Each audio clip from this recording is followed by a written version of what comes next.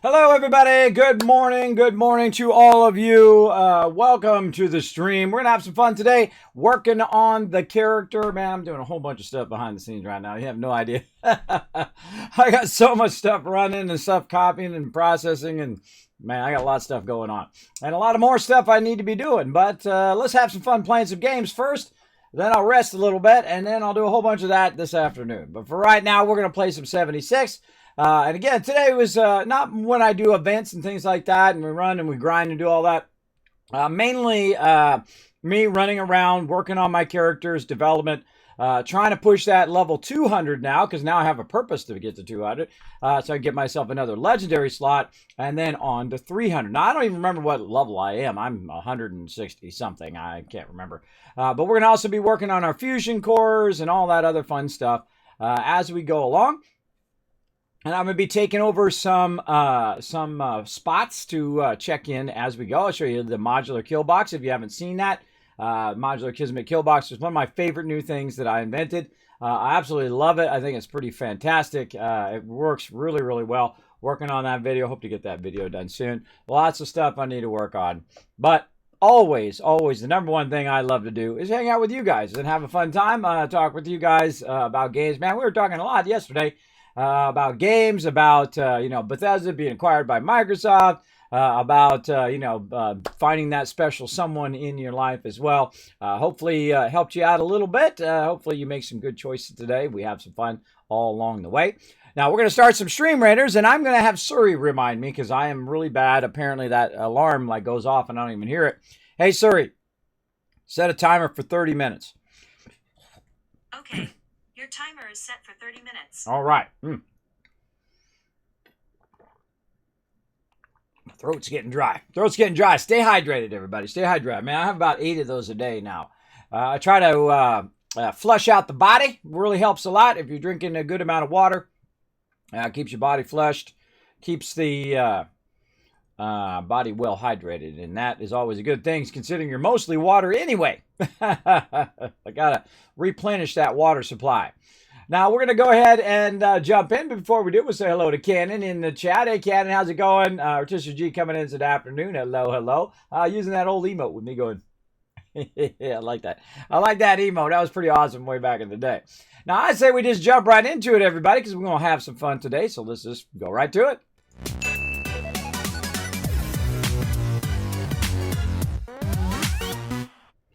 All right. We also got to tier 44. Ooh, I see some healer scrolls in there. In Stream Raiders over here.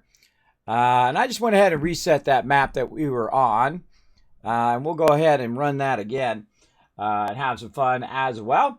Everybody make sure to say hello to my mod Yankee in there. Sorry for running behind just a little bit there. I was having some technical problems trying to get that all working like normal. We'll see how we can get that going on later. The technical stuff I have to solve. There's always a long list of things that I have to solve the problem.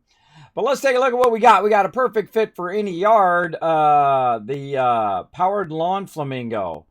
Okay. I don't know. Does it attack people if they come after my base? It just like shoots lasers out of its eyes. I don't know. Let's see. We got Meat Week. I'm not going to bother. This right here is super fun. I love this. These seasons. Those are really, really fun. We got something new here. Let's see. Atomic Shop update. What do we got? We got the Mothman bundle. We got, it's Mothman Festival. Celebrate the mystery of the Mothman. Cuckoo clock. That's a cool bug zapper. Yeah, cool stuff. Burning torch paint. Or does it actually burn? Look at that dungeon door. Oh, that's cool, bro. Wonder if the actual little thing slides open when you open the little. It's got like a little part in the center where you like knock on it and the guy slides it open. And he's got a gun to your face and you're like, password is twinkle twinkle little star, and he's like, all right. I always feel like they should make really silly passwords, like in those movies, like curmudgeon or like barnacle or something really odd as a password instead of some dark weird thing that they normally have. I would do some silly passwords like I own a tutu or something like that. Something funny that you'd have to make the person say. to get in. That's just me. But then again, I don't know. I don't know. That's just me. All right, so there's a bunch of cool stuff in there. Do we got any free stuff? Is the thing we always looking for. Oh, yes. Oh, that's free. That flamingo is free. All right, we'll take that. Thank you very much. We will take the free. What do we got down here? Hold on, more free stuff. Whatever this is. What is this? A True Hair Platinum Player Icon. All right, we'll get that, but I'm not going to use that. I'm going to, go right back to the Wasteland Tycoon because it looks the closest to my character right there. There we go. Let's see. We'll get out of there. Any more new stuff in there? Yeah, no new stuff. See, if it says free, right, there's a free thing on there. You got some more in there. But if you don't, then that means you don't. If you know what I mean. All right, let's go ahead and jump in. I'm going to jump into my private server here. Now, the great thing about the private servers is you don't have to worry about anybody else. You can just do your own thing. Only peeps are going to come in are your friends. Your friends are going to come in and join you in the world and all of that. But pretty much other than that, no.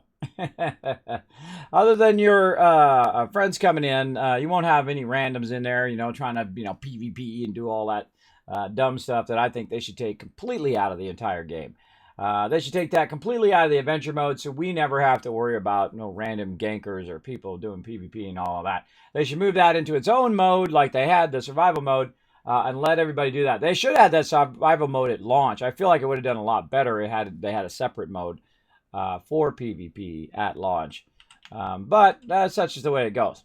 This game is much improved if you haven't played it in a long time. You got like allies. There's mine running along, little astronaut lady. She's running along doing her thing. This also, by the way, is one of my mega builds. This is the Tycoon Water Factory, which is awesome because it just makes me cash all day, every day. Now, speaking of cash, let me turn my sound up here because for some reason 76 is always really low. There we go. Oh, I see some rockets going off. See the rockets going off back there? That's why you don't mess. That's why you don't mess with the Kismet spot. Too much to ask that you keep things neat and orderly around here. Watch this.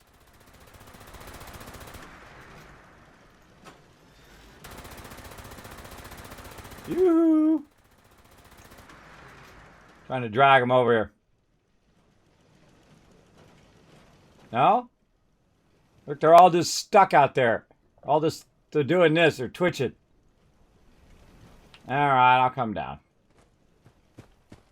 There we go. All right, watch this. I can't believe this is just how it is.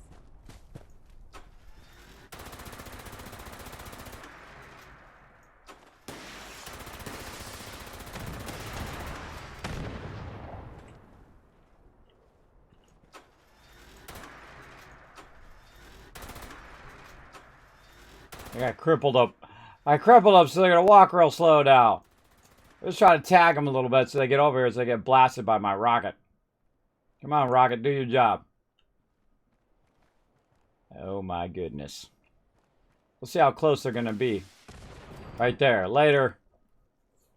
Alright, well, I got all day. I'll just do the job myself.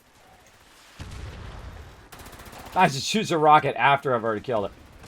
Oh, wow, it shoots a rocket pretty far. Holy mackerel, it shot all the way over here. Now, the only way for your... Oh, God! Every time I'm talking, that lady comes on. What happens right here is this area respawns with different stuff every single time. Every time I log in, I find. And it's kind of cool. You like find a responder out here. Volunteers needed. It's kind of cool because it takes... That's a chili burger. And sometimes there's like a stand here. Sometimes there's like a vertibird. It rotates what happens to be in this area every time you log in, which is kind of cool. But one of the things that happens with your turrets is that the mobs have to be aggro on you, which is kind of weird. If they're aggro on your base and they start shooting your base, your turrets sometimes don't shoot the thing that's attacking your base. Which is very unusual. You'd think that the second it started aggroing on your base would aggro right back on it when it came to the turrets. So usually I have to aggro them on me, and then once they aggro on me, then they get annihilated by the turrets. Though sometimes it does trigger on the turrets when they get aggro on like the NPC and stuff like that. And that's why I love those rockets, because they're just like take care of business right there, and I don't have to deal with it. Don't have to deal with it. Let's get it going. Hello, what's up, Hyde? How you doing? Good morning, good morning. I hope you're having a good, whatever today is, Thursday.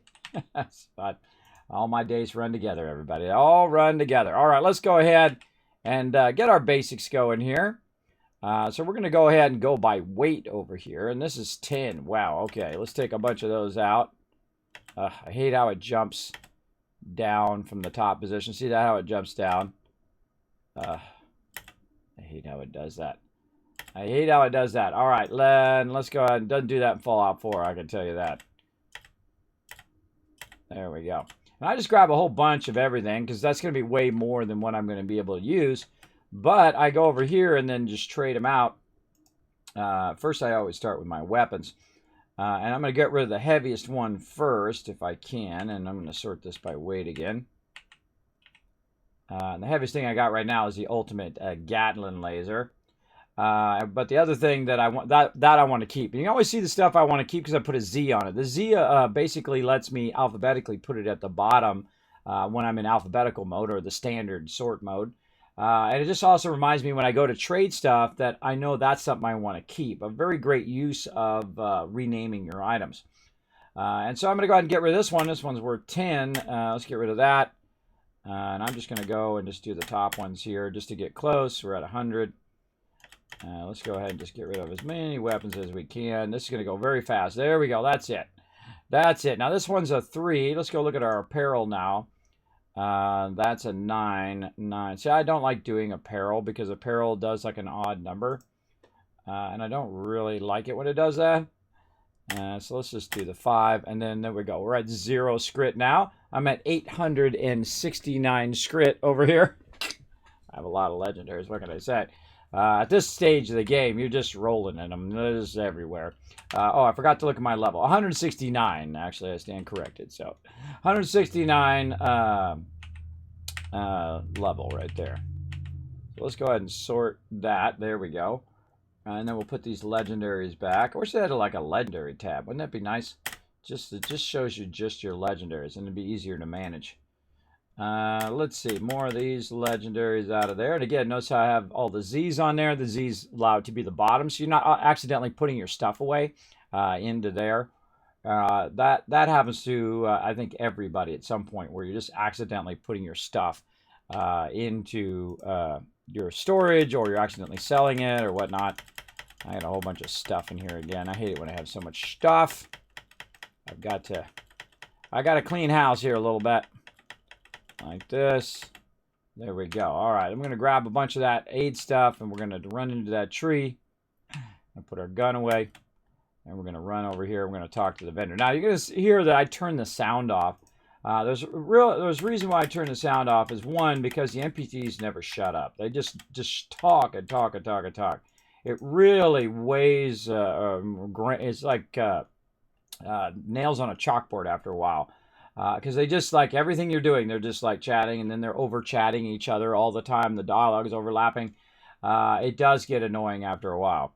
So I definitely just go in and just try to mute them. Oh, before we sell anything, we should actually remember to do our perks today. Look at me remembering my stuff and things. Let's just go into full crafting mode here. We're just going to go ahead and take that out. And they're actually, they had to push back sets, by the way, for putting sets together.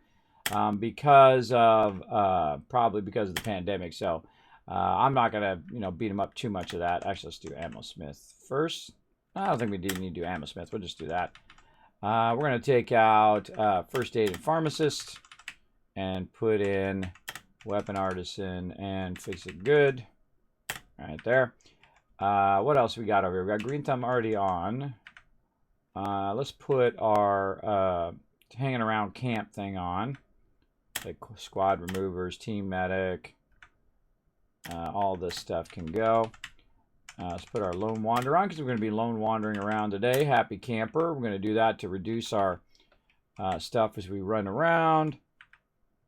Let's take out travel agent. And we can put our suppressor back on again.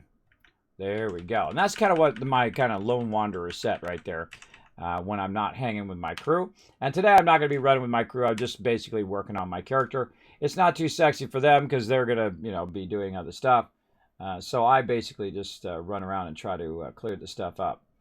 All right, let's go ahead. Speaking of clear the stuff up, let's just take all the other stuff. Oh, it's a cram burger. That's what I got. That's pretty funny. All right, get rid of that. Now I just get rid of all this other stuff. I don't want to get rid of that. I want to keep that.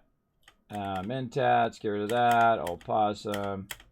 You see I've got tons of purified water. Get rid of the diluted stuff. Get rid of some of this. I only need to keep a little bit of those. Oh, collect caps. Got that done right away. Rad roach. We're going to also look at our dailies here and start to work on those a little bit while we're running around. Roasted ant. I guess we'll keep that for a little bit of food. Stem pack diluted. Nope, get rid of that. And there we go. Now, I like to keep my inventory very clean. I like to get rid of all that extra stuff. So I just have my basics in the inventory because I run out of inventory space all the time. And I'm sure you guys do too.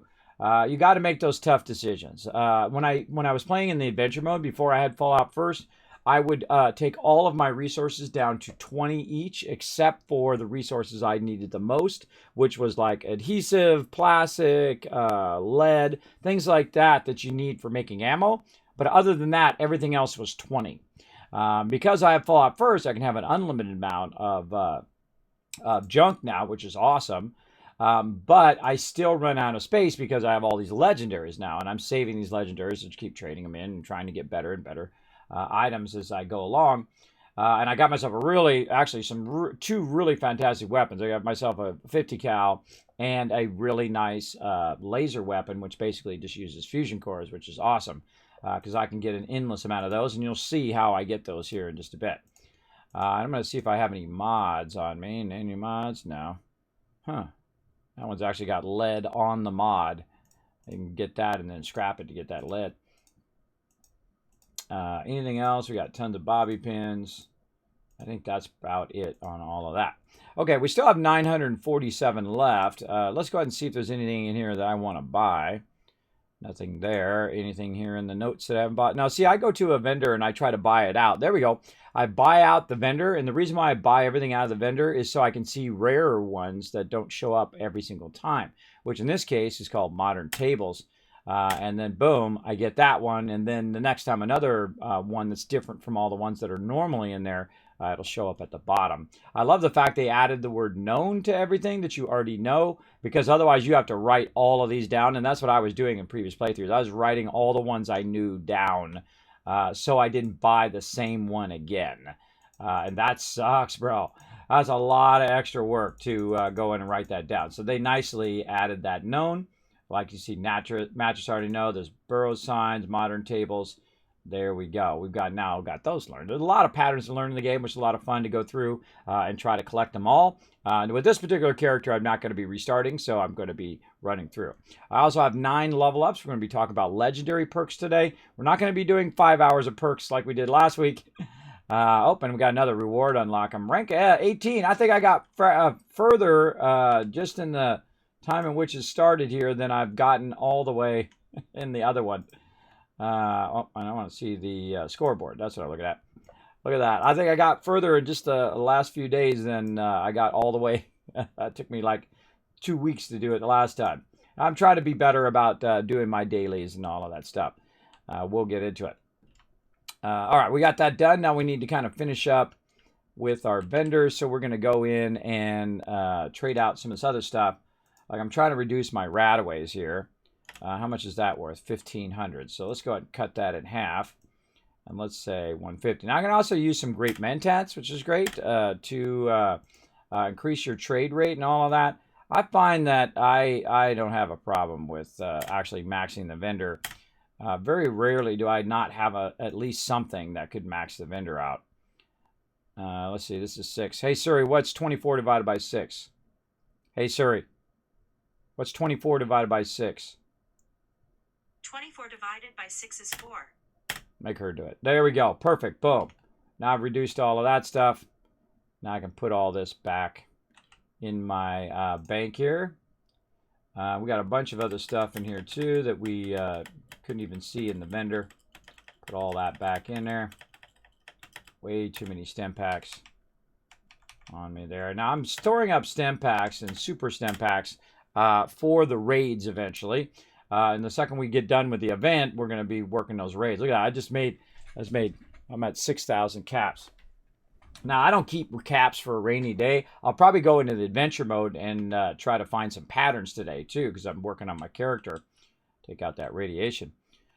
So before we get into doing fusion cores and all of that, a good idea to go do that. But before we get into all of that, we definitely want to basically prep our character for the day. And these are the things that I do to prep the character for the day. I go around, I collect all my purified water. That's not it. That's why we call it the water factory, because out here, I've got a whole bunch of water going. This is how I make my money, everybody. That's why they call me the Wasteland Tycoon. I don't just make millions, billions, but I make trillions plus of caps in the Wasteland, taking and making purified water. And usually, if I was really there, that's the first thing I would corner the market on, is water, because everybody needs that water.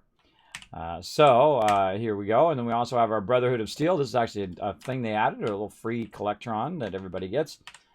In the Atom Shop. Feel free to snag that up.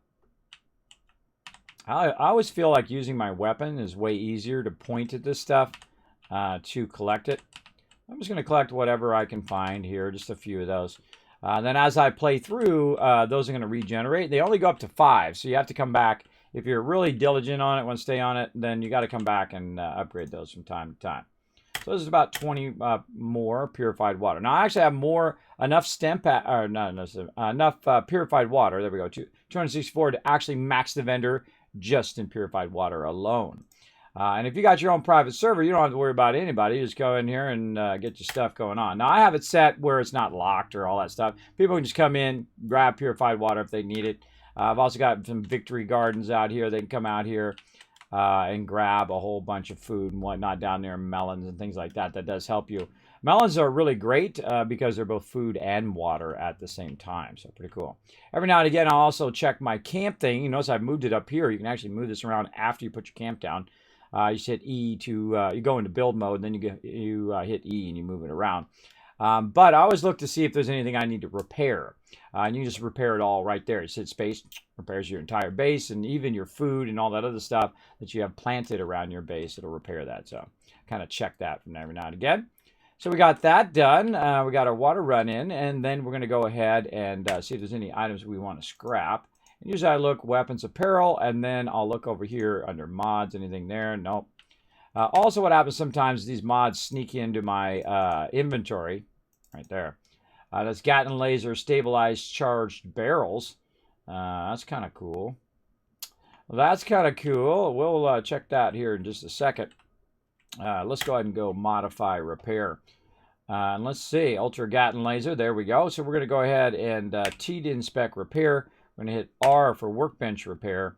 And then we're going to go ahead and repair it. Now, it actually doubles the durability because I have that weapon artisan on. And that basically doubles the durability when I repair my weapons, which is very nice. And then I can go ahead and get out of there. I can also go in and modify with space. And I can go ahead and see if there's anything. Now, I actually moved it to prime receiver, in which I use the ultrasight fusion cores, which are nice. But you got to really collect a lot of violet flux to keep those fusion cores going. So I decided to move it back just because it's easier to do other stuff. So we also got the standard barrel. I got the reflex sight on there with no muzzle. Now, I need to get a bunch of Gatling lasers and basically deconstruct those to get myself some mods along the way. And also, I can buy the patterns to upgrade my Gatling laser. Now, it's a 3-star Gatling laser. It has plus 30% to, it's an ultrasight Gatling laser, by the way. It has plus 30% damage to scorch, plus 50% limb damage, and plus 1 perception. And I think Red Raven said that he had found one that was 25% faster fire rate, 90% reduced target, and 20% reduced target damage for 3 seconds. There we go. So, and it says it's an ultrasight Gatling laser. It has a great reduce. So we'll take a look at it and see if it's something that replaces this. I like the 30% damage and the limb damage. because it does slow them down and whatnot, but I would love it to be 90% reduced. I like the stats on that, just not the perception. The perception doesn't help me as much as it should. Now, the other one I have here is the 50 cal, and I got it in the prime receiver. I got a standard barrel right now, and I got the default appearance because I don't have any stuff for that. I've switched it to ultrasight ammo, and you can see I've got about 7,600 ultrasight.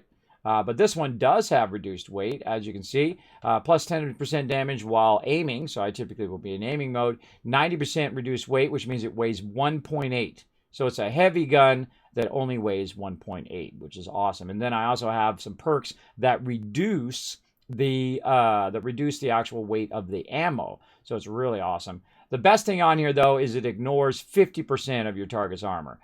So very great against armored peeps. And I'm actually going to start working on one of each of the heavy weapons, and then shotgun. I love the explosive shotgun. It's one of my favorite weapons in the game. The one I had was like completely broken in the way that it had real low durability, so I would shoot it like 3 or 4 times and then it would just break. And then shoot it 3 or 4 times and then it would break. At least it felt like that. It was really obnoxious, so I actually just said screw it and I got rid of it because it wasn't worth carrying around if it's just going to break every 2 seconds. And though I do have a lot of repair kits from killing the Scorch-Piece Queen, it's just annoying to have to fix it every 2 seconds. That can actually cause you to die because you're in the middle of, battle, and then both your weapons toast. And that's typically why I always have a melee weapon as well. I got the weapon from the Blade of Basset, which is a fun little weapon. Now, it's not the greatest melee weapon. Obviously, I want to get a 3-star, but it's kind of a fun little weapon to have. It does 76 damage, which is okay, considering it's a level 25. But I definitely want to work on my melee weapons as well. And we'll do that as we trade in our weapons, see if we got better weapons. Now, I don't even look at these legendaries most of the time unless they're actually like a 3-star weapon. And there's a point in the game where I don't even bother with any other type of armor. And I don't think I've even upgraded my armor in a while. I've got some 3-stars in there. Let's see. My chest I could probably use a 3-star for and whatnot. But I rarely ever am not in my power armor after about level 25 or 30 because I love the jetpack. So I use the jetpack a lot of times. Now, all the rest of this stuff, I can tell you, just by looking at it, I can tell you straight away that I'm not going to probably use the bulk of all of this. I can tell you easy. Right? I typically use either scout armor, which is some good armor, or I use combat armor. Marine armor is nice when it comes to defense and stuff, especially if you have some good stats on it. But it's very heavy, and I don't like to carry around really heavy armor. So that's pretty much what I do. See, like this right here, this is heavy combat armor right leg, so that's 20 and 20. And then you see over here, I've got them named very specifically Z-leg-L. So that puts the legs together and the arms together. So they're very distinct, right? They're categorized by type. As opposed to basically being in there randomly. And you got like 15 of these, and there are one up here and one down here and one down here. I like them to be all the chest pieces together, all the leg pieces together, all the, arm pieces together. And there's actually a really great mod for Fallout 4 that does that for you. You can actually sort your stuff by the type of item, whether it's a hat or whether it's a armor or whether it's glasses or whether it's whatever. The different ammo types will go together. Different types of weapons will go together, all the 50 cals and all the 45s and so on and so forth. Really fantastic mod. I love that. I don't use any mods in Fallout 76. I typically don't use mods until I feel like I'm close to the end of the life cycle of that particular game. Then that's when I use mods, typically. And sometimes I still don't. That's just the way I play.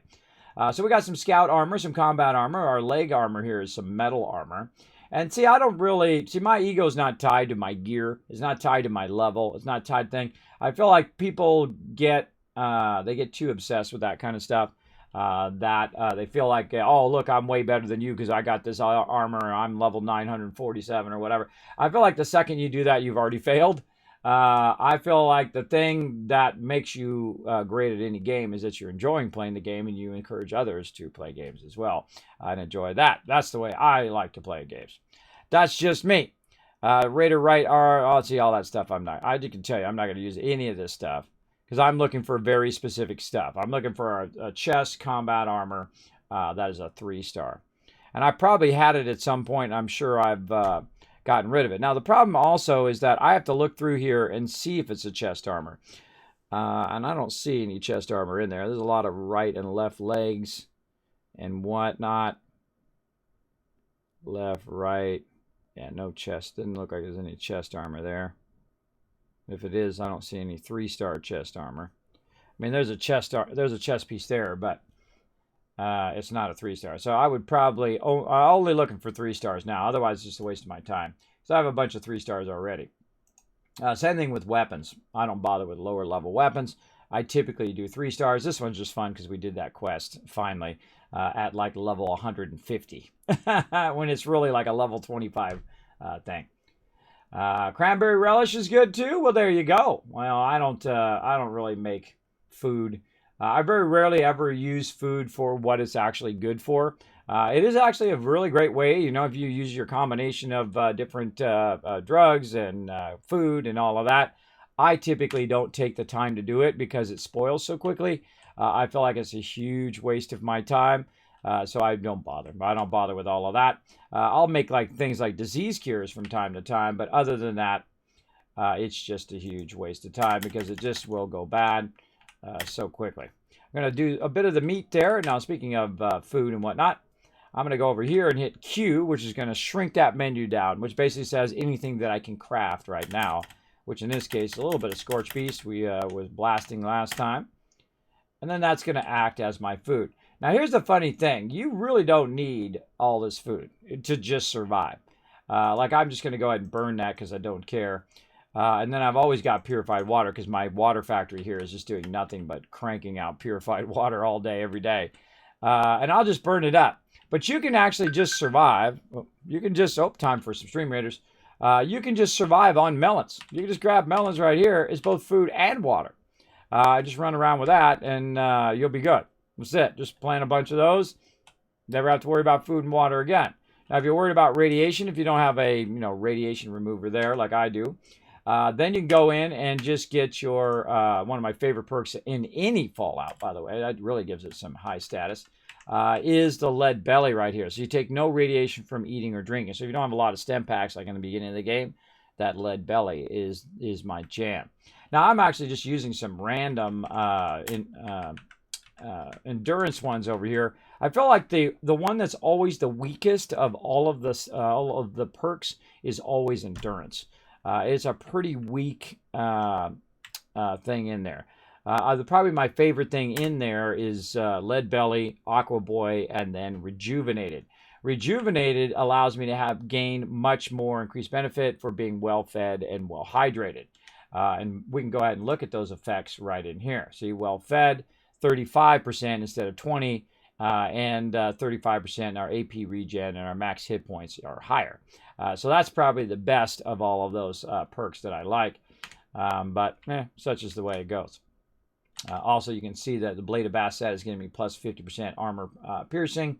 And then the food I just ate, which is intelligence and damage resist. Now, you can actually stack a lot of that stuff. You can have a whole bunch of different types of food, eat those whole bunch of different types of food, and you'll see it just like whoosh. You have all these benefits that are really, really long. But because it has the spoiling, even I have the fridge, and I still don't like it. I still don't like I've got roasted ant right there, and it's telling me, hey, it's worth this much. So we'll go ahead and take that out. But again, it's just the spoiling is too hardcore. It's too, even though they've nerfed it where it's not as bad as it was even worse before. That's why I really didn't do it. But it's just an annoying thing. If I go collect it today, I know that in a few hours it's going to be bad, even if I put it in my fridge. And that sucks because then all that time I took to collect it and get the thing, and I might not have got all the elements I need to make the thing that I need. And I go look it up online and exactly where everything's at. I don't like doing that. I don't like shortcutting like that. But it just makes it not fun. It makes it not very effective, not very useful for me to do. So that's why you'll see me not do much with food. I just use it to survive. That's it. And so when my health gets low, I do it. And I don't really use my VATS. I only use VATS to find where mobs are. And that's it. I don't use it like I would use it in Fallout 4 or any other ones. Now, I've played a lot of Fallout 4, 2,500 hours live here on stream, played through 6 times, played through every single mode, played through the normal mode, and then the other 5 playthroughs were in the survival mode, the hardest mode you can play. And then I did Melee in survival mode, the new survival mode that they added. Which basically is Fallout 76. Fallout 76 is the survival mode from Fallout 4 with food and water. And of course, you have mutations now. I see someone's asking about serums. I never use serums either. I don't use serums. I don't use radiation. I don't do the meta set, which is the bloodied set. I don't do any of that stuff. And the reason why I don't is I don't like to play that way. Because it's my game. I can play it however I want. I don't care if it does more damage. I don't care if it's like the thing that everybody else is doing. I don't do what everybody else is doing. I like to do what I like to do. Same thing here on stream. I play games because I like playing them, right? I don't play games because I want to get clout or I want to be up in the top of the list, you know, and play League of Legends or whatever, and then just be miserable because I don't like playing the game. League of Legends is okay, very repetitive though. And if I wanted to be good at that game, I don't like to drag down my team. So I would have to spend a tremendous amount of time understanding the mechanics and playing it over and over and over and over and over and over to a point in which I would not enjoy it. So I enjoyed playing it a little bit, learning about the game and learning the mechanics and how it plays and that kind of stuff. But I would much rather be playing Fallout 76 or 7 Days to Die or Satisfactory or Astroneer or some other game where I can build, because I love to build, and then play games that I love. Fallout is my favorite series, or one of my favorite series of all time. I was there in the beginning, bro, before it actually came out. That's right. And when Interplay was making the game, they came to the company I worked for to do all the box art and all the stuff that, you know, back in the day, you know, we got the collector's edition now. We used to get that for the normal price. And they'd put, you know, stuff inside there, manuals on how to get around in the wasteland and all that stuff. I wish I still had my Fallout 1. I don't know what happened to that one. I still have my Ultima 4, though. Still have all my cloth map and all my cool stuff that you used to get in those things. I love that. I love that kind of stuff when you first open it up and it's like you have all this cool stuff in there that basically kind of sets you up for an adventure. And again, this is actually my, I think of my 5th character now, too. I deleted all my previous characters. I'm hardcore, bro. Some people, they tie their identity to the level of their character, and they got 5 characters, and they got them all at level 900 or whatever. I don't like sucking the fun out of games. I like to enjoy them and have the freedom. If I want to completely start over, I do. And I played through the normal way, then I played through in Melee, then they revamped the whole beginning of the game, and then I played through there, and then I think I did another playthrough for whatever reason, just fooling around, and then they came out with Wastelanders, and I feel like that's the true beginning of the game. The true beginning of this game, they were experimenting before, right? They were trying to get an idea of what they wanted the game to be. And sometimes when you're taking a risk, which they did, and they took a beating for it, and, you know, I feel bad for them, but, you know, that product was of poor quality because it was crashing, it was having all sorts of issues and whatnot, but it still is a fun game. I enjoy the game, and that's what is number one for me. Do I enjoy the game? Do I enjoy playing it? And if I enjoy playing it, I will play it. If I don't enjoy playing it, you'll never see it. You'll never hear about it on my stream. You'll never see it ever, because guess what? I answer to nobody. And full disclosure, Bethesda is one of my sponsors, but I just tell it like it is, because that's who I am. And I ain't going to be anybody else, because I like who I am. I don't waste my time with all that other BS. Watch this move. Yeah, take that, sucker. Get over here. All right, let's blast some baddies. Oh, I forgot to get those turrets. All right, I'm over here shooting some baddies. Oh, it just dawned on me. I'm gonna go to the regular mode first. I was going right into taking over this mode. Who else?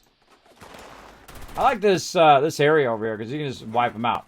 Now they added a one wasteland ability here. And that one wasteland ability is the scaling up of mobs. It scales up all the mobs now. Now, these mobs used to be like level 3, so I'd come in here and like, bam, annihilate them. Not that I'm not annihilating them now anyway, but I would come in here and just one-shot them all. Now they're level 50, but they're still not a match for me. And I hear somebody else over here that thinks he's all Mr. Big Stuff.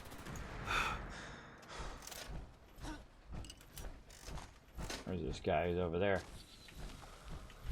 I see you running around over there. I'm actually come back. I have to come back and kill all these guys again. Because I'm going to go in the adventure mode. I'll show you why here in a second. Ah, surprise, sucker! So I'm going to go in the adventure mode, and then I'm going to come back. All right, let's go ahead and pop out of here. And then we're going to go ahead and play adventure mode. So now what I'm going to do is come out of my private server, my Fallout First server. And again, full disclosure, sponsored here on the stream for the Fallout First server. Though I would have got it anyway. And I mean, I wouldn't ordered it and had it all this time. Because I love anything that gives me more inventory space. I would have got it anyway. I feel like it's one of the good values in the game. People spending, they go into FIFA and whatever other game they're playing. They spend $600 in there, but they don't want to spend, $10 a month on something that gives them more space and gives them all these extra benefits in game. I feel like it's kind of foolish, but then again. Level 2 nuclear alert. All right. Repeat, this is a... All right. I only had to listen to that 5,000 more times. Oh, wait, I've already listened to it 5,000 more times. So what I'm doing is I'm jumping into the regular world, right, and into the adventure mode. And again, I feel like they should just take the PvP completely out of the adventure mode, put it in some other mode. You got nuclear winter now. You can go ahead and do that, or create a survival mode. Just take it out of here because it's just lame. So what I'm going to do is I'm going to look for different bases here. So he's got tons of stim packs, meds. He's got ammo. It shows you all the stuff. And the stuff that's lit up is the stuff that he has. And he has 3 plans. And so I'm going to look and see if there's any. You got plans, some miscellaneous there, 21 plans. And I'm going to go spend some cash. He's got 196 plans. I like that guy. And so on. So there might be some plans in here that that are useful for me. And I'm just looking for plans right now. There's 54 there. 119 there. So like this guy and that guy are probably my biggest potential things. So I'm going to go ahead and jump over this guy's camp. And one of the greatest things they've added to the game is the ability to sell the stuff to other players, which is great. That's actually how you make the most cash in this game. Now, if I had lots of free time, I would make another character and use him as a mule like a lot of people do. Mule characters are the ones that hold all your stuff because you can't hold it all on your first character. So a lot of people will do that. They will build up a character, put all the loot on them, and basically just sit in game to sell stuff to other players. Because a lot of times those players are just looking for like patterns like me. Now, I love when people make bases. I love to come and look at their bases and see what they built and how their own unique part here. A very modern-esque base. Look at this. Look at this place. Fantastically done. Someone's really working hard on it. Ah! Oh, God. We got to get this. We got to get the plushies. All of these should be plushies. These should be plushies in real life. Bethesda gear. Bethesda gear right here. All of these. Bethesda gear, also one of my sponsors. All of these is plushies, please. All of these. I have to make a marker for that and send him that video. Right here. We want all of these in real life plushies. Those would sell out in like 5 seconds. Now over here you can see there's like a post here. It's kind of weird. I got to watch out because it's automatically going to unlock that and it could make me wanted. So I got to watch out for doorways and stuff like that. But as you can see, you come in here and you can go ahead and look for stuff that you might want to buy. And we'll go ahead and look in here. There's those patterns. And so I just go in and look for patterns I don't have. Mounted opossum. I don't have that one. All right, let's go buy it. It's only 25 caps. Wow, that's a deal. Planned shish kebab. All right, let's grab that one. And then the second I learn it, I go and learn it right away. So if, when I go to the next one, I don't accidentally buy the same one again. And then I'll go ahead and learn those. And then when I go back in again, you're going to see that those are now known. I love the fact they added the known. This is a really, really good addition. Now, I feel like they also very much underestimated the Fallout community. I already knew. I've been around Fallout forever. And I love the Fallout community, one of my favorite communities around. And that's because they actually do want to rebuild the wasteland. They do want to help each other. They do actually care whether the wasteland gets rebuilt. And I feel like if they had focused on that versus the PvP thing and all of that, I feel like they'd focus on a way, like, great example, 7 Days to Die.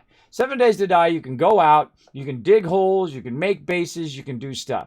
If we could have came in here as a group and went in there and took it over, tore that house down, build ourselves a base to defend ourselves against the onslaught of Scorched and whatnot. And every so often, the Scorched attack, very much like 7 Days to Die. I feel like they should have bought 7 Days to Die, and also Astroneer. Because the way that you can do stuff in there is you can shape the world, you can make it, you can make houses, you can make stuff. That kind of gameplay is awesome. Now, if you could do that with groups of players, like if you watched us play 7 Days to Die last night, that is really, really fun. If they could have done that with the Fallout franchise, that would have been amazing. That would have been really amazing. And then you weave a lot of solo stories where you're playing your character in solo play, and then a lot of group stories where the more people you have, the more entertaining and more enjoyable it is. Like, oh, I see you're here with your friends. Oh, your friends are, well, we need some help. Over here, there's a bunch of beasts that are attacking this area. We need you to go over there and take it over and put some defenses up and do all of that. I feel like that would have been really awesome. And then you really weave in a good story, either with the Brotherhood or Enclave or whoever, and you tie that stuff in together. I feel like that would have been much better than here's this gigantic world, go have some fun, and then we're going to sprinkle in a little bit of this, that, and the other thing. I never like to side with the Raiders because I just don't believe in their cause. I believe that's a terrible way to, terrible mentality of just kill anybody and take their stuff. I don't think that's a cool thing. I prefer to actually rebuild the hearts and minds. And we could go through and rebuild the towns and rebuild the thing as a group of players. And we come through and you got all your builders, your people like this who love to build. And they come through and they're rebuilding the towns and they're fixing stuff up and they're making it where they're actually making a difference in game. So over time, those particular things get rebuilt and towns get rebuilt and people start coming back and you meet new NPCs and you're going on new stories and you're going on a new thing. Am I just asking for too much? I don't know. If you put a 1 in the chat if you think I'm right. Put a 1 in the chat if you think I'm right for that one. And they're kind of going that way now, right? They're going that way with Wastelanders and a lot of the content they're adding in. They're adding a lot of good stuff. Look at this nice little crafting area here. Very well put together. I like that. Got all the stuff there, nicely stacked. I love just touring people's bases. It's pretty cool. Got some razor grain going up here. Raider Collectron there. Let's go see what we got. I got to watch out not to open the doors. Nice little music area. Beckett's Buse. Got him in a Foshnot mask. That's funny. That's funny. All right. And then got the fusion core just sitting out there. Fusion generator just sitting outside. Then up here, very modern-esque. I love this wallpaper. This is the only thing I wanted from the last event was a wallpaper. Pandas, friends, welcome. Well, awesome. Beautiful bed back here. Nice little beautiful thing. I love the curtains. That's cool. With the curtains with the supports. That's cool. Very cool.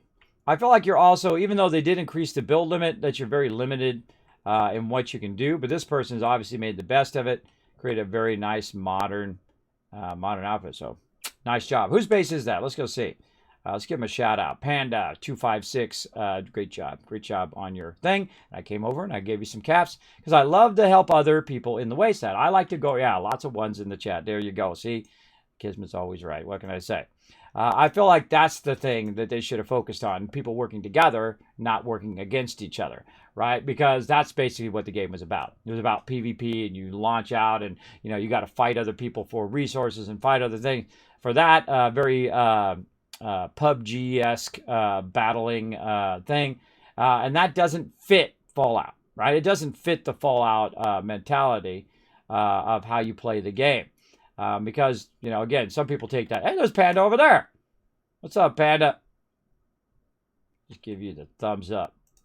Good job, Panda. Good job. So Panda and Carter Pants, apparently friends. I just happened to find some peeps who are friends over there. Give them the thumbs up. All right, now look at this beautiful build over here. Very fantastic. Now, I could sit here and tour people's places forever, but I'm just here to spend a little caps on awesome people around the wasteland. What do we got there? Loot. Halloween vending machine. I like that. See, a lot of people, they're collectors of stuff. And then they show off all the collection of stuff that they have. Biocom mesh. There we go. Now, I never have a problem with caps. If I need caps, I know where to go. I know how to get the caps and all of that stuff. So I just go around looking for patterns that I don't need. Sometimes I'll go buy ammo as well, just because I'm feeling lazy. But I just usually go buy patterns from people of that I don't already have. Right, and they got a little thing here, a little there. You know, it's a little extra caps, and when they log in or when they come back from their massive AFK they're on, they'll have a bit of caps that somebody had bought their stuff and whatnot. And most of the time, I feel that people are AFK now. They're just AFK, or they're just doing their dailies or working on stuff like that. But when you have a big base like this, what you're doing is you're basically just vending. You're vending your stuff and whatnot. Now, we also got another one across the way here. That's pretty close to this one. And this one's really well done. We can take a tour of the whole thing. I like a basic base like this. It's just like you come in, you buy your stuff, and you go on. Oh, they got this dude. I like this guy. He's a curmudgeon. He's like complaining the whole time. Look, the plushie. We got to have the plushie. We got to have the plushie. This is a 3-story. Look at all these up here. Nice. Nice. Then he's got all of those. Very nice. Must give the full tour. More bears up there. A bear collector. Oh, beautiful, beautiful spot up here. Love the office. Got the power run up along the top there. Builders notice that kind of stuff, the power running. Now they have their power run and all of that stuff. Good to look at what everybody else is doing and figure that out. And there's a lot of tricks to making this happen. Right, this guy right outside the house, just totally there. And I'm sure there's some other stuff going on in here that we don't know about and whatnot. What we got up there? Little chicken coop or something. All right, so let's walk over to this guy's camp, which is pretty close to this guy's. So I'm going to walk over there. I guess I can turn my sound back on now. What is? Second I turn it back on. Blah, blah, blah, blah, blah. There we go. Currently a 3x3 shed with turrets on it. Yeah, it doesn't have to be a big thing.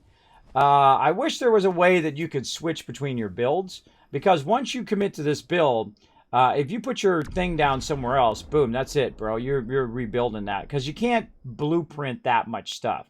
You can only blueprint pretty much in modules, which you'll see me do in a bit. It's really annoying. I also don't like it when people put their vending. Like right now, see, look, he's extracting stuff down here. He's extracting some acid down there. He's got his water purifiers. He's got all of that. But if you put the player vending in such a place that makes it difficult for me to find it, that's really annoying. Oh, that's nice in here. Look at this. And he's got all of the collectibles and whatnot. These are all the hardcore 76 fans right here. And I love them. I love them because I love building. Look at this.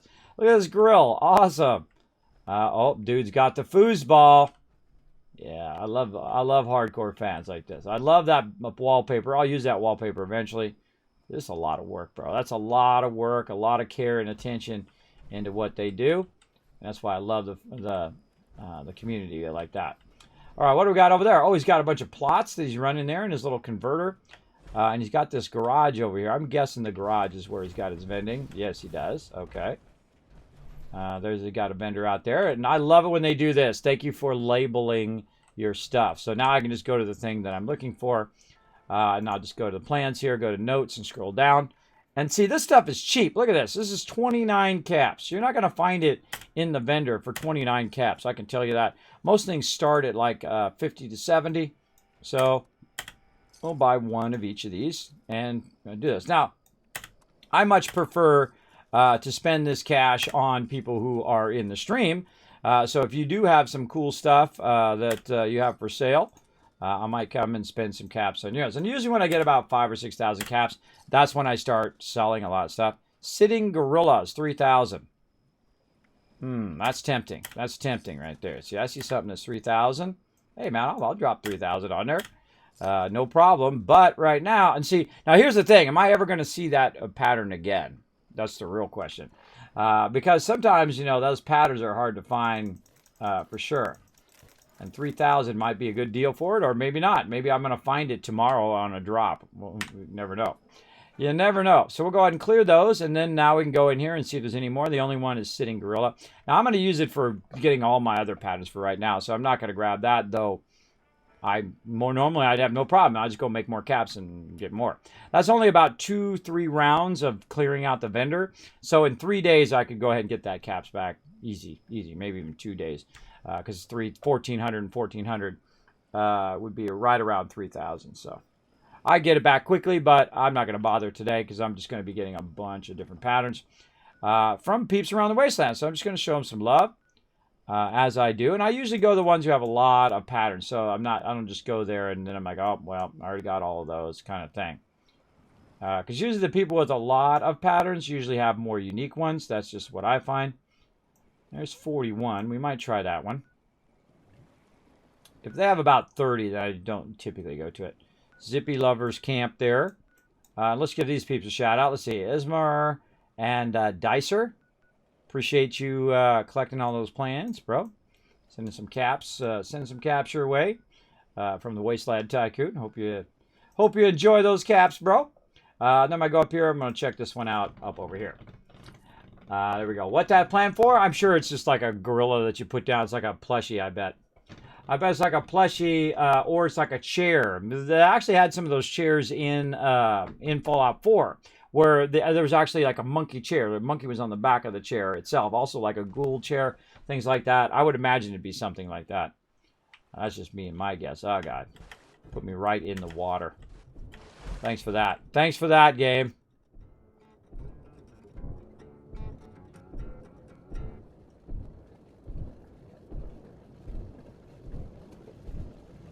Luckily, I got my Aqua Boy on. Also, I've got a jetpack. Okay, let's see what we got for sale. Over here, lots of corn. Man after my own heart there. Look at that. Lots of water purifiers going on. Look at this. Wow, that is a really good spread of water purifiers there.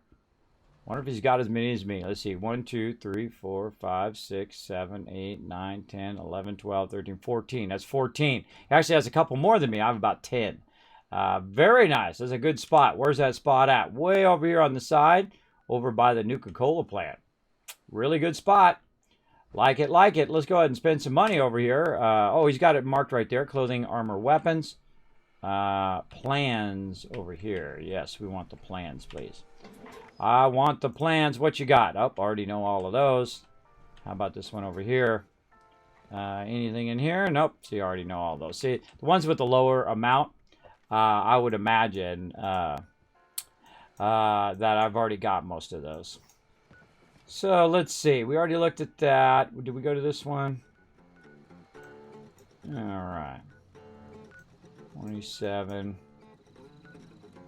Yeah, see, I just go and look for the ones that have the most. Now, here's a great little trick as well. Oh, there's one down there. Let's go see his. One of the things that I'll do, too, is jump servers, right? Jump different servers and do it. Now, I don't do this for too long because you can spend all day doing this, one thing after another, for quite a long time. Look at this, it's filling in. Whenever these things are filling in, you got to back away or you'll get stuck sometimes inside the thing. That rocket going up there. That's cool. Cool, cool. All right, where's the vending? That's all I want to see. Look at this. There's another great build. Like the red rocket thing and the fusion thing up there. A little Mothman thing going there. He's also got a lead extractor there. So he's just sitting in game all day long, just extracting lead. Great build, great build. Liking it. Like he's got all of his tool stuff in the shed. Over here, pristine Vault Tech armor workbench. I like that one. That's cool looking. Very, very cool. Over here, he's got his Armco container. Now, some things that I don't even have, like things like that, because I haven't done the main storyline of Wastelanders yet. And you're like, Kismet, that's been out forever, and you haven't done that? Bro, I'm never in a hurry. People get in a hurry, and they feel like they gotta, be the first one to finish the thing and get it done in like an hour, and then they're like, oh, I got nothing to do, Kismet. Well, it's because you did it in 1 hour. Okay, I got to mute the NPCs. They're just too obnoxious. They just don't ever shut up. Let's see over here. Now, Vault 76 jumpsuit. All right, we'll take that. That's 50. Some of these that's a little expensive, bro. Come on, 1,200, whatnot. Flame or whatnot. See, I'm not actually going to use these. I'm just collecting them as a thing that I just collect all of the patterns. So I can see which patterns I still need. And I'm definitely not going to use any of those. So that's not worth my time to buy those. Let's see what else we got over here. If I don't feel like it's a value too, I also won't buy it. Yeah, this guy's he's got those things way up. Like hydraulic bracers here. T51. Let's go see how much those are. T51 hydraulic bracers. I happen to know where they are in the game. So I got to remember where the point is. I haven't even done this over here yet. Watoga. I really do need to get there to Shopping Plaza. I really need to get over here and do Watoga too. Maybe we'll do that today. We'll see. There we go. It's a statue. There you go. Zofek knows what it is. He knows it's a statue. I don't really use a lot of cosmetic items in my base. I don't use statues and all that stuff. Though I love that from Fallout 4. I feel like that's one of the main reasons you build stuff in Fallout 4 is like a whole museum of your journey, right? All the power armor you collected, all of the weapons and ammo and armors and guns and all of that stuff that you found along the way. Now, I happen to know that right over here, there's a vendor that you go talk to, and it's the Brotherhood of Steel vendor. And we go ahead and we can trade with this guy right here. And he's also got those plans right in here. And we're going to go ahead to the notes, and we're going to see how much he sells it for over here. The T51 down here. Yeah, he's selling it actually for a lot more. Actually, that's not a bad price. Holographic bracers. There we go. So he's selling for about 400 less than what you can get it in the thing. Though I can tell you that I'm going to find that somewhere else for like 10 caps. But it's less than what it is, and I'm not really using a T51. Maybe if it was ultrasight, maybe if it was something that was like for the XO2 or XO1, I would go ahead and grab that. But as you can see, there's a lot of really good stuff in here. Brotherhood Steel armor and all that. Normally, I would come in here and I would buy all this stuff, but it's much more expensive to buy it in here, right? Like this Stealth Boy right here, T51 Stealth Boy is 5,000 caps. That basically take you about 4 or 5 days of emptying the vendor to buy that one pattern. And that's a lot of work. And I don't play the game every single day, so I'm not building up tens of thousands of caps in a week. So I feel like the vendor prices of this stuff is pretty high. But what some people do is they'll buy like this T45 internal database for 358 over here at the vendor, and then they'll sell it for 600. And that's capitalism for you. But if you don't know that you could just come over here and get it for 358, then you go to their thing and you buy it for 600, and that's how it goes, right? That's what some people do. But that wasn't too bad. I didn't remember what the price for it was. And see, a lot of this stuff in here, the problem with this game is that a lot of this stuff in here is not something I would ever use, right? A lot of this stuff is not what I'm going to be using, right? Like there's a 50 cal machine gun I can make, but it's not a legendary. So I'm never going to use that, ever. Now, I would use the mods for the 50 cal. Gatling laser, refined beta wave, the severe beta wave tuner, stuff like that. That's useful. But actually making the Gatling laser, after level 30 or 40, you're never going to use regular weapons typically again. You're going to be just using legendaries. And so having a regular Gatling laser doesn't do you any good. So it'd be nice if you could go in and socket in those things that you get from the highest end bosses into your weapons and customize your weapons. That would be awesome also. But again, all of this stuff becomes obsolete or useless very, very quickly in the game. So again, I don't think they thought that through. But all this other stuff is useful, like medical pumps and stuff like that. Now, there's other places I can go, like ultrasight. Look at this. Ultrasight barrels, ultrasight waves here. These are all useful in the later game, right? A lot of good stuff there for the laser weapons and other stuff. Armor items there, too. So a lot of good stuff there. So that wasn't too bad. I guess he's not abusing the community. So, hey, we'll give him credit for that. We'll give them credit for at least discounting it to a point in which it's not going to cost people a fortune. Now, here's what we're going to do. We're going to go to one more. The way we switch servers, we go ahead and say leave world. Now, when you use that leave world function, it typically will kick you off of that server. Remember what server that you were on, and then put you on a different server so that you can go ahead and find a different server where you can find different vendors and whatnot. It just does that also. If you get on there and there's some jerk on there and he's in your face, then you have to basically rotate out of there. You say, this guy's a jerk. He's following me around. He's just being irritating. You say leave world. Boom. You jump into another world. You never see that guy again if they're not on your friends list. You'll usually never see him again. So you can get rid of people who are being annoying, like gankers and things like that, just simply by jumping to another world. You notice there also it says that someone's in my camp spot right over here. So I'm just going to stay on this world, though I don't see anybody there. There's one nearby, this guy right here. But my camp's right there, so it won't let me do it because that guy's too close to where my camp is. All right, 57 plans there. Let's go. Now, during the day, by the way, these are all the hardcores. These are all the hardcores typically on right now, playing some 76. They're just vending, which is great. Good chance of finding somebody with a lot of patterns. There's somebody right there, Alan DeWitt. Let's go see him. Let's go see him, see what he's got. And of course, you put your caps thing on, your travel agent on, you save yourself some caps, but I'm fine. I'm fine. I got 255 water over there. That's pretty good. Pretty good. I think you have to know the plan to get the legendary rolls. I don't think so. I don't think I've ever crafted anything that's become a legendary ever, but you can do it. Awesome. There he is right there. What's up, Alan? Hello. Like your armor, bro. Like your armor. All right, let's see what he's got. He got himself a little spaceship. Oh, look at this. Oh, now that is well done. That's a thumbs up from Kismet. Thank you. Love your base, bro. Nice base, man. Loving it. Look at this. Nice, nice. Look at this kind of nice plants in the center.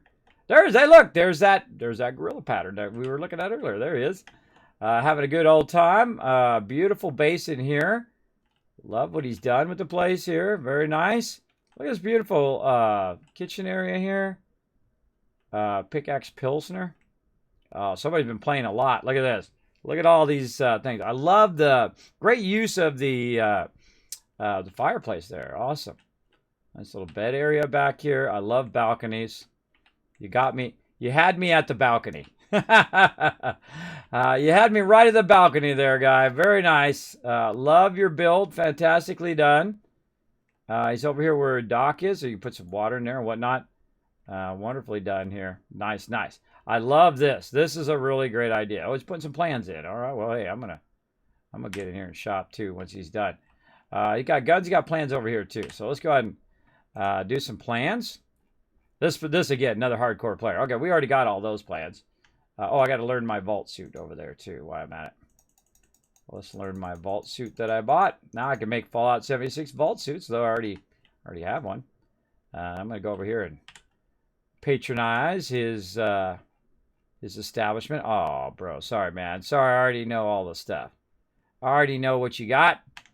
It looks like he's putting some plans in as well. Or maybe she. I don't know. Hey, I don't judge. I don't know.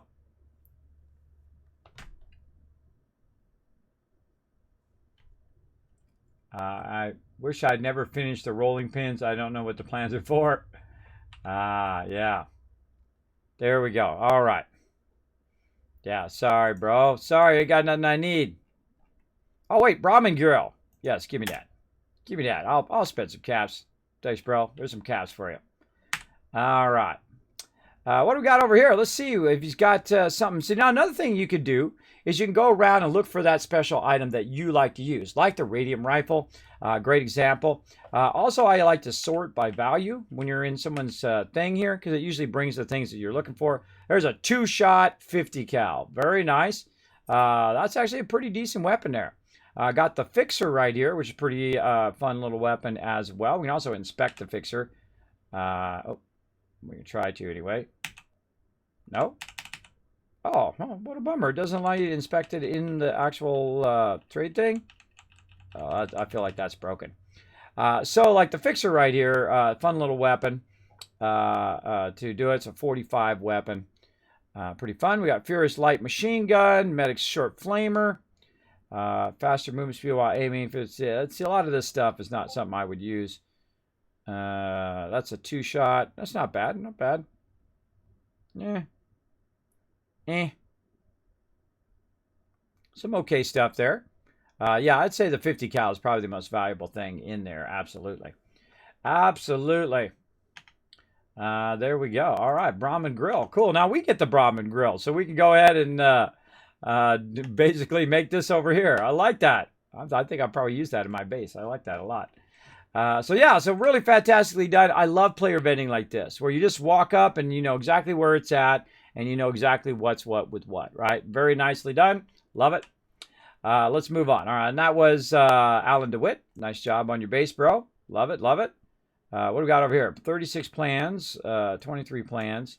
Again, I try to find ones that basically worth my time to jump to. If I go to all of them, that's just not enough time in the day. 14, 33. Someone who's got 100 plans is going hardcore plans, bro.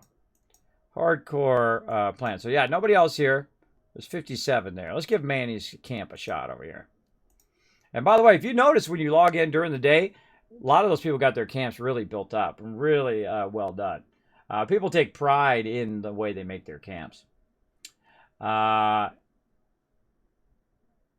yeah. Well, true. I can go ahead and get Graham and whatnot, but Graham's a vendor. And I typically try to spread some caps around to players and not just vendors while I'm at it. All right, nicely done here. I can find it right away. I actually teleport in right next to it. Let's see if any of these I actually don't own.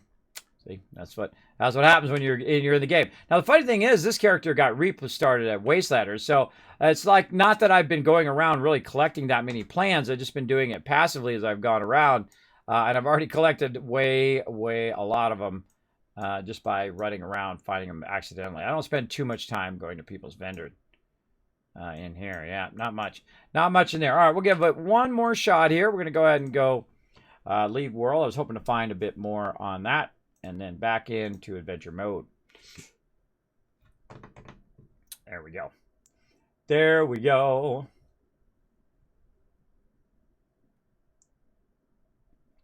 Yeah, so if you're looking for the fixer, there it was right there. Pop in that server, you can find it.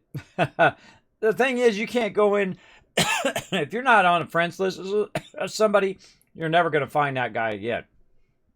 You'd have to be on the friends list of that guy and then jump onto whatever server he's on, right? Basically jump to that server and then be able to get it. Otherwise, it's just you're randomly jumping around from place to place.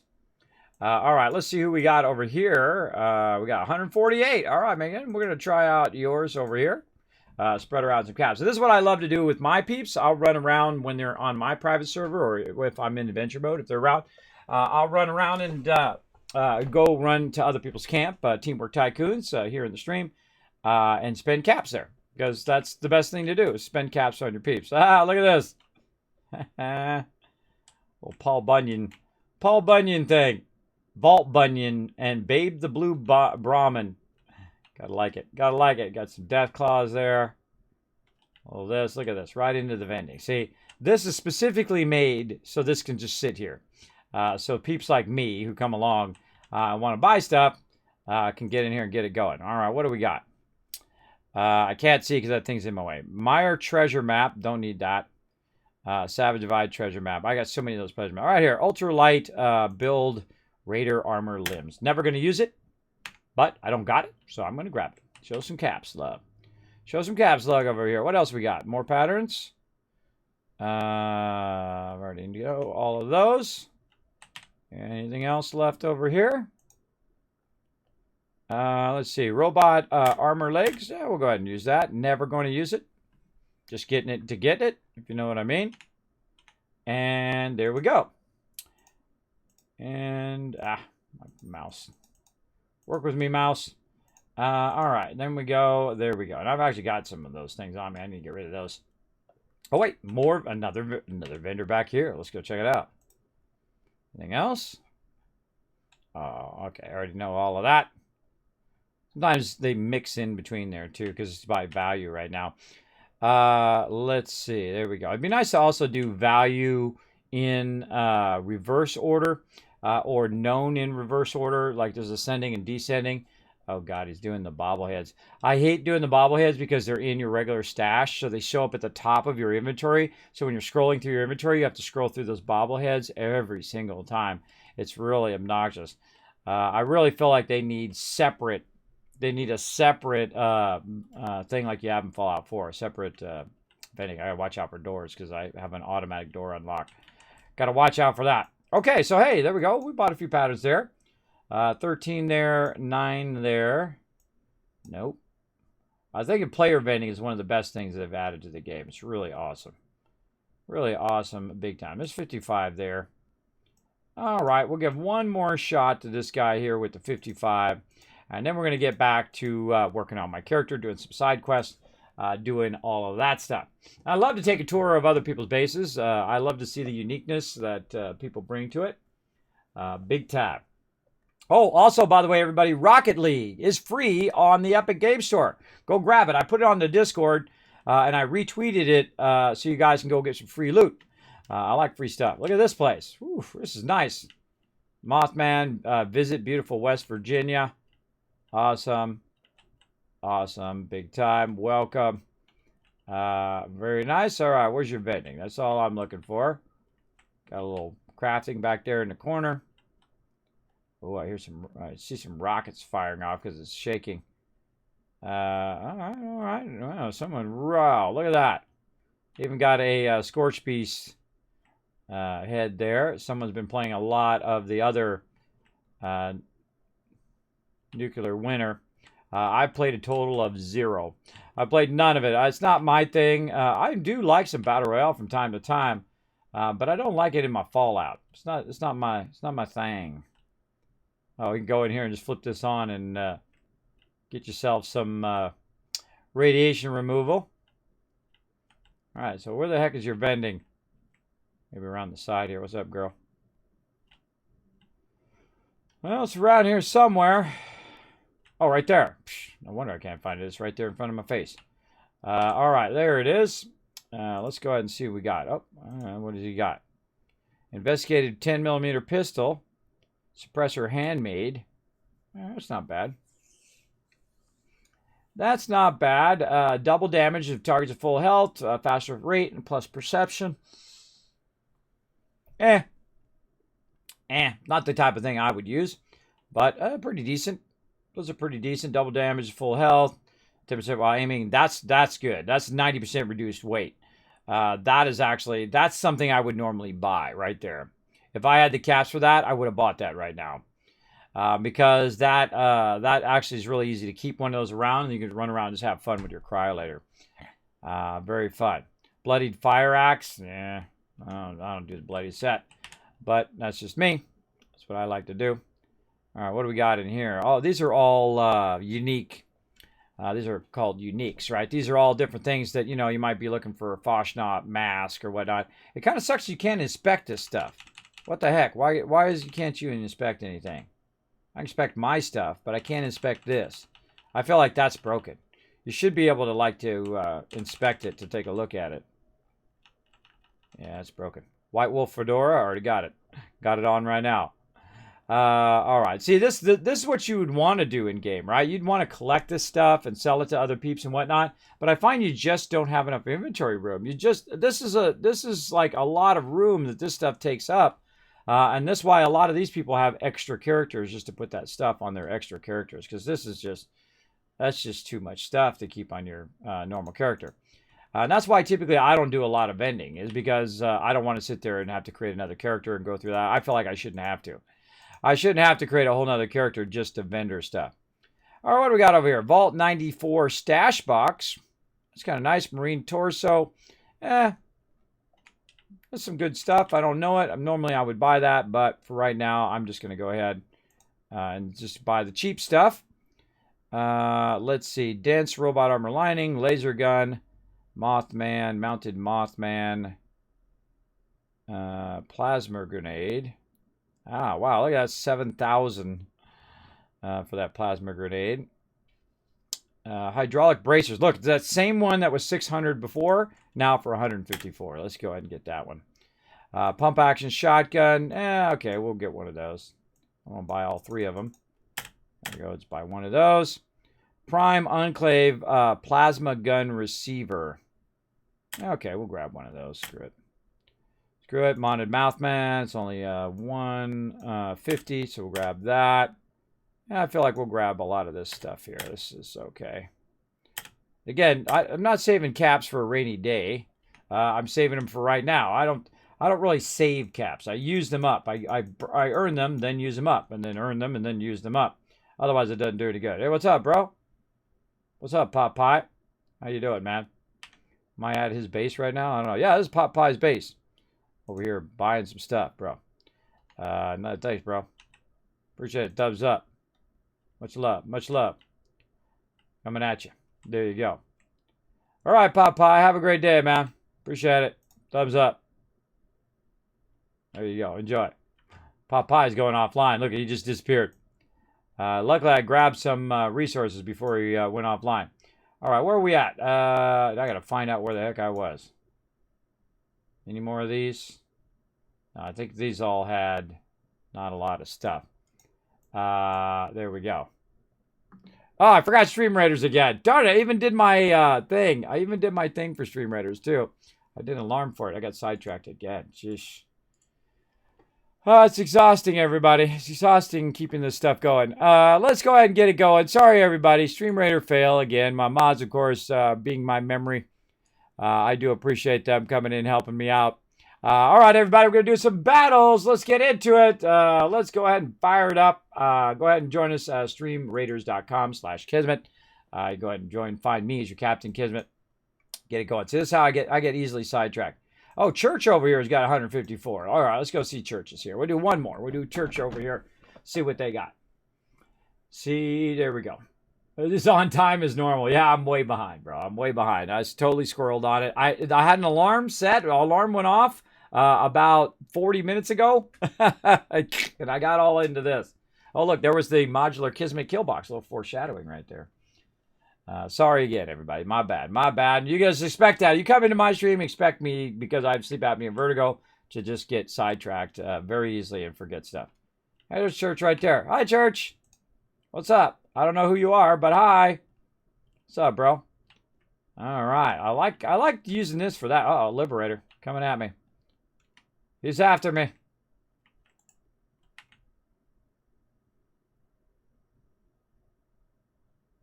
Ah, look, see? All the peeps are going after those Liberators. The Liberator in your garage, bro. There you go. All right. We're going to see if I need help. Again, I have the sound off because the vendors just talk too much. All right. Sadly, no plans there. Let's just go see what we got over here. Any plans there that I don't already own? Nope. I'm just going to go down the line. See what we got. This is somebody who's been really working on his plans. Very nice. Very, very nice. Oh, man. See, look how many plans I already own. That tells you I've been busy. And these are just random ones that I find along the way that I typically will just get as drops. And then what I do is I usually keep them. Oh, wait, there we go. Right there. Hold on. Mounted Molrad head. We can get that one. I'm trying to spend caps. I'm actually trying to spend caps. It's hard. It's hard sometimes because there's stuff. I've already got most of the stuff. But let's go ahead and get those. There we go. There we go. A little caps for you, bro. Again, let's go ahead and see. See, it should be the things that you don't know should be at the top, not at the bottom. I got to scroll down the bottom every time. Mounted mongrel head. All right, let's get that. Spend some caps on that. And there is a cap limit too. You can only have so much caps anyway. Deep pocketed robot armor chest. I'm not going to use it, but I just feel like, dropping some caps. Let's just do it. Let's just give this guy some love. Anything else there? Nope. All right, we got it. We got it. We got the plans. We got your stuff. Thanks, bro. Much love. Love your place here, man. Very nice. Very nice. Oh, let's go look in here. What's he got out here? Huh. Wasteland Love Seat. Got 51. Huh. I don't think I've ever even seen that before. That's cool. It's like all the everybody's out of their jumpsuits. Huh, that's funny. All right, let's go look inside here. I'm going to look inside his house real quick here. I see the chairs in there. Of course, we got the ally all dressed up in his Halloween suit, and he's blocking the doorway. Stupid NPCs.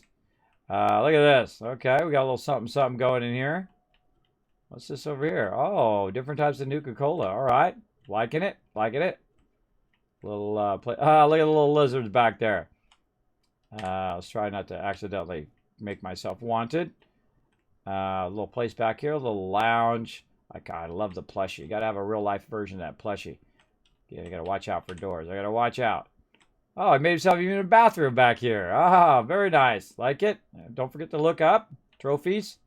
Stuff on the wall. Again, I feel like you got a lot of stuff, but you're really limited in the stuff that you can do.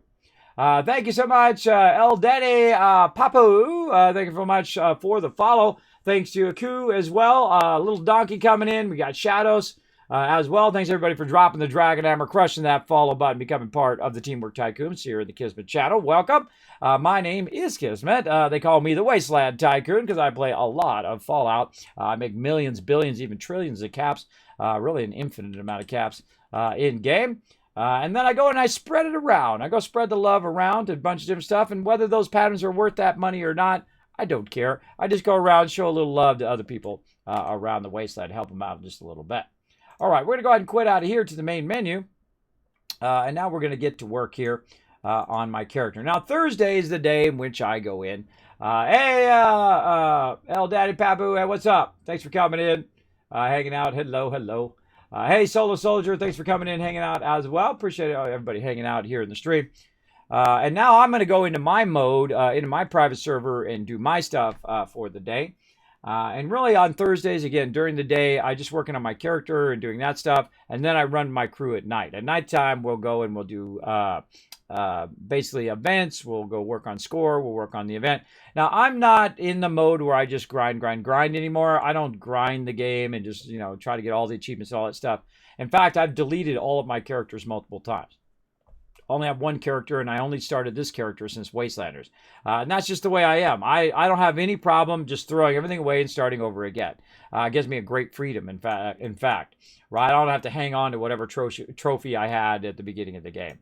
Some people are like that. Oh, Kismet, I don't want to start over. Well, it's up to you. But I got to have all of the awesome adventures that you have when you start over in Wastelanders, because there's a lot more NPCs, especially in the lower level areas. They've added NPCs all over the place that are part of the normal storylines that you played before in the previous version before Wastelanders, which is really cool. So I got to have all that dialogue and all of that stuff at the appropriate level as I'm going around. All right, so now I'm back into my server, and then I'm going to go back to my camp right over here. And we're going to drop off whatever else. Speaking of my crew, there's my crew there hanging out. We're going to go ahead and back to my mega water factory here. And I can see that's my older base there. Look at that. That's my older base. You can see the water purifiers actually at Charleston's thing there. That's when you could build it up actually closer to the railroad station. But then they moved it back just a little bit. The flamer deals sustained energy damage in a wide area directly in front of it. Well, hey, thanks for that deep insight there. We've also got about 8 levels to do, so we're going to work on that a little bit. But first, we're going to go back to my camp, drop some stuff off. We'll start working on our fusion cores, use our modular Kismet kill box. Going to show you that here in just a second. And then we're going to get into it. And that's one of the advantages of having your own private server. So let's get over here. And the person who has basically an infinite amount of purified water needs water. There we go. I have a little water there. Any radiation? No. There we go. I use purified water like stem packs. So they're basically just healing me up, as you can see, right over there. And I can basically collect a crazy ton of it. Now, while I was gone doing other things, guess what? It's making me more water. You look out here. Look at that. Lots of that. I think I have 10 here. Let's go see. I forget. 1, 2, 3, 4, 5, 6, 7, 8, 9, 10, 11, 12, 13, 14, 15. I stand corrected. I have 15. Let's count those again. 1, 2, 3, 4, 5, 6, 7, 8, 9, 10, 11, 12, 13, 14, 15, 16, 17. 17. 1, 2, 3, 4, 6, 7, 8, 9, 10, 11, 12, 13, 14, 15, 16. Now it's 16. Did I count that one? I think I did. 15 or 16. I actually did more than that guy did. And I have the ability. See, I go in and I move them and I rotate them and I do all of that to just maximize the space. I forgot I had that many. That's a lot. So yeah, I maximize that space. Plus I have all this entire part over here too, which is basically just where I work. And I like to have it in a nice single floor thing. Then the lower part is where the power is, which is really not a good idea because mole rats come in there and try to get it. We've got this here, and typically I would put my player vending right here in the beginning. This way, when people come into Charleston Station, they look over, they're like, oh, there's some player vending there, and they can go ahead and grab it. Right now, I'm working mainly on legendaries, so I'm not really doing much player vending. I got a little victory garden here, just about everything anybody would need. Plus, I got a little victory garden over on this side. And, you want to take a break and go for a little ride, you can go for a little ride. Plus, I have my companion over here, ally over here out of the way, so she's not talking in my ear, though she usually runs up and talks in my ear. Anyway, let's get rid of that extra stuff there. Let's go ahead and see if we got any stuff we want to put back here. We got an extra plan there and whatnot. Try to get that. I gotta see. I want to do all of these quests just to get these stupid patterns off of me. I don't like stuff that's stuck to me, like the overseer stuff is stuck to me right now. I don't like that. I don't like it when it's stuck. But then again, it's my fault for not doing all those quests. All right, what do we got in here? Keep our repair kits. See if we got anything else hiding in here. I like to be about 100 on my weight level. All right, anything else I'm crafting? I don't think I'm going to be crafting anything else for right now, so let's get our crafting set. Get back into, not better criticals, bloody mess, and one gun army. Or actually, let's go Pharma. Let's go, I love Pharma. One of my favorite ones in the entire game. Home defense. Oh, wait, I need home defense here in a second. Let's see, take that out. We repaired all of our armor, first aid, and our pharmacist. There we go. We're in a Lone Wanderer set. We've got all this set up. I never even touch my strength one. I just leave that the same. All the rest of that looking good. Now, I use what I call the Wasteland Tycoon set. Very heavy charisma, strength, and intelligence. So you can convince people to tell you all their secrets, NPCs, as well as you have lots of strength and carry lots of stuff. And then, of course, intelligence for building lots of stuff. And then all the rest of them are just for, usually I have them at least at 3. So you can use max level perks on most of those. So very nice. Very, very nice. Okay. We'll go with that, and for some reason, yet again, my thing needs to reset. There we go. Let's make sure my weapons are fully usable. All right, now we'll turn the sound back on again, and we'll go have some fun over here at the energy plant. I can just walk there, by the way. It's literally right next to my camp. But I'm just going to go ahead and teleport there so we can have some fun blasting some stuff as we come through. Now, typically what I do when I take it over, I'll go and try to clear all the NPCs out. Just kind of in that one area. I'm going to get this quest again. I'm going to straight up mute it again. Because I've heard it just umpteen million times. We'll wait till she's done talking. You're just going to see me eradicate stuff here. Now I can see she's talking because there's dialogue down here. It's kind of weird to play the game without sound. I don't like playing the game without sound. That feels very awkward. But such is the way it goes. Now you're going to see this stuff scale up to 50, even though I'm level 169. I'm using an ultrasight Gatling laser with standard fusion cores. This is plus 30% damage to Scorch. So Scorch are really screwed when I'm around. They're just going to get annihilated. There's always one behind me somewhere.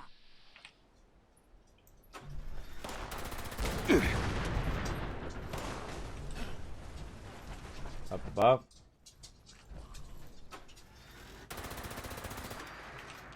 Now, if you notice, I don't bother to loot them because they're just going to have a bunch of low-level stuff anyway. Even though they are level 50, so they're just going to have round and 10mm pistol. I'm not going to bother. All right, who else is around? Now, I'm going to go over here and I'm going to click this right here. One of my new favorite things to do is first wipe all these guys out.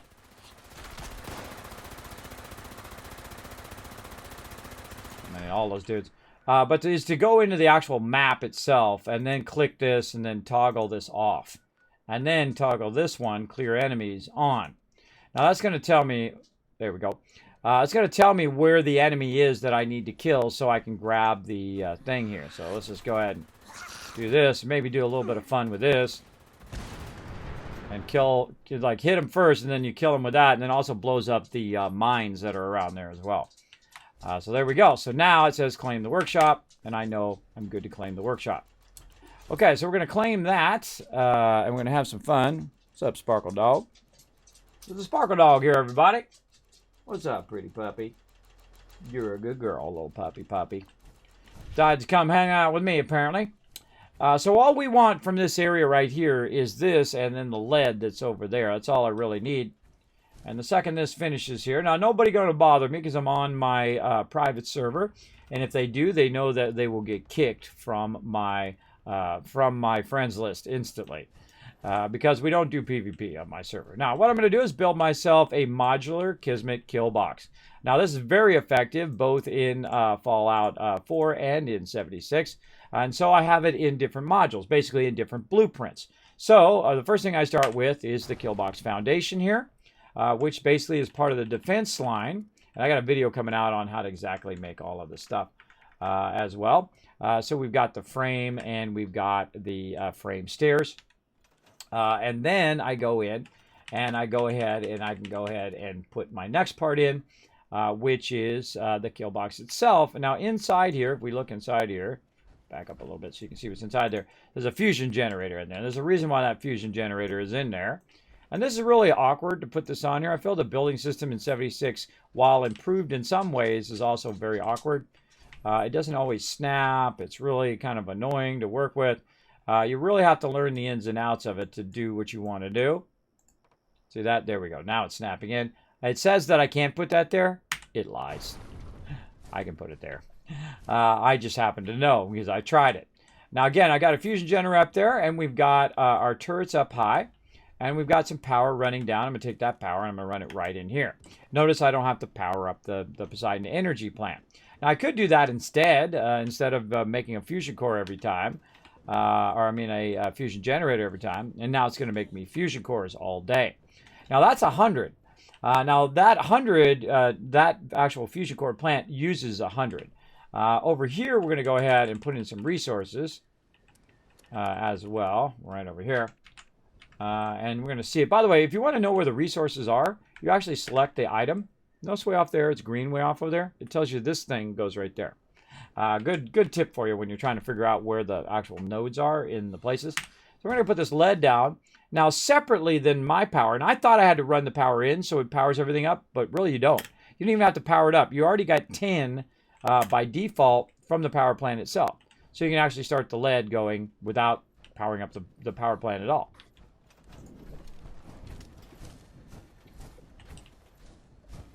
Now, also, I have another thing that I can do in here that I set up. And since we're going to be here for a while, I say we just go have a little bit of fun. And how about we add a whole bunch of rockets to the top of here?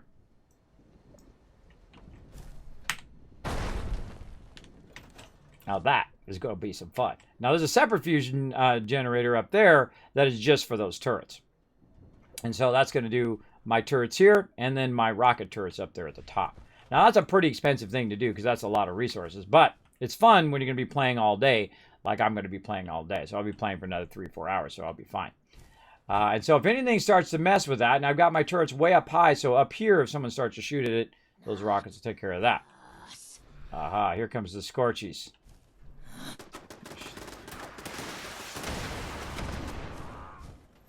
Kismet kill box for the win. Like, I put my weapon away. Right? If they come over here, they're going to get smoked. There they are. Come over here. Come over here. Let's have a little chat. Let me introduce you to the Kismet kill box. Now you've met the kill box. Congratulations. Now, one of the things that I suggest to do if you are going to take over this, basically just go in and hit R and hit remove. Please send me the access code for this game. I don't know what that means, bro. Are you asking people to give you stuff? Don't make me ban you, bro. Kill box for the win, exactly. I like to scrap these things so that mobs don't get behind those and then make it tough for my kill box to shoot them. Sometimes that happens over here on this side. They'll get behind that truck. See? And then the kill box can't see him. So kill box has now seen him. He's dead. That's it, bro. GG. Now, here's the sucky thing. If I'm not here, I find that sometimes they win, even though the kill box would normally just annihilate. Oh, that guy got annihilated. Normally, the kill box would just annihilate them. right? Now that thing's up really high too. And I thought, how high up can you build, right? I went and, you're going to see that in the video. I've actually built higher than this. You can build up really, really high, way, way up there if you so choose, until you run out of budget for your particular base. So I just need to sit here. Now, here's the other thing. I don't actually need to sit here at all. I can just let this run and not even have to keep the base itself, and it will just run as long as I don't log off. Right? It'll just stay there, and it'll keep running. As long as they don't destroy that fusion core up there, then it will continue to run, even if the mobs take it over. It'll continue to run that fusion generator. It'll continue to run the lead over there, as long as those don't get destroyed. Where's it shooting at?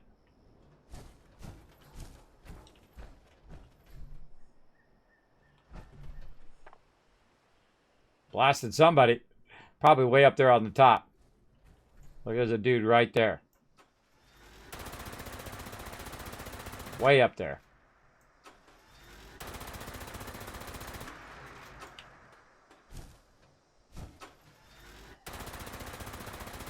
Oh, a couple headshots.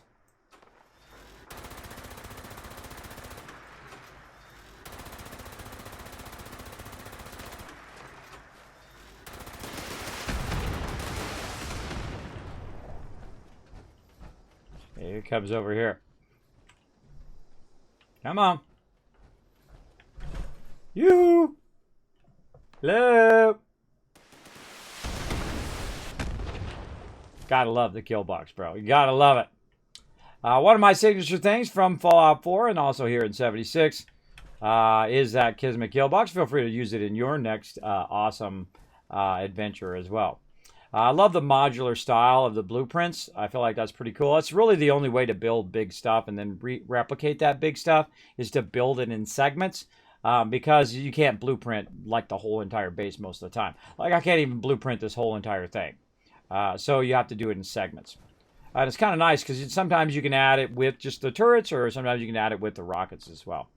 I only add it in the rockets if I feel like I'm going to be on for a while, because that's, again, a lot of resources to make those turrets up there at the top, plus the fusion generator and all that. All right, come on, where you guys at? Now, one of the things that's kind of annoying about this particular quest is finding the mobs, because it doesn't just tell you where the mobs are unless you run into those particular mobs. So what you got to do is kind of run around the perimeter here. Sometimes they're way over on that side. I feel like the mobs spawn way too far away on this, so I have to go around in a kind of like a circle and try to find them. Oh, kill box over there. We're blasting some more of them. And so I go around, I hit Q and whatnot. Now I'm in my power armor right now. And I find that my action points get burned up very, very quickly. Kind of feel like they might be this way. Did I hear someone? Look. Someone's shooting at my thing. But it's not responding to that shooting.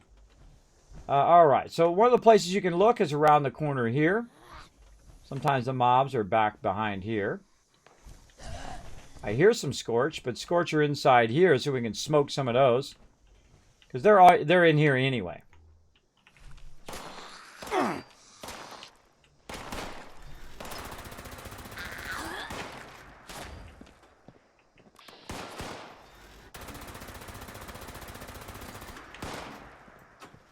And you might be like, Kismet, you're not working on the event. I'm always working on the event. You know why? Because when you level up, you also get your event stuff as well. Now, see how I've got the things now in the thing?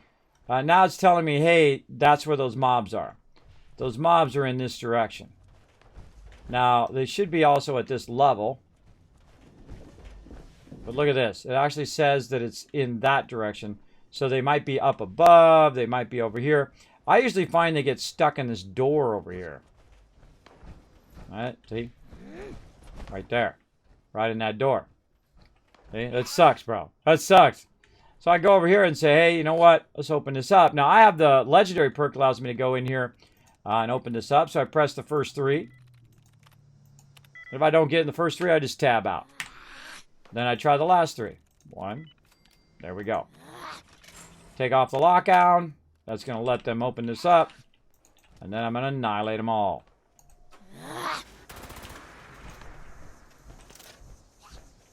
First I gotta reload. And I gotta open that back up again.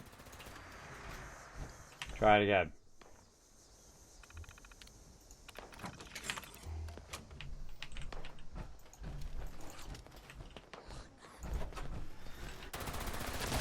I gotta kill him before the door closes again. There we go. Alright, that one done. So again, you just kind of go around this area. Sometimes they're behind the thing. You don't want to get away from it so much that you're getting out of the actual defend thing. Otherwise, you got to come back and get your thing back again. Stream's going great. Having lots of fun. Running around blasting some Scorch. Got the Kismet kill box over here. Ready to blast some baddies. Now, way off in the distance, I can hear someone shooting at my kill box. And so I'm going to run around and hit Q. One of my suggestions, don't repair that. Because mobs get around that and it's just really annoying. Oh, I forgot to do my vertibird. Hold on, let's do that too. If you're going to be here for a while, repair your vertibird. Your vertibird's going to have you back. Killbox going off. I heard him blast some baddies. Rockets went off. Over here.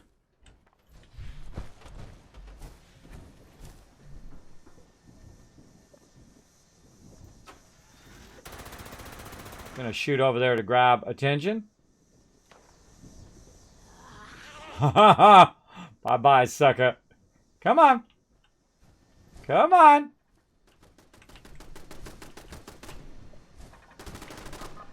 You're like, well, Kismet, you can't loot that guy now. Well, if you run over here, you do this, roll over him, I can't loot him. But that's okay, I wasn't going to loot him anyway. Now, sometimes you have 4 waves, sometimes you have 1 wave, sometimes you have 2 waves. You have different amounts of stuff coming in. The 4-wave one is really annoying because you have to sit here for a long period of time. I really just want to get on the next thing. And you might be like, well, Kismet, you're wasting all your ammo, bro. You're burning up all your fusion cores on your thing. Well, guess what? While I was doing this, there's another one right there. And then also over here, we've also been making some lead. Why do I need lead? Lead to make 50 cal ammo, which is my other weapon that I have. So I can make these all day, and that's what I do. Aha, somebody tried to come up behind me. Got blasted. All right, come on, Scorchies. Spawn already. Oh, he got owned over there. He got owned. Look, I see someone shooting me from up there. This guy.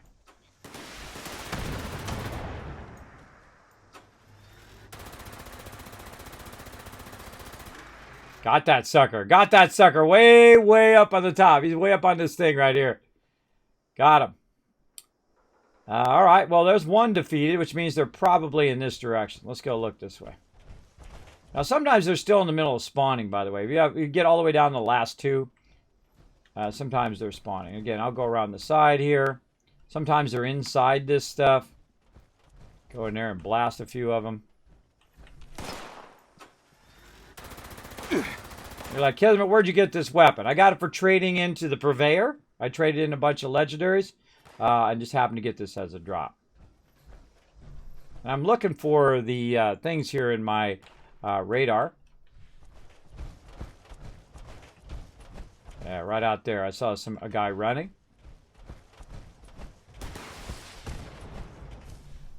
The guy got blasted back there.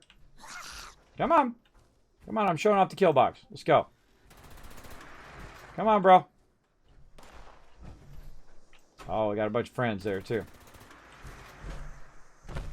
All right, kill box. See, now you can always see when the kill box is triggered because look at the turrets. The turrets are aiming toward those mobs. That dude got owned. I like to let my turrets do their thing. You know why? Because it doesn't cost me any ammo. Those have an infinite amount of ammo. That dude getting owned. There's a guy over there, too.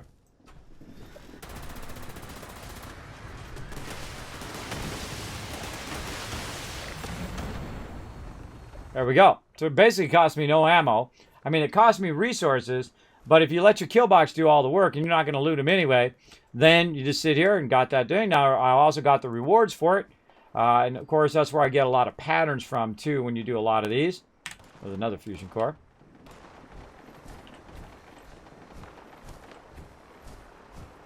Ah, see, now my helicopter is flying around. He's up there. He's up there shooting at the baddies.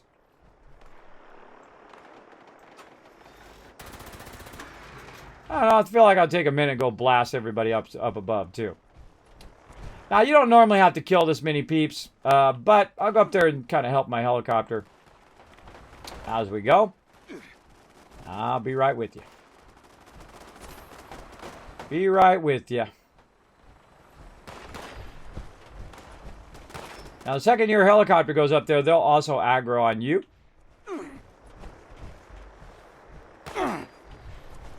Be right with you. Yeah, somebody up there shooting at me.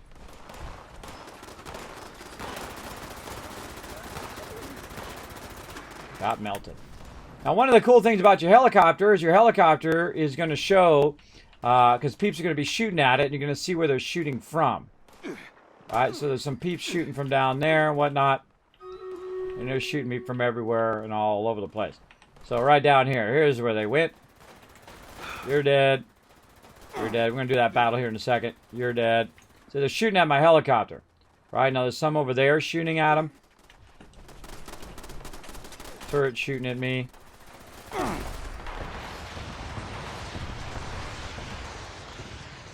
Oh, I hear my base going off too. Hear all the rockets?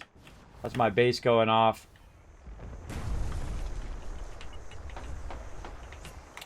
All right. And if you do your vehicle right and you clear all the baddies, oh, that guy got owned.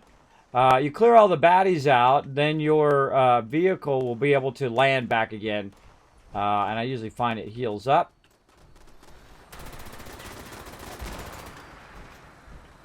All right. Get up here. All right, where's my vehicle? I hear it, but I don't see it. It's over there.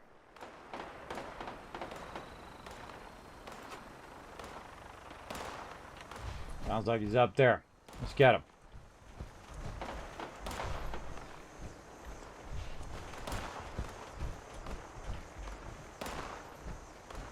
Down there, they're getting it from up there. I think I got this guy up here. Nope. Another one. Alright, I got that guy. I got this dude way, way up here. Yeah, this is the guy I shot right here. There's a step pack in there. We'll take that. A little acid. So yeah, we shot him from way down there.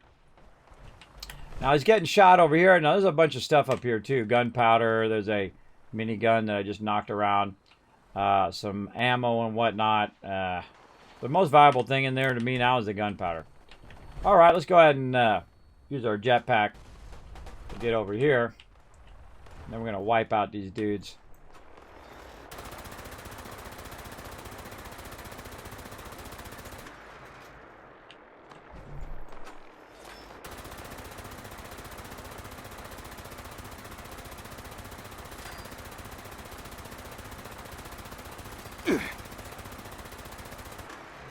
I didn't even see that guy.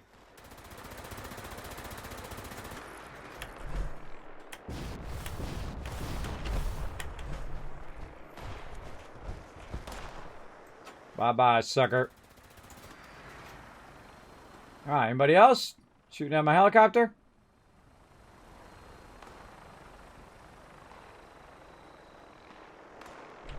Yeah, over here.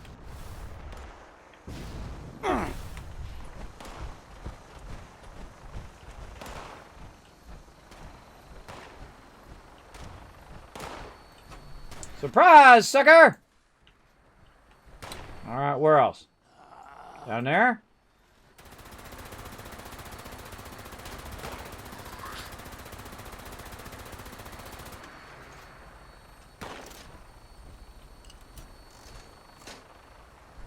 I see you.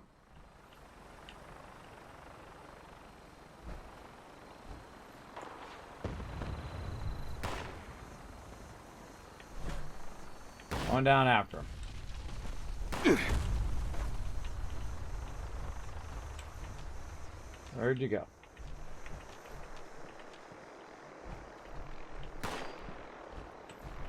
Sometimes it's hard to find the mobs. Oh, he's hiding behind there.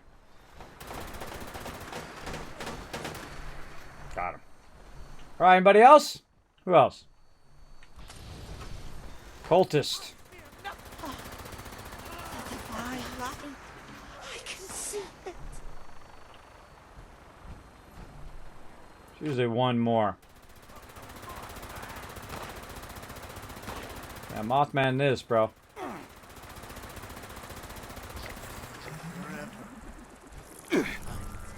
Oh, hi there, blowflies. What's up? There's level 170. I hate blowflies. I hate flying mobs. How are we looking? Area secure yet, or what? Jeez. How are we looking? Now, here's how you know if the area is secure. Dude will, whoa. Who's driving that thing? Dude will go back and land.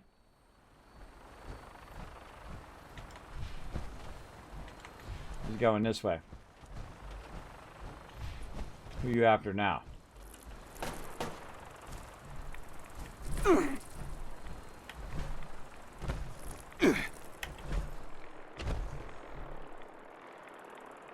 Where'd he go? Over that way. Oh.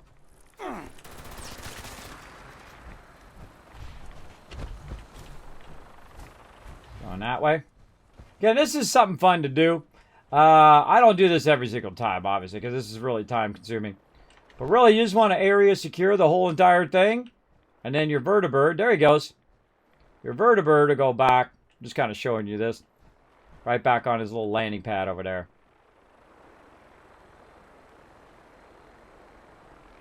GG. GG. All right, let's do some Stream Raiders.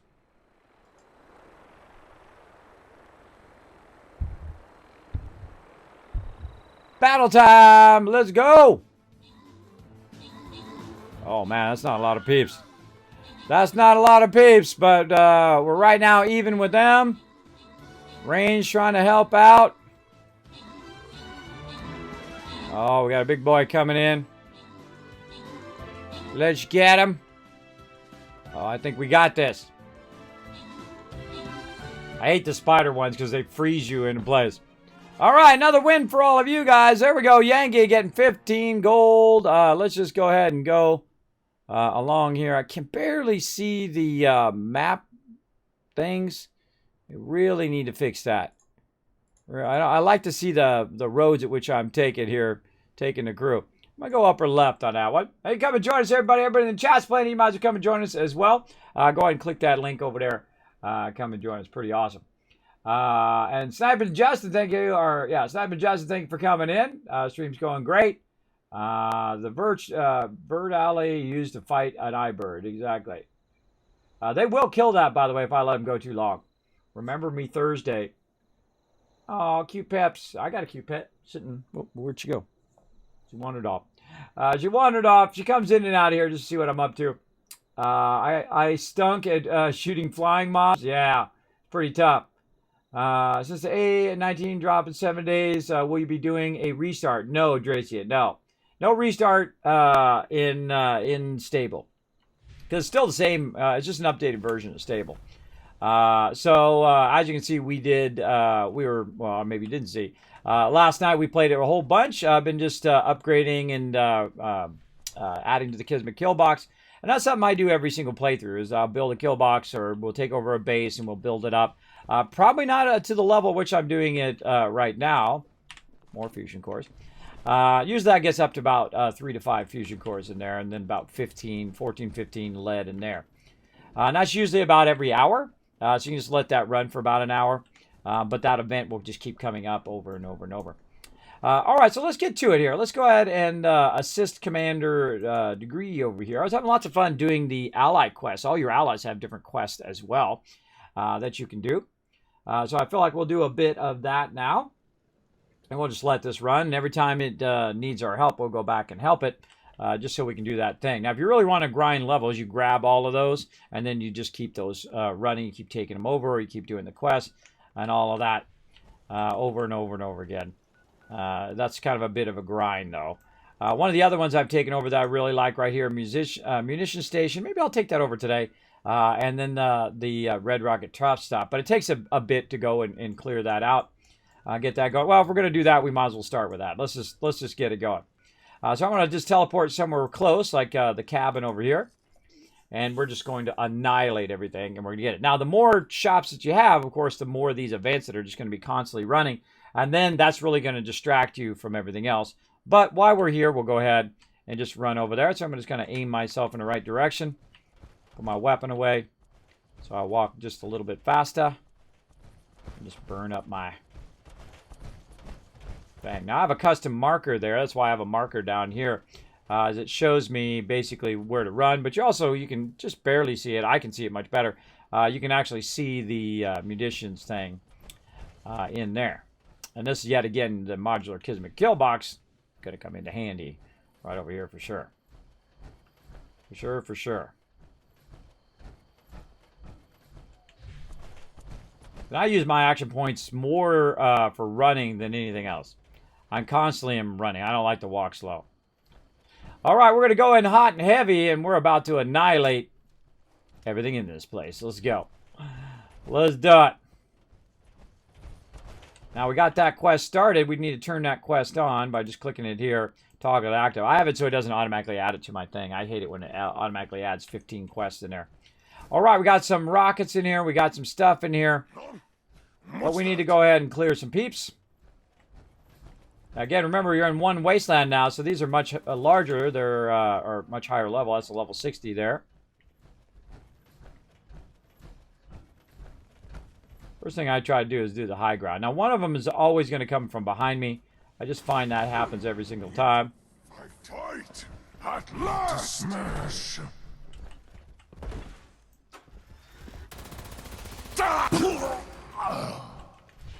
I'm OP, bro. I am OP. So what I do is I run around, and I'm trying to get this thing to show me where they're at. And you actually make ammo in here. That's why they call it the munitions plant. And so I've got to look out the side here. There's actually a turret here that kind of helps you a little bit too. A little built-in turret. Which is nice. But I find you got to run around and find where these guys, they random spawn around. Little dog tags there. I feel like grabbing them. And I kind of look around. There's plastic in here. There's actually some good base resources. And I just kind of run around different levels looking for where these guys are randomly spawned. Because they spawn in different spots, I find.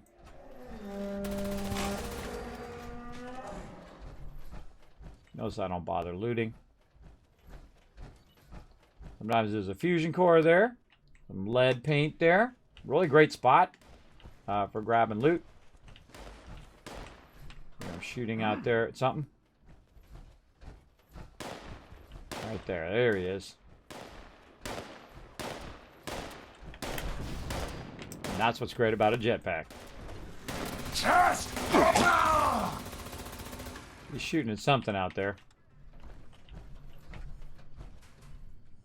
Oh yeah, there they are. See, now they're on my radar. See that? Now they're on my radar, so I know where they're at.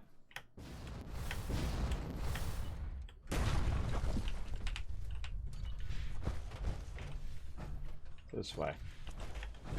Well, sometimes you don't know if they're in the lower level or the upper level or what. I'm just going to assume. Oh, they're out the back. They're out the back door. Oh, wrong door. Wrong door. It's this door. Slippery humans. Where are you at? It's up on the roof. Up on the roof. Up on the roof. Out there. There's the other door I was looking for. Face me, coward. I'll be right there. You won't like it when I'm there, though. You won't like it. And you want to pre-queue a little bit of your gun before you get into the open. Because it takes a little bit for it to spin up. I guess I could loot them. I can go in there and get some fusion cells and stuff, but... not worth it. Dude, never reload when Kismet's on you. Oh, this is the big boss man there. He's a level 100. Never queue when Kismet's on you, that's for sure. Alright, 2 more in the front. We got the high ground now. Now they're in trouble. One right there. Okay, gun. Just feel free to stop shooting. fight.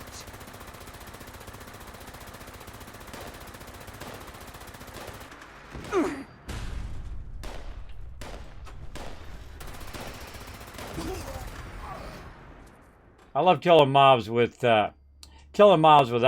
All right, so now we cleared the workshop. Jump down in here.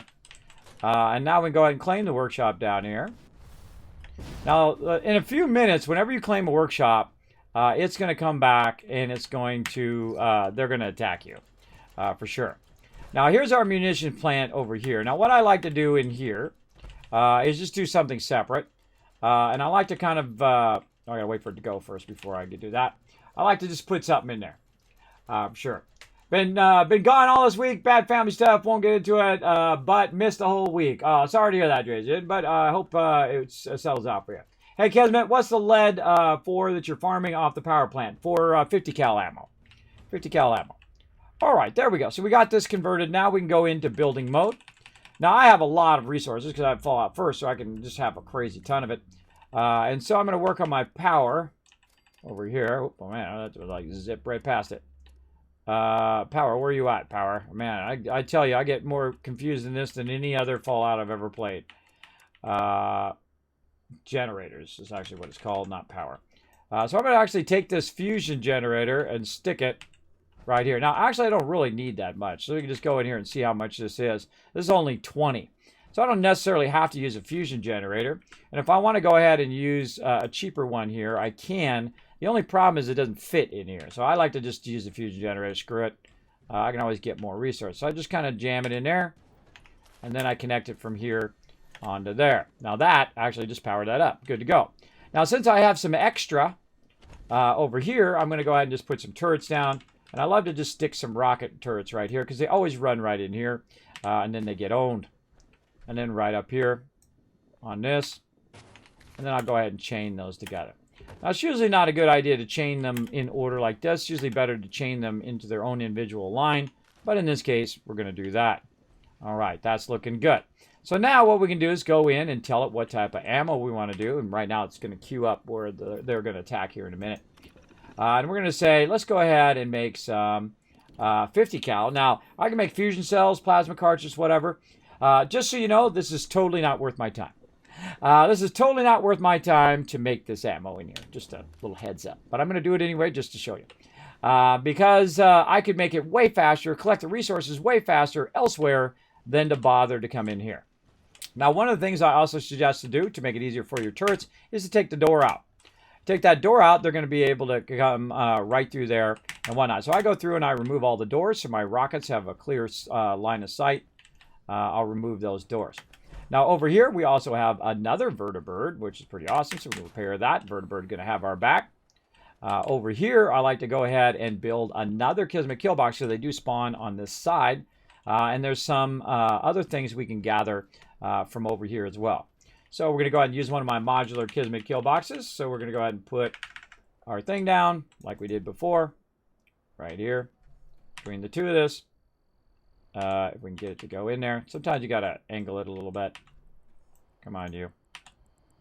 I know you want to. I know I've done it before. There we go.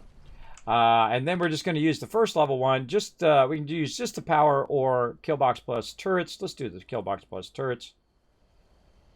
Come on, get in there. I always feel it's a little easier to do from behind it. And use your scroll wheel. Turn that around until it snaps in there. It's so awkward. It's so awkward, everybody. Get it to go the way you want it to go. We'll get it. Just patience. There we go. Okay, so now we got that going. Now, over here is our resources. So we go ahead and fire up our resources. And we can wait till after the attack, by the way, but I'm just going to do this. Now, here's what it is. As you switch through these, see it'll highlight in green, tell you where that goes. This is going to be aluminum. So we'll go ahead and tie that in to our power. Do we have another one up here? Yeah, we have one right there. There we go. Try to run that down. That doesn't work, so we have to put our own little power connector on this side. That's okay. No, it's no problemo. Put that right. Right. Get up there. Cursor today. There we go. And we'll run it down. More fusion generator. Now, we have a lot, or run it up to fusion generator, whatever. And we'll run that down to there. I hear him already. I hear him already. And then over on this side, we've also got another one. Here going up. Killbox already doing his job.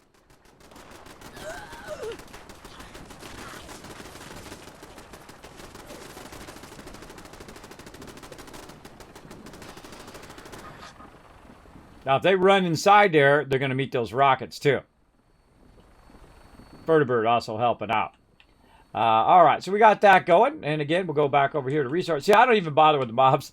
If you've noticed, I just do my thing here. Now, we also got lead here, which is a very nice resource for making ammo, obviously. So aluminum, great for your power armor, for fusion generators and things like that. We get that going, looking good. All right, how we doing over here? Killbox doing his job. Blasting all the baddies. Now, I just have the just the turrets up there, but I could also put the rockets like you saw at the other place. I don't really feel like it's worth doing too many rockets because it does cost you a lot of resources. I'm just going to help this along a little bit here. Sometimes they're like hidden behind a thing here. I find these gun placements to be pretty useless, but I'll start that one up just for fun.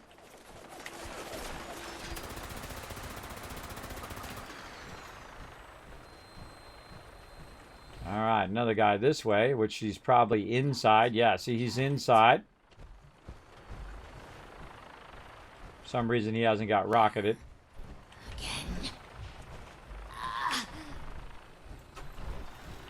Because he's hiding in this room. Getting low on fusion cores. I only got 80. Come on, gun. Fire up. There we go. All right, there's level number 1. Now, again, remember you have a built-in turret in this area, too, that helps you out the window. So they do attack from that side. They're going to come and get you. Come and help you out. Killbox doing his job, getting round 2 coming in. I just love to watch it blast up.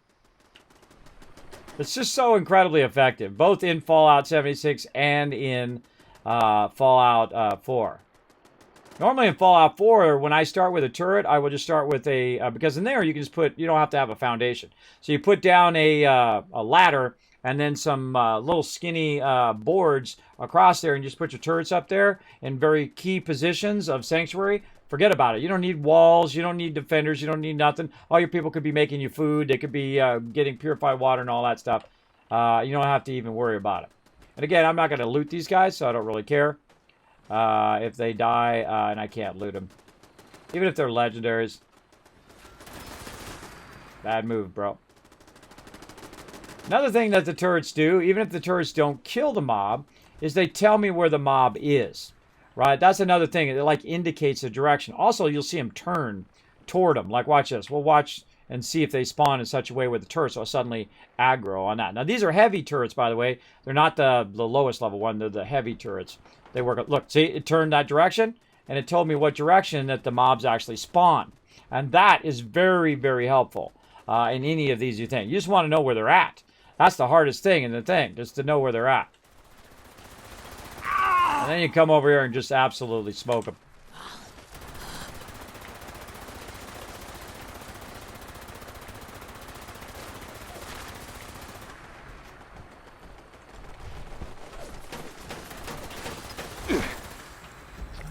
And there we go. And then as you'll see, just like at the other one, my vertibird will fly around a little bit. And he'll look for any mobs. If he doesn't see any mobs, guess what he's going to do?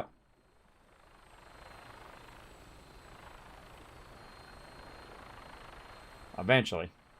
Takes a minute. There we go. I'll have to watch it land, too, because the landing gear comes out. And he just lands back down there again. And they'll just sit there until the next time. So they're very effective, though they do have a tendency to die. This is a nice level 60 vertibot, so it's pretty nice.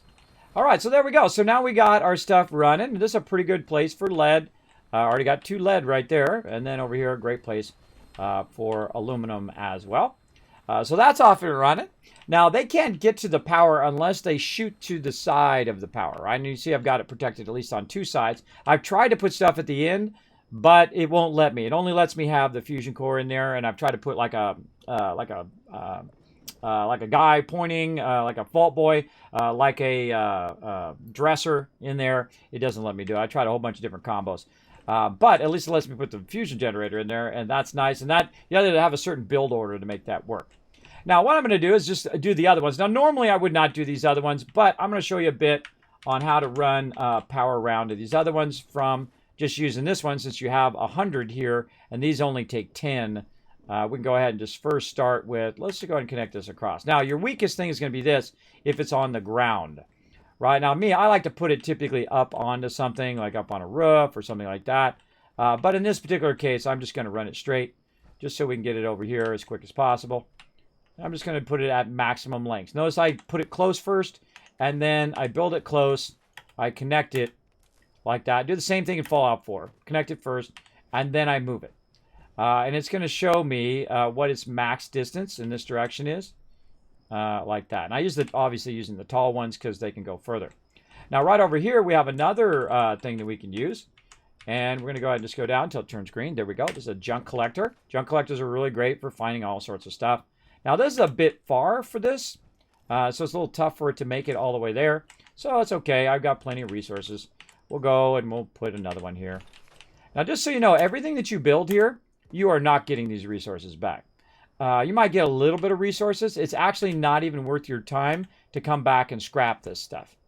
I know, it kind of sucks. Because you're using a lot of screws and things like that that are hard to replenish just by doing this. Of course, you're getting lots of lead and junk and stuff like that. But a lot of the stuff that you're using to make this stuff, if you scrap it, you get like a little bit of what do you call it? Like, look, this takes circuitry, copper, gear, and steel, right? But if I scrap it, it's only going to give me steel back, and 1 steel scrap. And that sucks. That's a waste of a massive amount of resources, I think, if you're not going to do it for a while. Now, I'm going to be doing it for the rest of the day here for about 2.5 hours or so. So I feel like it's worth it. I typically will do it for a longer period, like 5 or 6 hours. I feel like that would be useful. That would be worth it. So I wouldn't just grab this on a whim unless you really want to invest some serious time. Now, again, I like to put my stuff up nice and high right there. So we'll do it up high in this one. Now, see this stuff right here? I can actually take these tanks out, get them out of the way. Notice it actually drops some stuff on the ground, too. Some of this stuff you can remove, and it helps you with mobs coming in. Oh, I can remove that. I don't think I've ever tried to remove that. Huh. Oh, it just says repair, not remove. There we go. Repair that back. And so I'll take some of this stuff out just to get it out of the way. So now my turrets have a clearer shot. They can't hide behind those tanks and stuff. I feel like it does more benefit to them than it does to me. Now, we've got another resource generator over here, a resource thing. We're going to go to that. And this is a silver extractor, I think. No, that's not silver. It's... silver? Yeah. Gotta rotate it. Sometimes this one's a little awkward.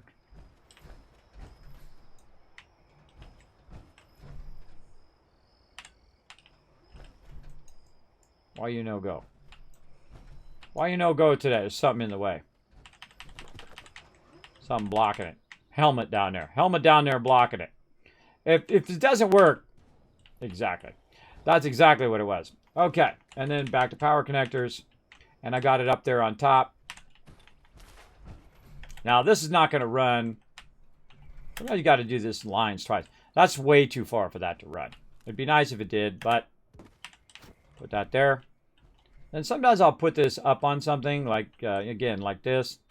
But it's not going to run. It's like too far if you run it from there. But if you move it over to there, then you're fine. And if it's up like that, they don't necessarily... I just blew up. It doesn't necessarily, they're not going to necessarily break it up there, right? They're not going to destroy your lines going across there. Like that one might get destroyed.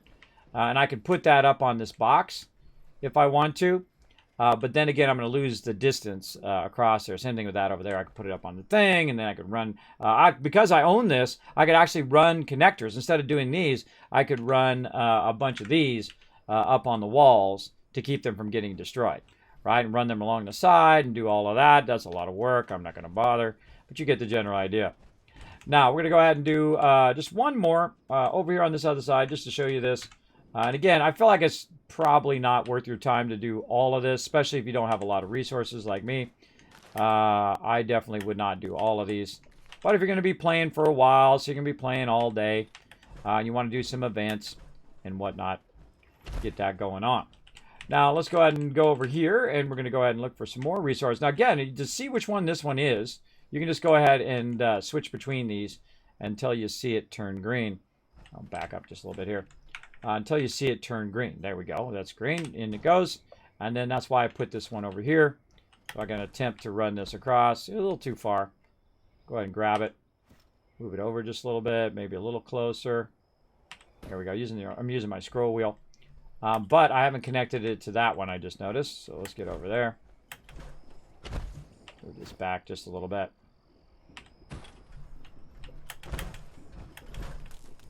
There we go.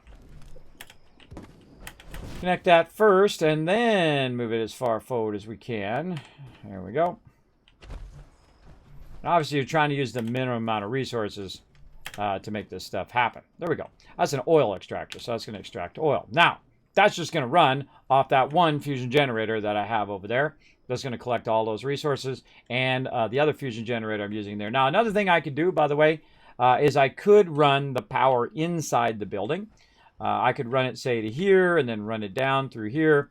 And this is like the straightest way to come through this way, or you can come through the other side, through this side, which also comes from the outside here. And again, I like to remove these doors like that so they can't hide behind the door. You can also run it, I could run it right through here and run it in here.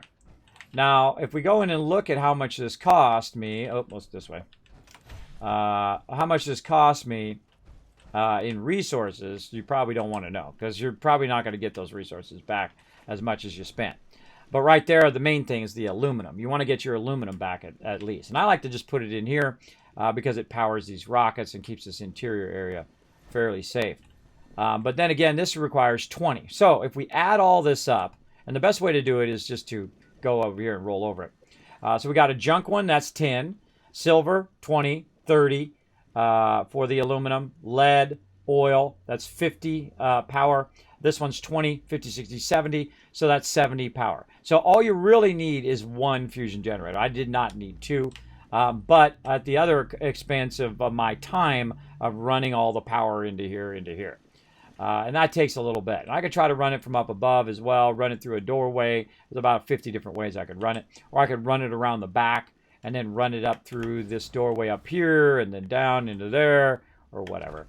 I would actually, if I was going to run it in here, I would use ceiling connectors where I would connect like this. I would connect it up in the ceiling and do it that. Maybe I'll do that in the future. Maybe next Thursday. We'll go ahead and do all the connections. We'll run it in there. But you get the idea. You get the general idea of that, and we're going to let that run. And again, making that inside there, I normally don't do the actual ammo building inside. If I was going to do it, I would get all of these resources. These are more valuable to me than the ammo it's making in there. Now, all the ammo, actually, I should have shown that. All this time, while we were waiting for it to, battle all those guys, and we started this up first, we can go in here and we can check on how much ammo it made. It made 2250 round. Now, I shoot 2250 round in like half a second.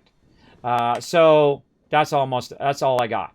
So to have this actually make us 50 round ammo would take like 5 or 6 hours. And then I'd have like 500. So that's why it's not worth it. I could go and collect lead and collect all the resources for make this and literally make thousands of this in the time that this ammo factory makes it. So really, the exterior stuff is more valuable than the actual ammo factory itself. Which is a bummer, because you'd think the ammo factory would be a pretty valuable thing. But all right, we'll let that run. Now, let's go to another one of my favorite ones over here, the red rocket area here. We got to go to Freddy's first and walk over. I don't know why they don't let that be a POI point. I don't know. Well, let's walk over. Here we go. What's the lead for? We talked about that. Do you store the Kismet kill box before you quit, or do you make them every time? You have to make them every time because they don't store. They don't store for when you come in. If I'm in the game, it'll save it. But when I'm out, what it does is it spins down your server if you're gone. So if I come back tomorrow, it's not going to be there. I've tested it. It doesn't work for me. I don't know. Does it work for you? Let me know in the chat. So there we go. I usually stay in the green if I put the contractor perk at max level. Well, there you go. Hey, what's up? What's up, little rad rat? There we go. Kill a growing creature. I go. Look, I'm doing stuff where I'm not even trying. It's a party over here. Ooh, that's a 100 level 100 glowing one there. Take care of all the easy ones first. Notice I'm backtracking because mobs are dumb. They'll just keep running toward me.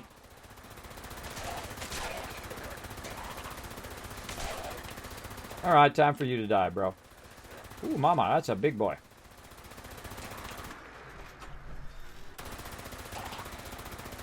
You're a big boy. Look at you going. Now, normally these mobs are low level. Now, that guy I'm going to check. I might actually do this one day. The rest of those not worth it. There's also a Wendigo over here, too. I'm not going to bother. I'm going up the way here to Red Rocket Truck Stop. Now, again, why this is not a POI that you can't just jump to, I don't know. I don't know, but they make me walk all the way over here. One more minute on that battle, too. See, I would just like this as a big, gigantic mega base. I haven't really built a lot of stuff. I would like this as your base. Like, you take it over, and then, boom, it's like your base, right? It's like a settlement. You can put your camp down there, but it doesn't let you. Because it's you can't put your camp in, like, main areas. This way you can't block quest lines and things like that. All right, let's go claim the workshop. Now, this place has a lot of cars, so I love that it has lots of cars, and this is why.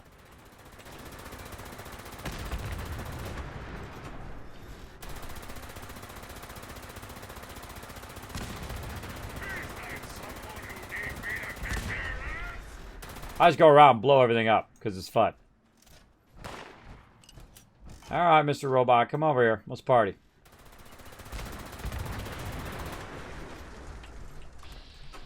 Now, this has a lot of mobs up in here, so you're going to spend some time blowing up some robots.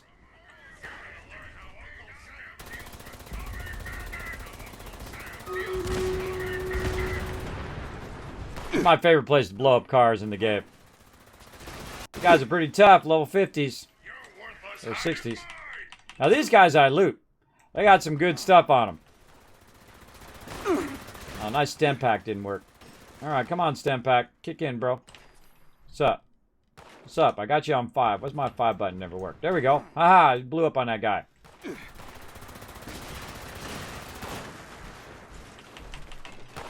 me that loot, bro.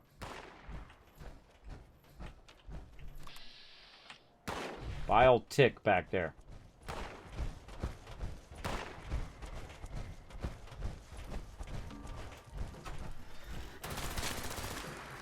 Protect and... These you don't want to shoot. These are actually part of the Red Rocket.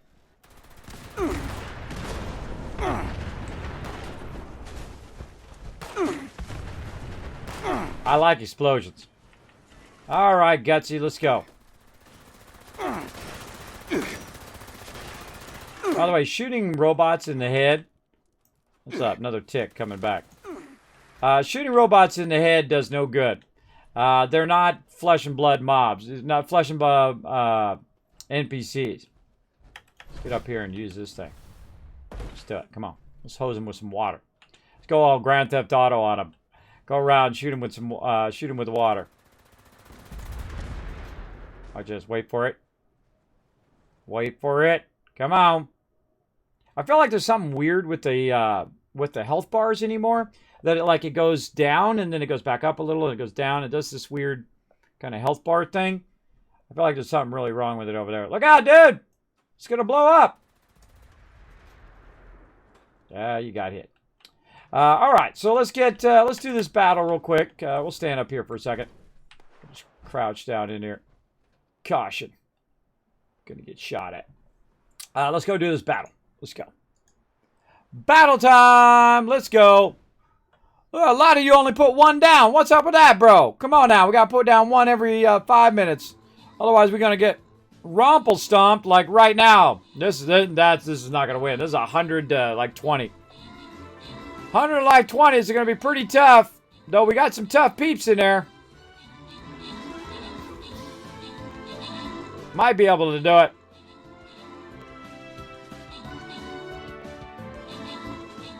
Yeah, see, all of our support's getting owned. Someone's trying to do a good job of healing there. Who is it? Oh, no. Oh, no. Look out, Rotisserie G. Rotisserie G coming in with the epic hit. Wow, actually, I think we'll win that one. Wow. That was pretty lucky. That was lucky. I think a lot of peeps carried that one big time. Riverdog, Rotisserie G, and Yangi carried all of us on that one for sure. Nice job, everybody. Nice job. That's 43 assists for Riverdog, 34 Rotisserie G, and Yangi coming with the 26 kills. Yeah, those three people carried us through that entire battle. Let's go. Yangi and Rotisserie G getting the love as deserved for that epic thing. All right, let's go ahead and get into some treasure trove here. I'm just going to go straight for the boss. That very much reminds me of the thing, the Savage Divide from Fallout 76 there. All right, there we go. Okay, let's get back to claiming this workbench over here. Let's go. You can already see what's right there. So let's go ahead and run around. Now, I find the most of the robots are right here in this front area. Let's get into that. Now, if I go to claim the workbench over here, I'll just try it. They can't do it because you got to claim the thing nearby. Now, what I do is I go ahead and I click on it. If I can get it here. Sometimes a little hard to hit Restore contact with the enemy. that. There we go. And that's going to tell me which mobs I need to kill to take over the workbench. And it's... Oh, that's actually the workbench itself right there. Normally it tells me where the mobs are. Okay, here we go.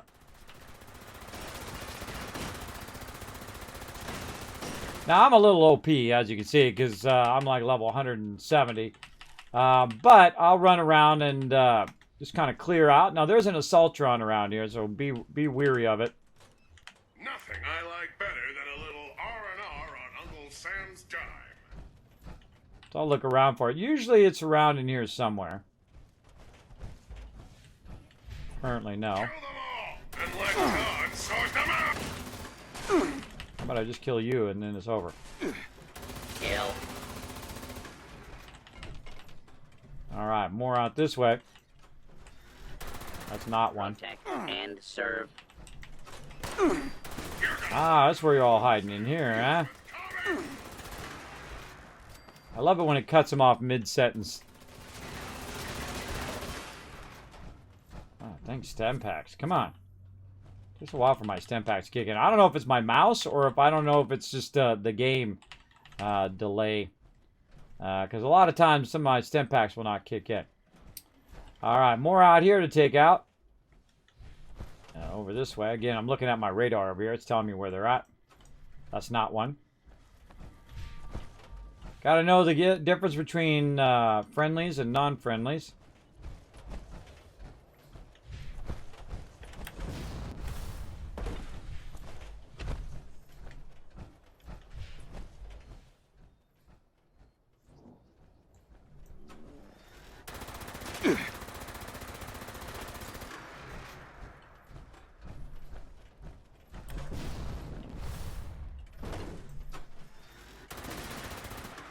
A great little trick. Watch this. He'll come down the stairs.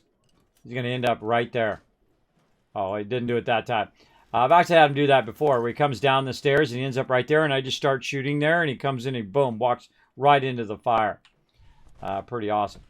All right, there we go. Now we can claim a red rocket truck stop. So let's get it going. Now remember, this is a lot of resources that you're using to take over this stuff, and you're going to need to defend it and all of that stuff. Make sure that you have a lot of resources if you want to get into this. Now, It's going to claim that. Now we have a bunch of areas that we can collect. And then also you can take a lot of this stuff out, by the way. I don't have to blow up all these cars. I can actually just get rid of them. And so it'll basically give me a better area. And so we're going to build a little bit of something on both sides here. All right, so it's claimed by me. So again, back to our blueprints that we've made a little modular area here. Oh, I need my foundation first. And I like to put the foundation right here by the workbench because this is where they typically will come in. And I'm not going to bother to do this. I'm going to go ahead and actually just use my standalone turrets like this. And just put them up like that. I'm going to use 3 there, right? So 3 there to defend this area. That's why I call it the modular kill box. And we're going to run some power all over the place. Now, they also spawn there, and they spawn over here. Now, these I can take out. I just hit R and then spacebar.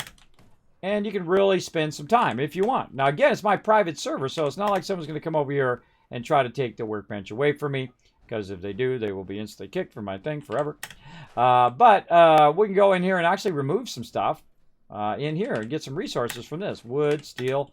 It's actually kind of fun to go around and see what you can and can't take out in all of these POIs. Again, right here, this is, you know, just removing the car. I don't get any steel or anything for it. But what it does is it makes it where mobs can't hide behind this stuff. And I find it really annoying when the mobs are stuck behind all the cars. They're stuck behind all this stuff. So if you know, say you're logging in the morning and you're like, you know what, I'm going to be playing some 76 all day long. This would be worth it, but normally not. Normally not, because you want to have also a clear area for your kill boxes to fire as well. And see, I can't take out the back of that. I wish I could take the back of these out as well. But that's just me. And we go ahead and take out what we can. I think we can take this out over here too. And I've gone around and seen every single thing that I can take out in that area. The number one thing is we want to take out the cars. And we're going to need to defend this here in a minute. Because every time you take over a workbench, within a certain amount of time, say 2-3 minutes, you always got to defend it. Kismet, I'm going to tell you that you're from s.p.e.c.i.a.l. Yes, actually, watch this. Hey, American, go watch this video. Go watch that video right there. That's a video from 2 years ago. Warning. Protectrons detected outside of Red Rocket vicinity. All right, so you see me just kind of walk around, clear some of these cars out. I'll get out of workshop mode, go a little bit faster here. We'll come back to all these resources here in a second. We got about 30 seconds before they attack. And while I'm just going around, I could set up more defenses, but I'm just going to go ahead and do this. Now, this is one of the ones that you do want to wait until after you defend it before you start to put down all of your stuff. And the reason why is they get real spread out around, and so they'll come over and they'll destroy your stuff. For sure. For sure. They will wipe out all your stuff as well. You can take out the fire truck too, which I think is pretty cool. And so I'm just kind of opening up the area here. Now we got a nice open area. We're looking good. Now my turrets are over here, so they really only can defend this inner area. Oh, here we go. Here they come. Come over here. Let's have a little chat. Over here by my turrets. Come over here. Now sometimes it takes a while for your turrets to kick in.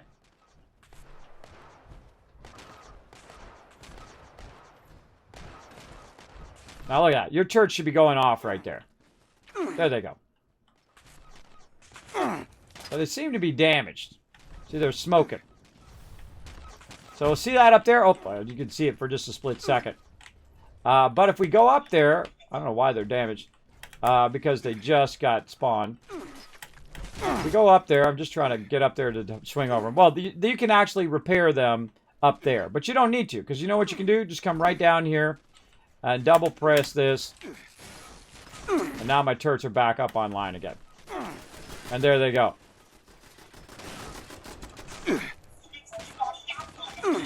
Now one of the weird things about this particular thing is that, look, they're damaged again. So now I'm going to repair them again. Like that. Okay. These particular mobs are ranged mobs. So they're going to be able to take out your turrets a little bit better. than other non-range mobs like, wolves and things like that. I'm just going to go out and wipe these guys out. There we go. One over here who's just shooting at my turrets. There we go. So my turrets are wiped out again. Yeah, that's a lot of resources to have to use to keep repairing those all the time. But such is the way it goes. Now, another thing that I'm going to do, got level round 2. Oh, my headphones died.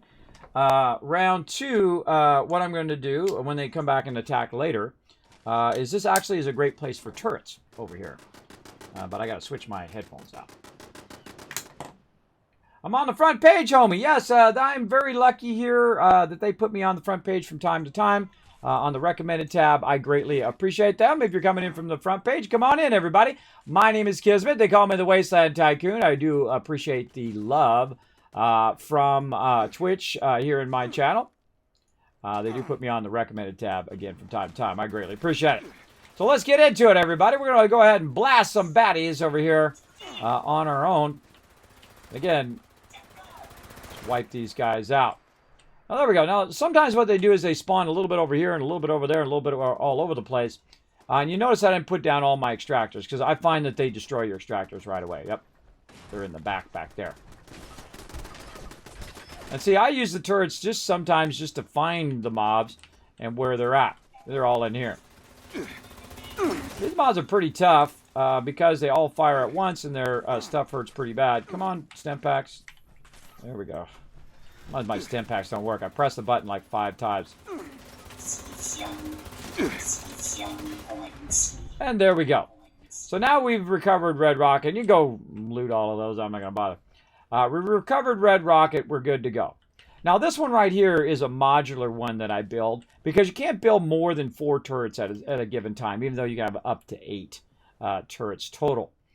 So I can do that. Now also what I can do is if I decide, you know what, this isn't where I want my turrets to be, right? I can go ahead and scrap that with R and then spacebar, or what I can do is just go ahead and hit R and then R again to store them if they're not damaged. But again, those are damaged, so I got to go repair them. And then I can go in and just hit R. By the way, if I can just hit this and store this, and it will store all my turrets too, so I don't have to make them again. So we're going to go ahead and just store all of this stuff. Oops, we're going to store that and store that. There we go. And then remake that stuff elsewhere.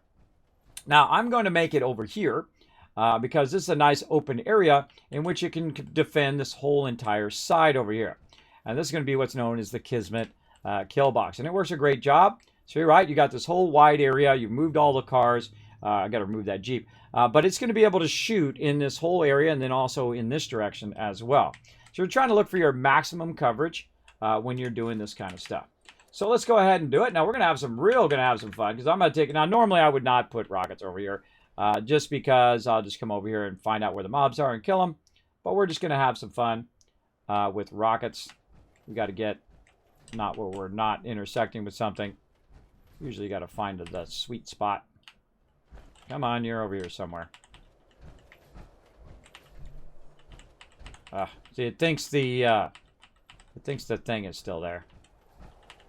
Sometimes it bugs in that way. It thinks the stuff is there. Huh. Usually you can back it away and then put it down. I put it down before. Today, don't want to do it. Doesn't want to do it. Doop. Okay, whatever. Now, you can also try to put it up on top of something. Over here. Like that. Sadly, does not go up there well. You can fuddle with it and build it up there sometimes. You can build your way up there and then build it up there too and then take out the stuff underneath it. But this should let me build this over here. Let's take out this guy right here. See if there's anything else on the ground that's blocking me. There's a cone right there. Knock it out of the way. By the way, when you're walking, you can actually knock this stuff around a bit. Used to be where you could pick it up. You could hold down E and pick it up in Fallout 4 and just move it out of the way. Whatnot. Another great way of moving stuff is you have a grenade. Throw that down.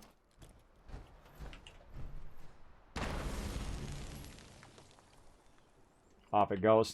That's another way of doing it. Now let's see if we can get back into it here. Again, it tells me I can, but the second I go, there we go. All right, there we go. Right in the perfect spot too. So there we go.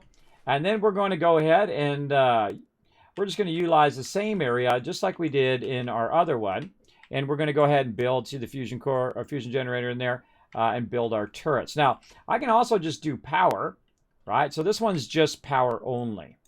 And then I go ahead and put my power down. Now I can also put my turrets down first, like this, and then put my power on top of that, and then put my turrets on top of that. So again, this is very modular. See, this is like the right side, and this is the left side. And if you notice, the turret there hangs off the side. I like it to hang off the side so it's a maximum thing.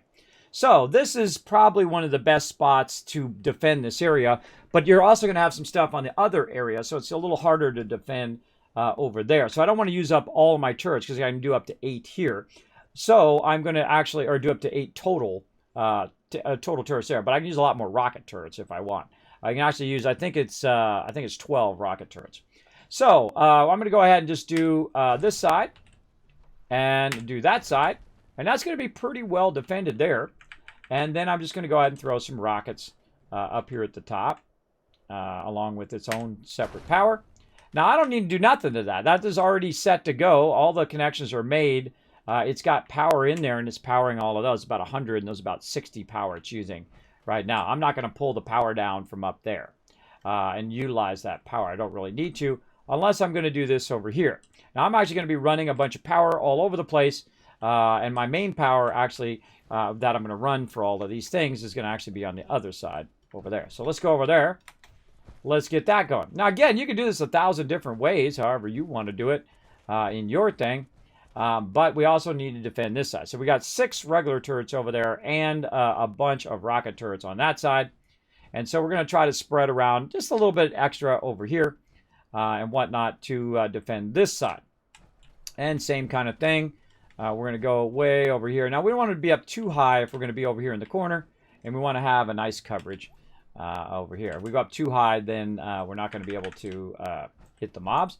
Now, you can actually control the height of this based on how far away you are and how you move your cursor. So I'm going to move it way down. I'm going to move as far over here in the corner as I can, because it'll shoot pretty far away. And as far down into the ground as I can. There we go.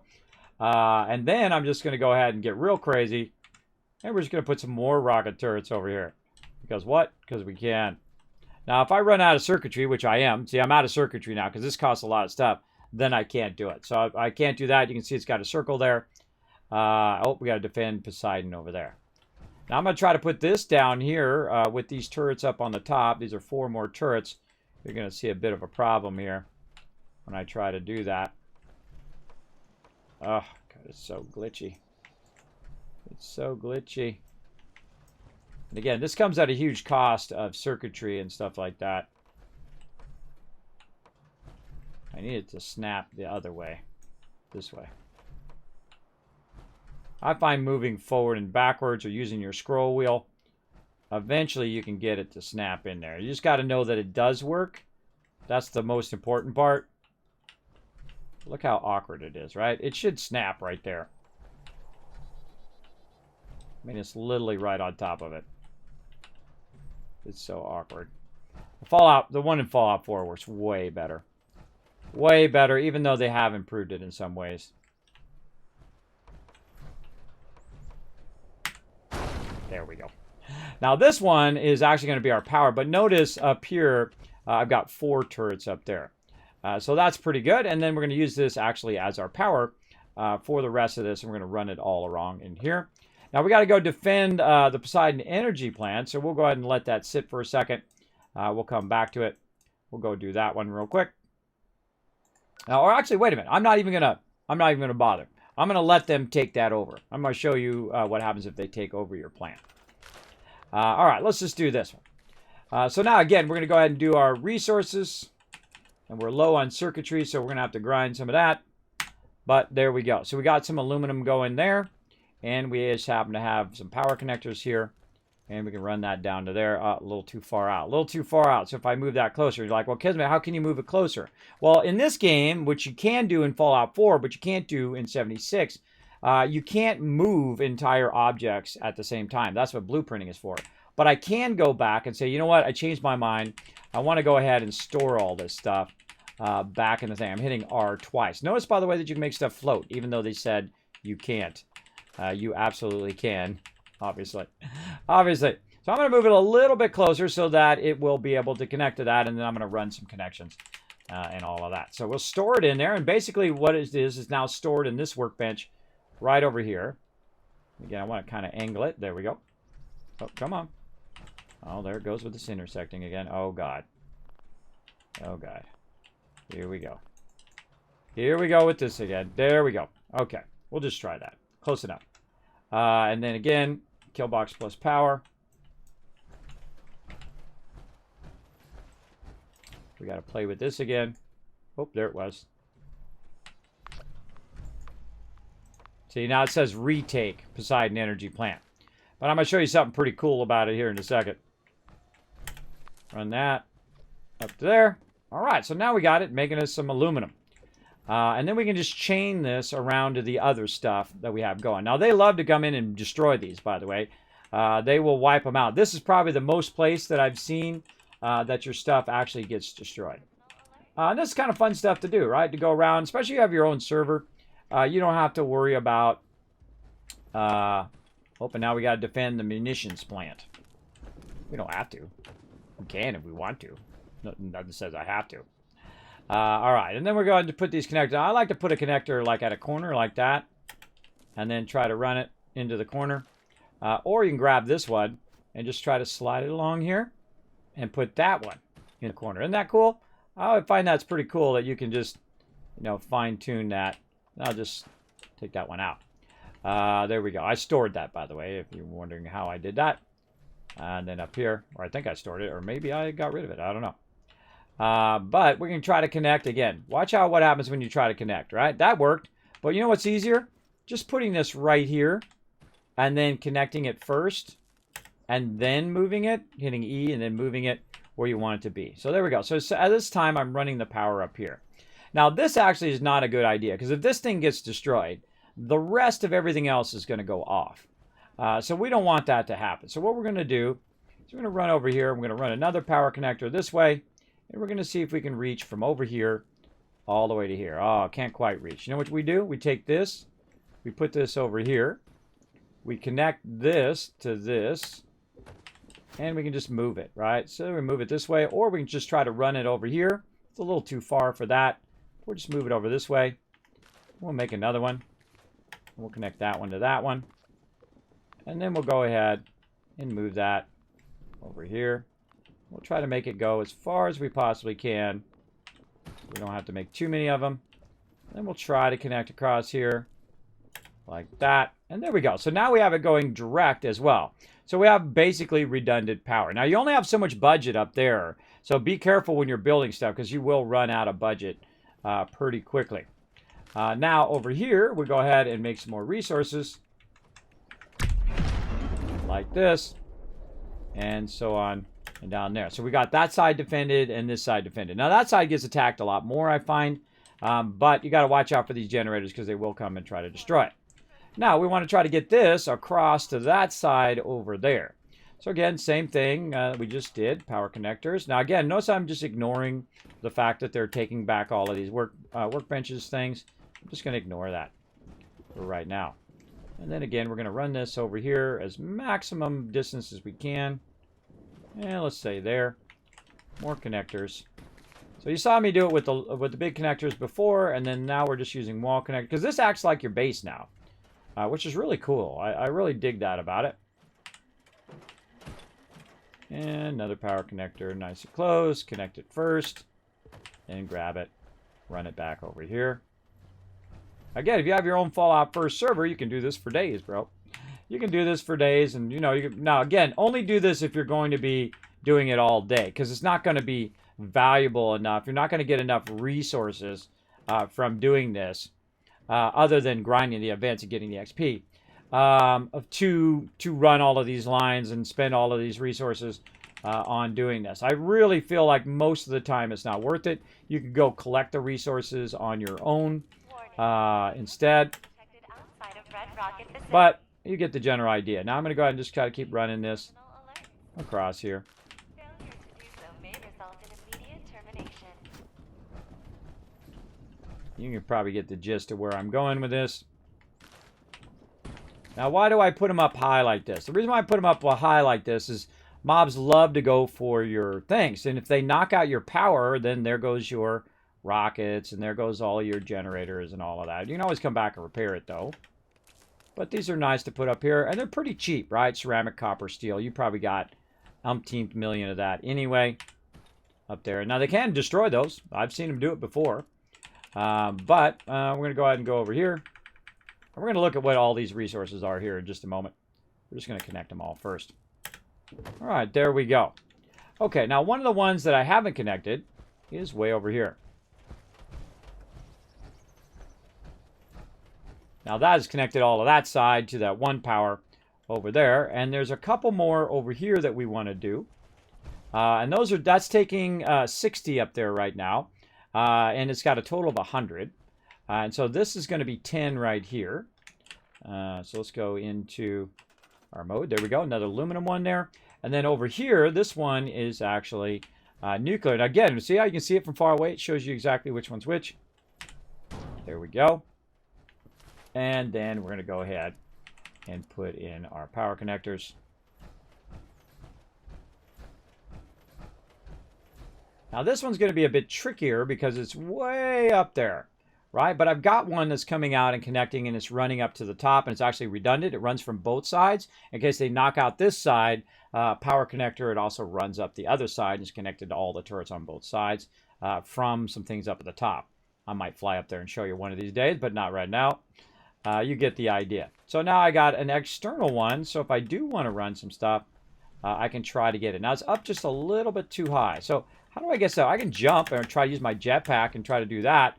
But you can also just build some temporary scaffolding, which I do a lot.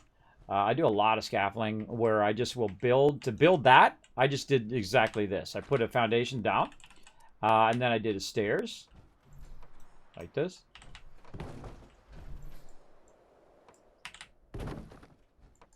I guess I could show you the top here. By the way, you could go really, really, really high up. Mine keep on going, but you get the idea. See up here at the top, we've got a connector there, a connector in the middle, and a connector over here, and it's running from both sides, and they're all individually connected. So if one rocket gets knocked out, it doesn't knock out all the other rockets. And there we go. And so we want to take this and move this down. All right. And then we can just straight run this from here over there. Very nice. Now we don't have anything that they can knock out in between other than this part up here. If they knock that one out, then it's going to cut all the rest of these off, but very rarely that happens. Very rare. I'm going to do our power connector. And we're going to put a power connector right there. Connect this to this. Take this.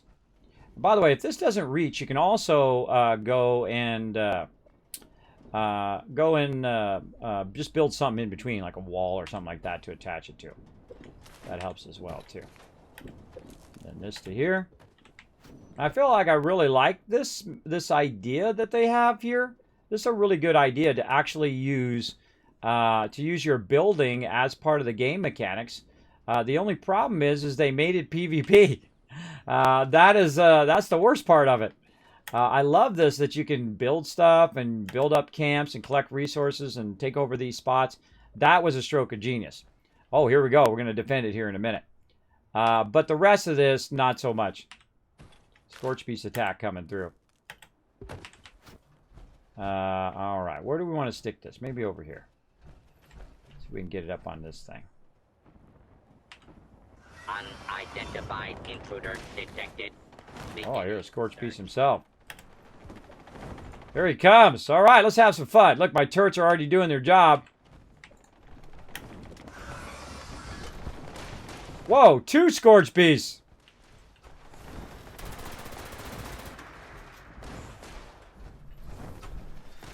Oh, a 3-star. All right, baby, come here. Bring me my legendaries. I ain't afraid of you, bro. Come on. It's like an event. Oh, there's one behind me.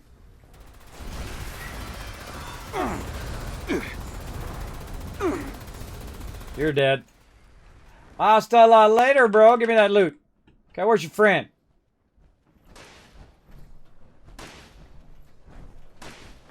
shooting at me over there.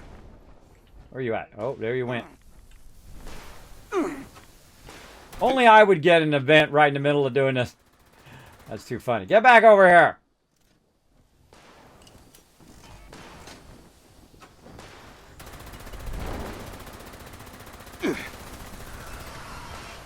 Now, the thing is, too, I want to try to drag him over to this other side. You'll see why here in a second. This is going to cost me to repair all this stuff here in a minute, too. Oh, he landed. Hold on. Oh, here's a little trick. Watch this. Hold on. Let's go over here. Have a little fun with him. Have a little fun with him.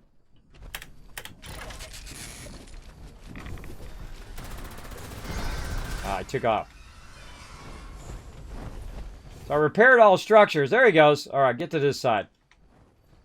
So I repaired all structures so that my rockets and all my turrets are fully fixed. See, look, they're kicking in on him. They see him up there. That rocket's back. That's back on again. Now he's going to come for me. Now I don't want to stand right next to my rockets. I want them to help out.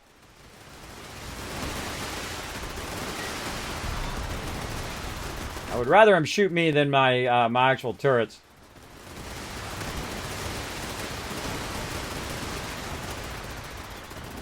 Isn't a kill box doing its job? Look at that. Go get him, bro. Go get him. Also very fun to do this with the Scorch-Beast Queen is to build a whole bunch of stuff out there. This guy's tough. Level 75, 3-star legendary. Turrets are still up. My rockets are now down. I can tell. Oh, one rocket's still up. Rocket's still helping out. And bye-bye. Yeah, see, I can tell some of my rockets are down. Scorch-Beasts are very deadly versus rocket. I knew I would be the one that got that. But thank you very much for the legendary there, bro. Appreciate that. And I also got the event done. Very nice. And I'm definitely have to go back over. There's a 3-star. Pretty good. We'll trade that in eventually. Get ourselves some of this scrap laying around here. Get it off my ground, off my floor. And then once again over here. Now again, this can really cost a lot of your resources. Now I have thousands and thousands of resources, so it's not much for me. But am I going to get enough resources in return for the thing? Oh, I see you guys, food and water in the chat. I don't really use action points that much, if you notice. I really don't use VATs. I don't use all of that. But for you guys, I'll go ahead and eat some stuff. Now look, see, by the time I was ready to eat my food, that food has already gone bad. And I could use the thing and whatnot, but I'm just going to straight up eat some bad food right there. Good enough. Now, you definitely, if you spend all this time, you definitely want to be looting your aluminum and your nuclear and all that stuff. This has 3 aluminum here, which is great for when you want to repair or make a lot of fusion generators and stuff. So a really great place for resources, but you got to make sure you're going to invest a lot of time into doing that. That's making steel there. I got plenty of that, but I thought we'd tap into it anyway. Now, all of this is repaired and ready to go. Now, if they damage any of this, I can just go to the workbench, tell it to repair it, and keep it running all day, every day, if I so choose. And they brought it over here, man. They brought the big boys. I love the junk extractors because it gives you a bunch of random stuff. Sometimes not as good as going and grabbing the specific lead, but definitely get a lot of lead and other stuff. Another aluminum there. And I just go around that circle and just collect the stuff. Like that. Now, they've actually taken over my energy plant and they've taken over my munitions plant. So I'm going to go over there and smoke them next. Let's go. Let's go zap them. Now, the cool thing is once you take it over, you can actually fast travel to those places that you've taken over. And this is why I highly recommend the Fallout First, is because you can have the server all to yourself. So while we're teleporting over here, before we get into the action, let's do another battle.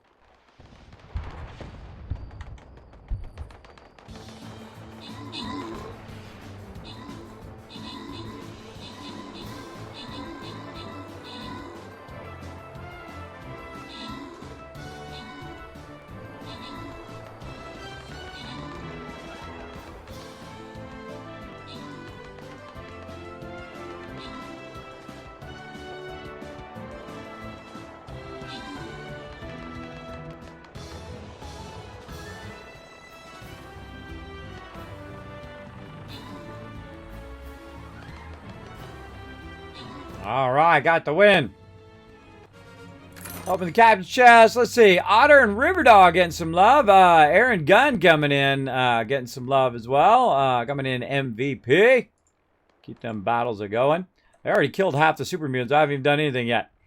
Let's say we're going to go a little left here. We're going to probably push through all of that. I would say do something like, say like this. And then support in the back like that. All right, awesome. Now, while I just teleported in here, this helicopter and some of my turrets have already wiped these guys out. There's some guys in there from last time. Because my turrets over there already shot some of them. And so we're going to go over here and we're just going to say, okay, what's the dealio? Where's the bad guys? Right, now my turrets usually point out the bad guys, or they try to shoot at the helicopter, which also points them out. But it says there's some super mutants around here somewhere. Yeah, let's repair the gun. Something shooting at my helicopter. My vertibird. Where'd you go, vertibird? I swear, for a gigantic vertibird, that thing really disappears a lot. It disappears. It's like hard to find sometimes.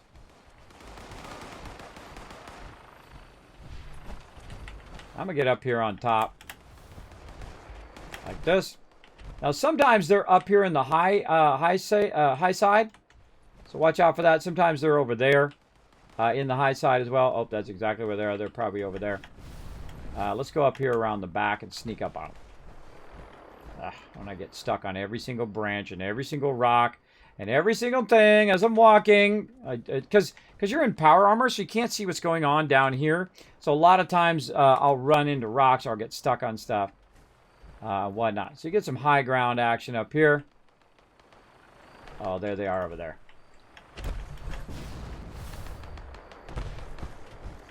Now, normally there's a turret on that side, and that turret's probably what wiped out a few of these super mutants already.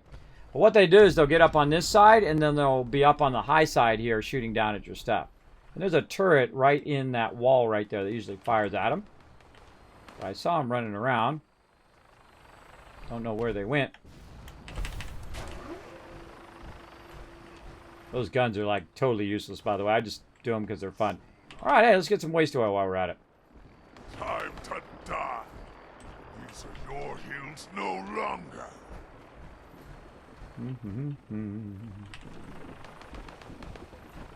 I hear him shooting. Don't know where they are. There he is. Oh, hi there. Now you're dead. You went inside, huh? Surprised the rockets didn't get you. Now follow me this way. Come on in here. Oh, look, they blew it up. You little suckers. Fine.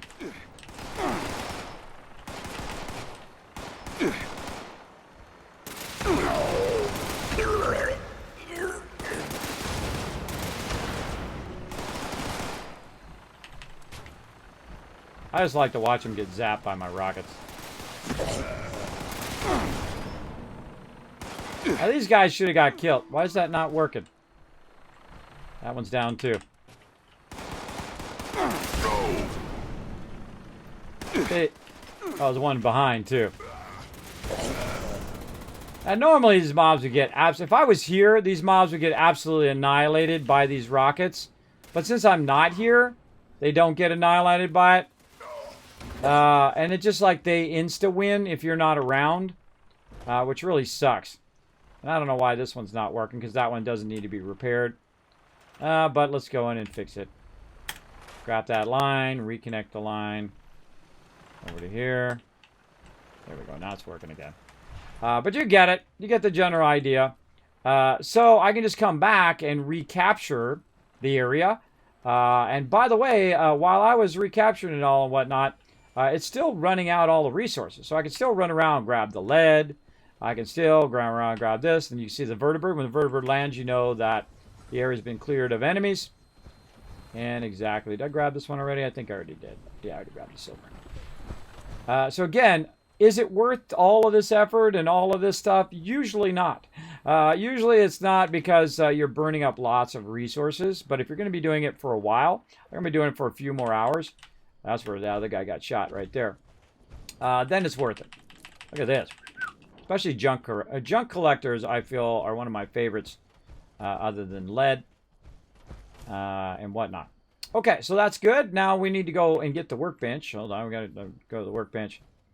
And again, when you're not here, it's going to take you more resources to defend and fix up your area than if you're there, and then it will just annihilate them, whatnot. See, look, there's more steel, more circuitry down the drain, right there.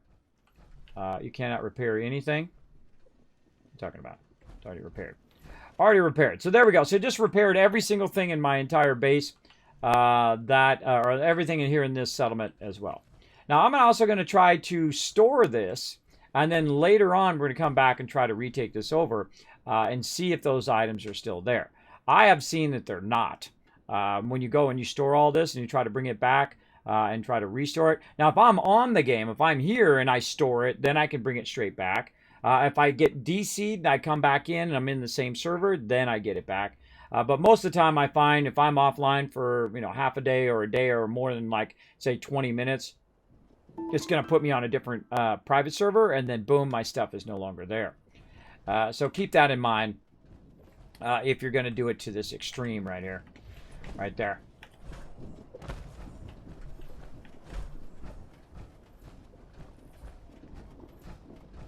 True, Baggerus, but not always. Not always, because a lot of times, if you don't have enough turrets or if you don't have enough coverage, and then you spend so much on the turrets, it's not even worth it, I find. But if you find a good spot for it, it does work pretty well. Pretty well, for sure. All right, we got that done. Let's go back and get my Poseidon energy plant.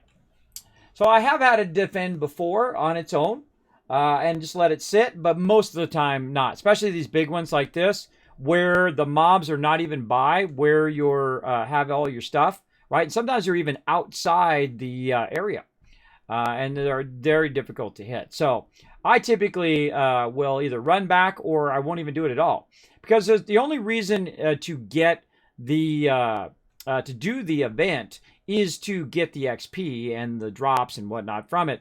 But if you don't want that, if you just want the resources, you don't need to defend it at all. Like right now, you watch. I'll run over here. There'll be fusion cores I can pick up right now.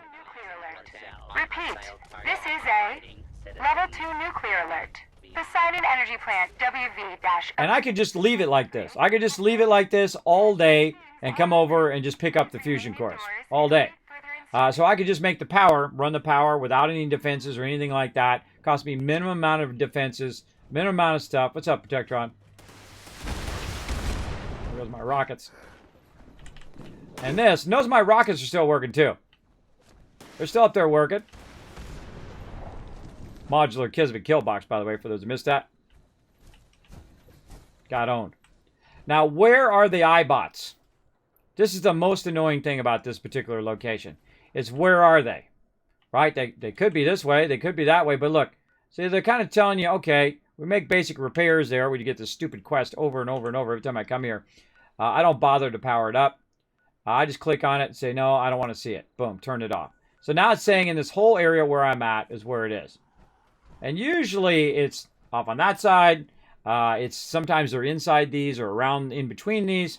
They're off on the far side. They're stuck in a doorway. They're on the far side that way. This is a huge area to defend. Now I'm going to have this one walk over here. That's not an iBot. That's a Protectron, so I already call hacks. By the way, there's more resources here I could get. Right here, there's even more resources over there and whatnot. I'm just going to let him walk over here and get owned by the kill box up there. Come on, Protectron. Bye-bye. Bye-bye. Just like that. Now, if you've seen one that way, there might be a good chance there'll be more there. That's respawn, but it actually doesn't blow back up again. Over here, you've got some uranium. I'll just pick it up. So you can be grinding a whole bunch. There they are. All right, I got all day. Kill. Kill.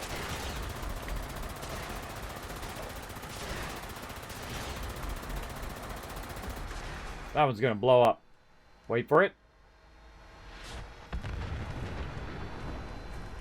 Other one's going to blow up too. I can hear it. There we go. Now, finding that loot is going to be fun because it just throws it all over. By the way, these things are useless. Don't power those up. I just like powering them up because they're cool, but they really don't do much. A little bit of lead there. Now, here's the thing. What I typically do. I'll typically, when I'm not playing the game, like or not playing it live on stream, I will also attach a little house to the back of this, right? Make a little house, or I can make a blueprint, make a little house. And I'll go up these stairs, and I'll be in a little extension of this, or I'll build it from the ground, and just put my character to sleep there. And he'll sit there for a good 25 minutes. Then I'll hit the W. He'll stand up. I'll put him back into bed for another 25 minutes. And then after that, I'll come out, grab the fusion cores, grab the lead, and do it. And most of the time, I don't even need to bother defending or taking over the thing. I don't need to keep the event going because I'm not grinding XP. If you're grinding XP, then great. More power to you. But I would really like to them to just take the PvP completely out and make it where you can take over these things and have a lot of fun doing it. So that's my modular Kismet kill box. So I hope you enjoy that. And the ones that I like to take over, I take them over more for fun than really for resources because I could grab these resources at 1,000 times this rate. 1,000 times the rate of holding these things. Because I can, if I need lead, I can just go down here, run through here, get crazy tons of lead. I can buy it from the vendor faster. I can make more caps and buy it from the vendor faster. It's more effective use of my time than to have these, right? Especially the munitions plant. Where again, I'm going to let that run. And here's the problem also with these things, is they fill up. And you're like, well, Kismet, what's wrong with that? You know, it fills up with thousands of resources. No. It fills up with like 3 or 5 or 15.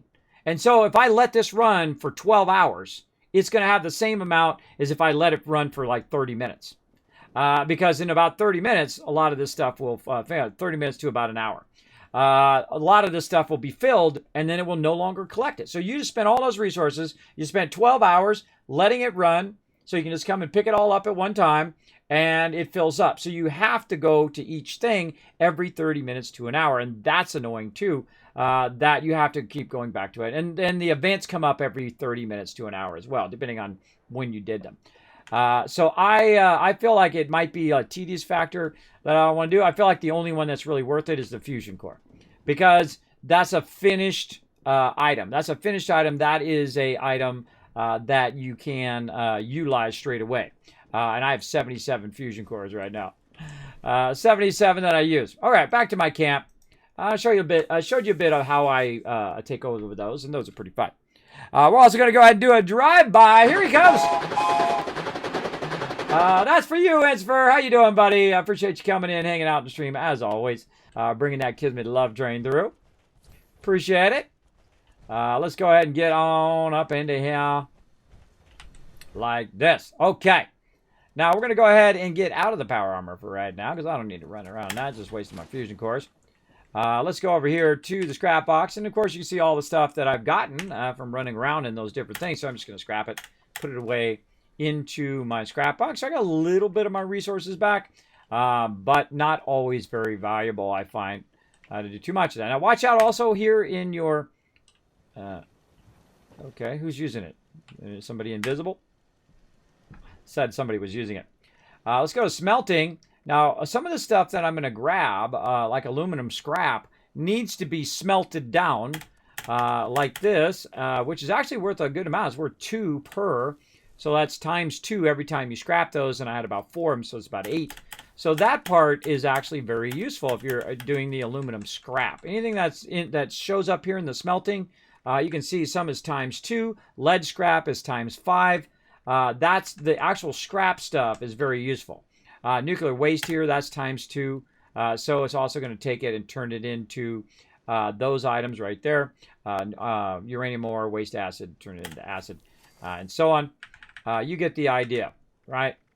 So that's actually very useful because it does more than just the one that you're collecting. So it's not like it's collecting one aluminum, it's collecting aluminum scrap, which leads you to more than just one. So you get the general idea of why it can be valuable if you do it for a full day of grinding and whatnot. But I feel like most of the time I'm like, meh, I could be doing something else. And we'll get in some questing here in a bit. Let's go ahead and make some food. Just for funsies, though it's going to go bad here in about 2 minutes anyway. 2 minutes anyway, and I can just have my melons right outside. But we'll go ahead and have a little bit of that. We'll go ahead and drop our spoiled fruit, spoiled meat. Said waking from deep sleep could be And disorienting, but take blood. I this thought I already is scrapped that. unreal. Or See, and then that again, scrapped into there. What else we got? We can get rid of super stem packs. Put that away for now. Too many rataways again. Get rid of the rataways. I only carry like a couple rataways. I don't carry like 200 rataways. I feel like that's a huge waste. More aluminum ore up here that for some reason we didn't smelt. Let's try it again. Maybe we don't have enough. We don't have enough? Yeah, we have. We needed 3 aluminum ore, and we only have 2. All right, and then we'll go ahead and store all of that. Now, one of the things that can happen when you are doing those is that under your miscellaneous here is you can get a lot of this stuff built up in your inventory. And if you're wondering, you know, you got 800 gunpowder in there, you wonder why you're overburdened all the time. It's because you got a lot of this extra stuff in here. I suggest to take all your silver ore and all of this stuff and put it away into your thing, then you're good. Now, we're going to also make a purified water run. Remember, I got about 15 of these here. So there's number 1 that we did there. And here. Now, notice how this is a little awkward. If I pull my gun out, it's a little bit easier, especially if I move a little bit forward. A little bit easier to grab that. So here we go. Purified water for days, bro. For days. More there, more there. And this is my Tycoon water farm. You will. This is something I also do in Fallout 4. This is how you make a ton of cash. And we got our collectron station here getting us tons of stuff. So I feel like this is way more effective doing it this way. Building it at your actual camp than it is to go and collect from over there. Unless you're trying to get XP. You're trying to get XP, and that's the way to get to level 900 or whatever. I've seen some people who are level 900 plus, and they just sit and grind these all day. I feel like it sucks the fun out of the game if you're just doing that all day, every day. I mean, some people love to grind. More power to you. Me, I'll do it a little bit. I'll do it a little bit, and that's fine. More purified water. Now, I don't want to carry too much purified water. It's going to be full. See, now my inventory is full. I have about 252 in there. And now I got to try to say, okay, gosh, I got to get this in here. How am I going to get it in there? Because guess what? I can't go and sell anything else to the vendor. I usually start about 10 and kind of work my way. 10, 20. Come on, thingy. Yeah, let's try 12. There we go. Close enough. I should be able to just put it in there until it fills. That works as well. I've also got a mod I can get rid of. And you're going to find I might have a few things that I might have picked up. Crossbow. Bunch of junky stuff that I don't need. Let's see. Mods. Get rid of that. And I'm down to 135 now. That's good enough. Okay, now back to work. Back to work. Let's see. Did we turn this back on? I think we did. No, we didn't. Okay, turn that back on. And then we're going to go ahead and do some of our ally quests here. Our side quests. There we go. Assist Commander Delete. And then she had us doing something, the medical records. That's what it was. And now what we're going to do is we're going to work on our character development. And look, I've been doing this for like 3.5 hours and I haven't even got to that yet. But we're going to do a bit of our character development. Where we go through and we do all these quests and we do all the side stuff and all of that. Yeah, add workshop permanents to private servers. That would be nice. Would be nice. Protectron is now Protect Off. There we go. Hey, Riddix, what's up? Thanks for being here, bro. Kids, the Invisible Man was just your bench. Could have been. Could have been. I don't know. Sometimes stuff is a little funky chicken in this game, but yeah, I just play the game. I don't make them. All right, so now we want to go ahead and do this quest. And we're going to have to find out where the heck it is. Medical records. Where would medical records be? Down here at their medical station and whatnot. So I look around and see if I can see it first on the map. And there's a whole bunch of little quests I can do. I love the fact you can turn these on and off. Because I haven't even done any of these foundations or all of that stuff. I haven't done any of that yet. But I can also do advanced if I want. Campfire Tales and all of that. But what I really want is the quest that I'm currently have active. And I really feel like they should put a circle around it or make it go whoom, whoom, whoom like that. So you can find it much easier in the map. But the other way to find it is to just go in and say, okay, I need this right here. I need privacy violation. So we go data, privacy violation. We hit C to show it on the map. And it's going to kind of center on the map. Sometimes it doesn't actually show you the quest. In this case, like so. It doesn't show you right there. But that's because the quest isn't there. The quest is over here. So it really didn't center on it. It really just kind of put it off to the side, and you have to decide where it's at. So there's some medical records out there. Now notice I don't have all the points of interest. You can see a lot of them down here I haven't even visited yet and whatnot. And there's a whole bunch of ones I haven't even discovered. And that's because I restarted my playthrough because my character level is not tied to my ego. So there we go. Hey, good morning, Raz. How you doing? Thanks for being here. Appreciate you hanging out in the stream as always. All right, let's go over here and do some quests, everybody. Have some fun. Now, if you haven't heard, everybody, you can get some Rocket League for free on the Epic Game Store. Not sponsored at all. I just happened to see it on Twitter, and I tweeted it out for you guys to check out. Speaking of Twitter, how are we doing on those retweets? Oh, we're about 3 right now. Let's go ahead and see if we can fire up a couple more. I'm going to throw that in the chat, maybe. Nope, or not. Tweet. Nope, broken. I only had a nickel for every time something didn't work in this stream. I'd be a very rich man. There we go. Let's try it now. There we go. All right, follow that second link. Go over there. Hit the retweet button, everybody. Get it going on. All right, look at this cool God rays going here. Let's make sure we're aimed in the right direction. We're going this way. Like this. Look at those. Look at the nighttime God rays. Pretty cool. Pretty cool. All right, let's turn our thing on. Let's go ahead and make sure our weapon's loaded. Let's get our secondary weapon loaded.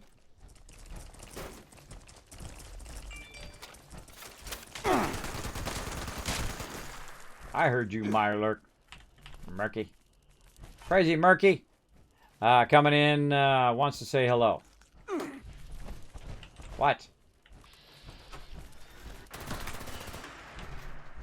Bye-bye. So that's the only time I use VATS, when I can't find it. Look at all this glowing stuff over here. A nice little spot for glowing fungus.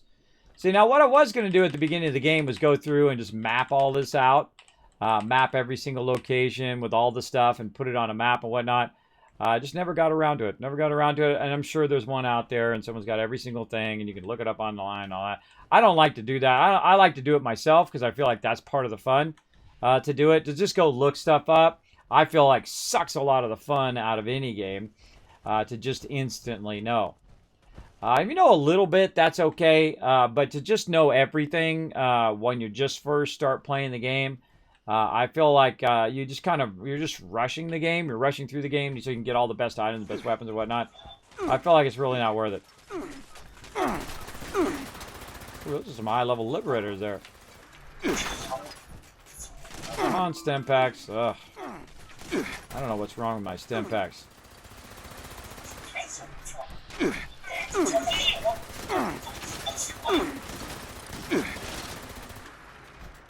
bunch of these guys. There's where you are.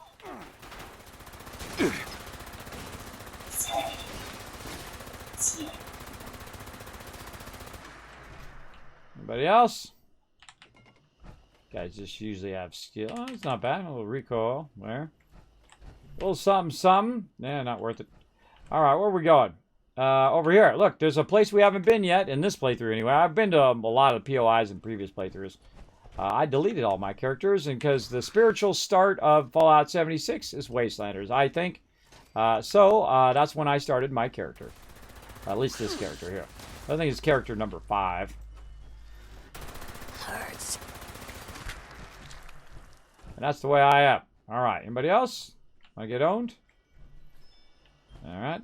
Nope. Apparently not. Look at this place. Wow. Huh. What is this place? Take a look. This is Braxton's Quality Medical Supplies. All right. We're trying to go right here. There's that record. Right away in there. Now, see, this makes me want to go and look at this skulls and stuff. Okay, well, I think we're going to have to do a little run. This is a great place for bones right here. Wow. Little bones place. Oh, let's do it, everybody. Come on. Here we go. Not today. I have gotten that before. I actually got it in the nuclear silo. All right, let's do a little super looting while we're here. Always a fun thing to do when I'm running around. Now, today I just work on my character. You see me kind of run around and do that stuff. Skeleton extraction guide. Let's read that. Method for constructing a skeleton for general use. Step 1, acquire a cadaver. Use a fillet knife. Remove as much flesh as you can without marking the underlying bones. Place the cadaver in a wood box packed with calcium oxide. Wait a week. Place the remains in a water flow of some kind, like a stream or river. Clean off any remaining flesh or ligamentation. Allow the skeleton to dry in the sun. Be wary of predator birds or wild dogs. Bleach and mount skeleton. Note if your tombstone does not read rest in peace or some variant thereof, you are automatically drafted into the skeleton wars. Okay, well, hey, now we know how skeletons are made. Look at that. I had no idea. Because that's a kind of a morbid subject. A bit of a morbid subject there, but hey, there we go. A little clipboard on the wall. That's funny. A little thing here. We can just go ahead and scrap all those items right there. Boom. Make those a little bit smaller. Little bit smaller. All right, what do we got up here? Buckets and stuff. I don't remember if I've been here before. I don't really remember it. So if I don't remember this place, I'll just sweep it again. Dang, there's a lot of loot in here, bro. There's a lot of bone. A little adhesive there. Nice stuff. All right. Again, I'm just, slow playing. Slow playing through here. Oh, a bunch of stuff I missed here. Man, this is bones for days, bro. Bones for days. Hit the bones jackpot. Thank you very much. It's Rob coming in with the 2 months of sub love. Where your heavy barrel is rotating. I'm not pressing it while the barrel is rotating. I'm pressing it when it's not rotating. It takes like 5 presses. Like when I'm just sitting here, it's just like really annoying. And basically, I should be able to use my stim pack while my gun is rotating anyway. Because I can in Fallout 4. I'm just saying. Just throwing it out there because I can do multiple things in Fallout 4. But for some reason in 76, we've gone backwards. And we're not able to do it. Just throwing it out there. It's the same engine. That's just me. Activate the circuit breaker. I don't know. I don't know what that does. Seems like a quest to me. Don't tell me what it does. Part of the fun is figuring it out later on. All right. Loose screws. Plunger. Nice super loot because I'm looking for things like keys and bobbleheads and stuff like that. Now, sadly, bobbleheads... Oh, hi there! Hey, let me introduce you to my gun. Oh, there's normally a fusion core. I find that they've got the fusion cores, like this, turned off on most people's private servers. Every time I come in here, I know if I go to the adventure mode, 99% of the time I will find one there unless someone already got it. Where on my private server, those are greatly reduced for them to spawn, because that should be there. Because that respawn should have already happened. Hi there. There's nobody on my server collecting that. There ain't nobody coming on here to grab it. There's some wood here, too. You don't need an axe or nothing like that. You just hit E and pick that up. And this is telling me, hey, go up here, Kismet. And go up here, and go up here, and go up here, and see what's up with what's up. Doesn't look like that one's only the back one of this one is open. I like to look at these and see if they're open. I love it when these things are open, because then you can go and look at all of that. So it's telling me to climb up here. Now, most likely why it's telling me to climb up here, I already have a jetpack, but it's telling me so I can jump across like this and get up on the roof, and then get up on the roof again. It's trying to lead you a lot of times, if the game is done well, and Fallout 4 does it way better than Fallout 76 does. But it's giving you little subtle hints towards stuff, to go a certain direction or do a certain thing. Very, very subtle. But also wonderfully done in Fallout 4 for sure.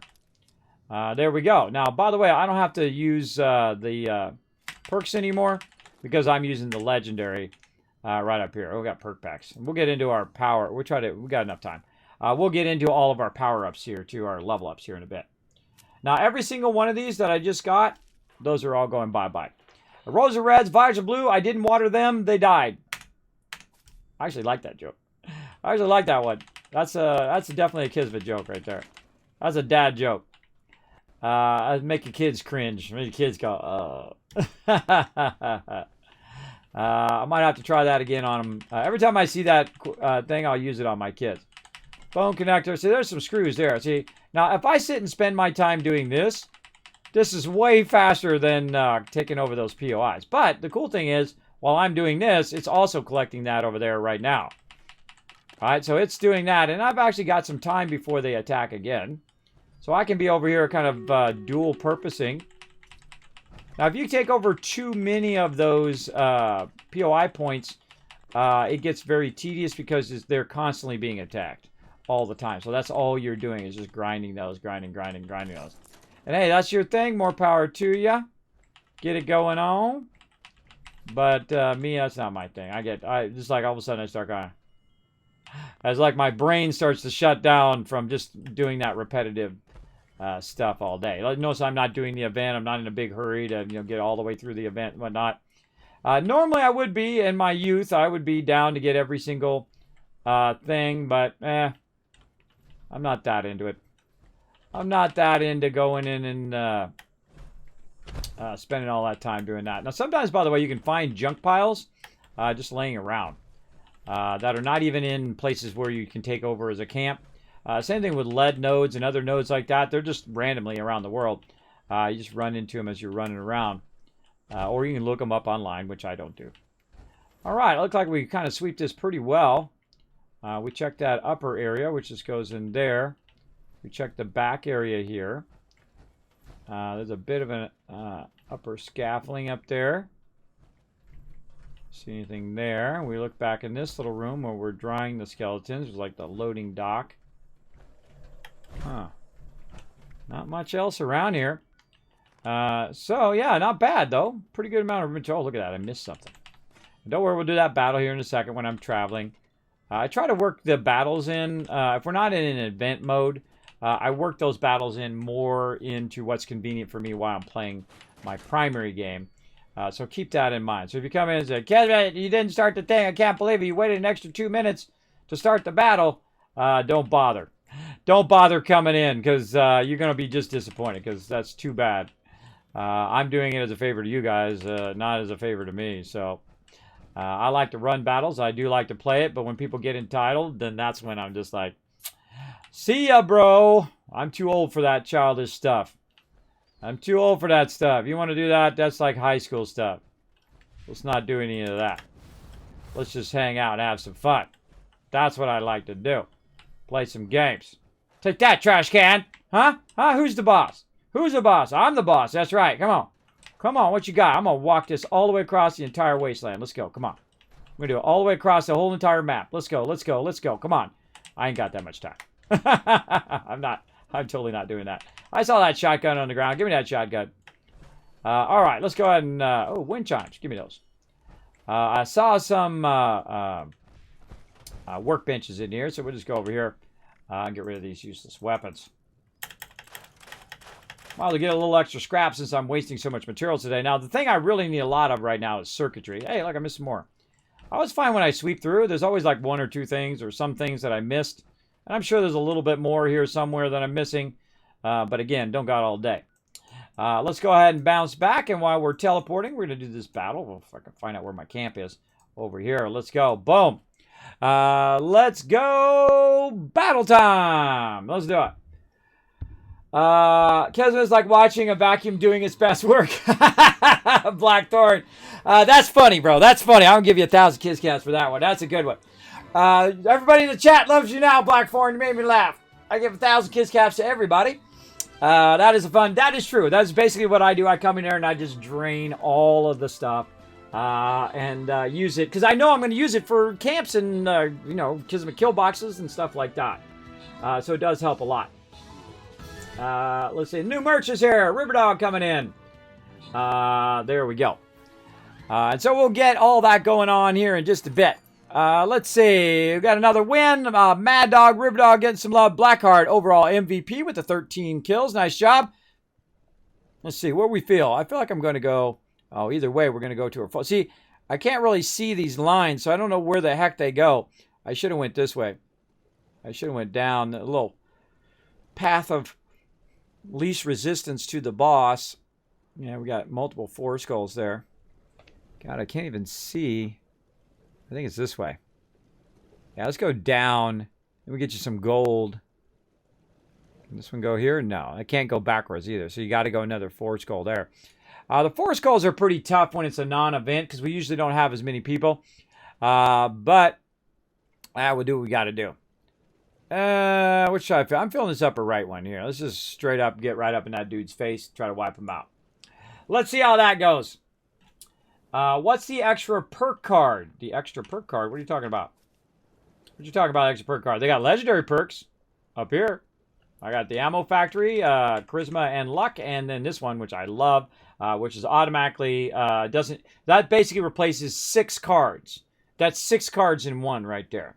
That's your 3 pick locks and your 3 hack terminals. And that means I can take those cards and basically scrap them and use them to level up my legendary cards, which is awesome. Right now, it auto unlocks anything that's a level 1 terminal or below, so level 1 or level 0. Eventually, I'll get that one to maximum. I know I will. And then I never have to open them. Watch out when you're in PvP, though. If you go into someone's camp and say you're going in there to buy some recipes or whatever, and you roll by a door, it's going to open that door and it's going to make you want it. So watch out for that. Watch out for that for sure. All right, so we're going over here and we're doing some assisting. Is it too much to ask that you keep things neat and orderly? Is it too much to ask for you to shut up?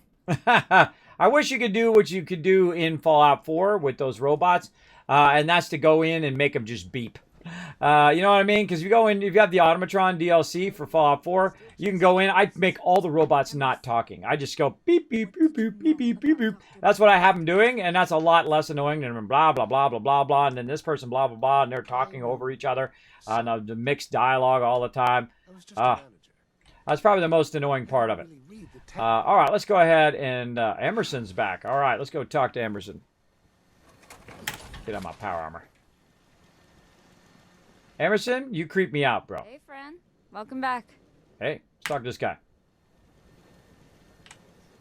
You don't want to say nothing. I do hope you're both being cautious as you do your exploring. Uh-huh. I don't trust you at all, bro. You give me a weird vibe. All right, let's talk to Commander. Back. Just in time for the 3 of us to discuss what we found. Tell me you're not still chasing ghosts. Emerson, what did you know about Dr. Bernard's deep sleeper pods? Hold on. Hold on. Come on. Come on! Make it so I can see her face and I can see the dialogue better. You're back. Just in time for the 3 of us to discuss what we found. Tell me you're not still chasing ghosts. Emerson, what did you know about Dr. Bernard's deep sleeper pods? I knew some of it. I was just a manager. I didn't really read the technical mumbo-jumbo. All right. Guess what? Story time! Let's go story mode, everybody. Didn't know I had one, did you?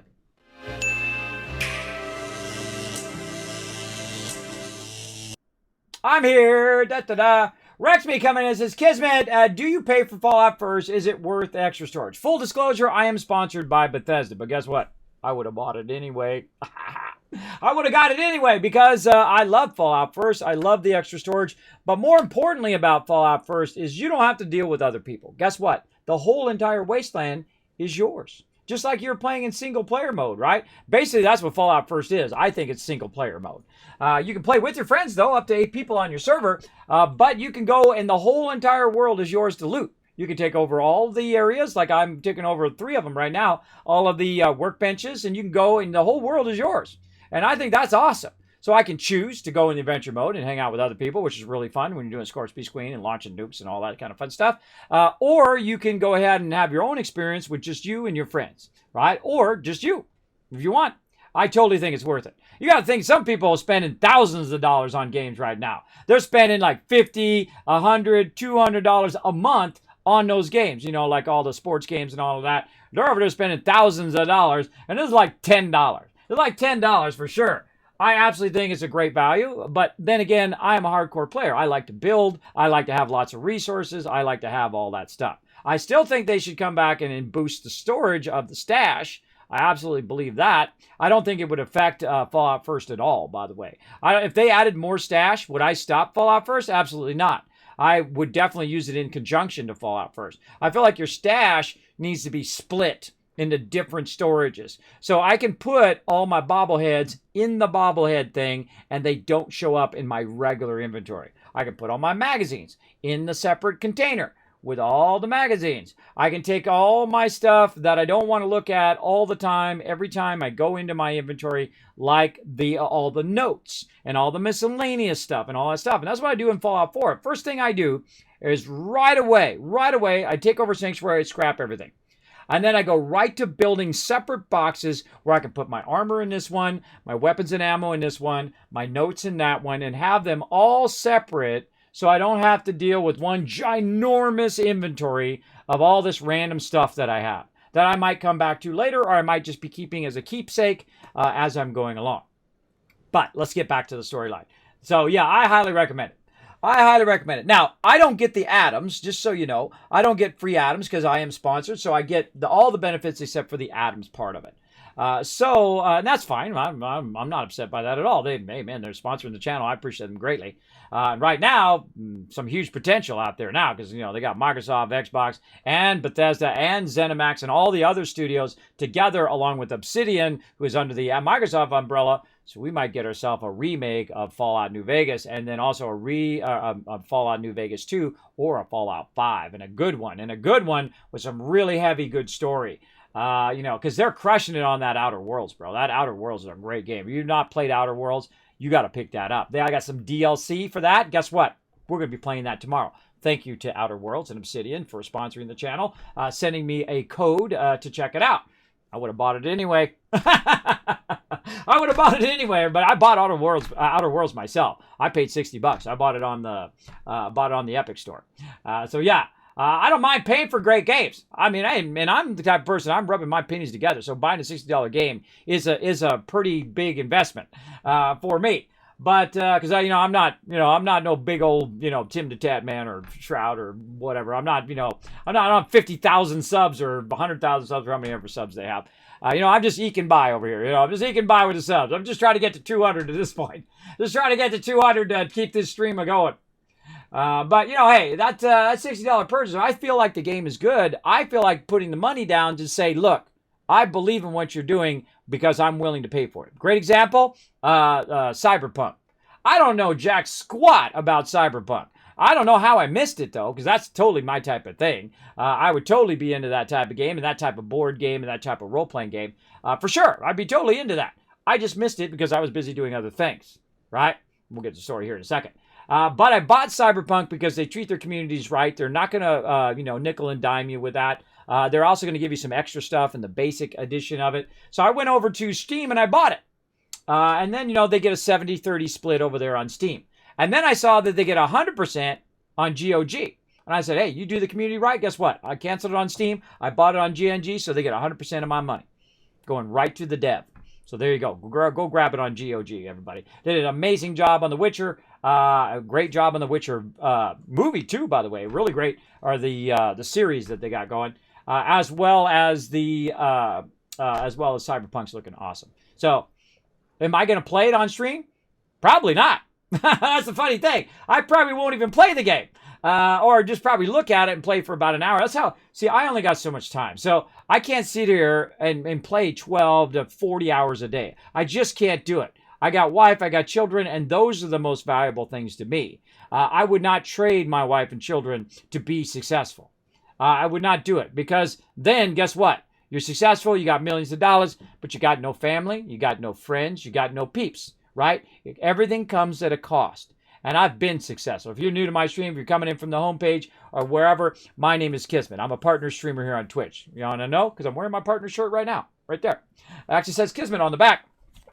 Right there. Come on. See if I can get it to come around here. There it says right on the back. This is the year actually in which I actually became partner, which is pretty cool. About 3 years ago now.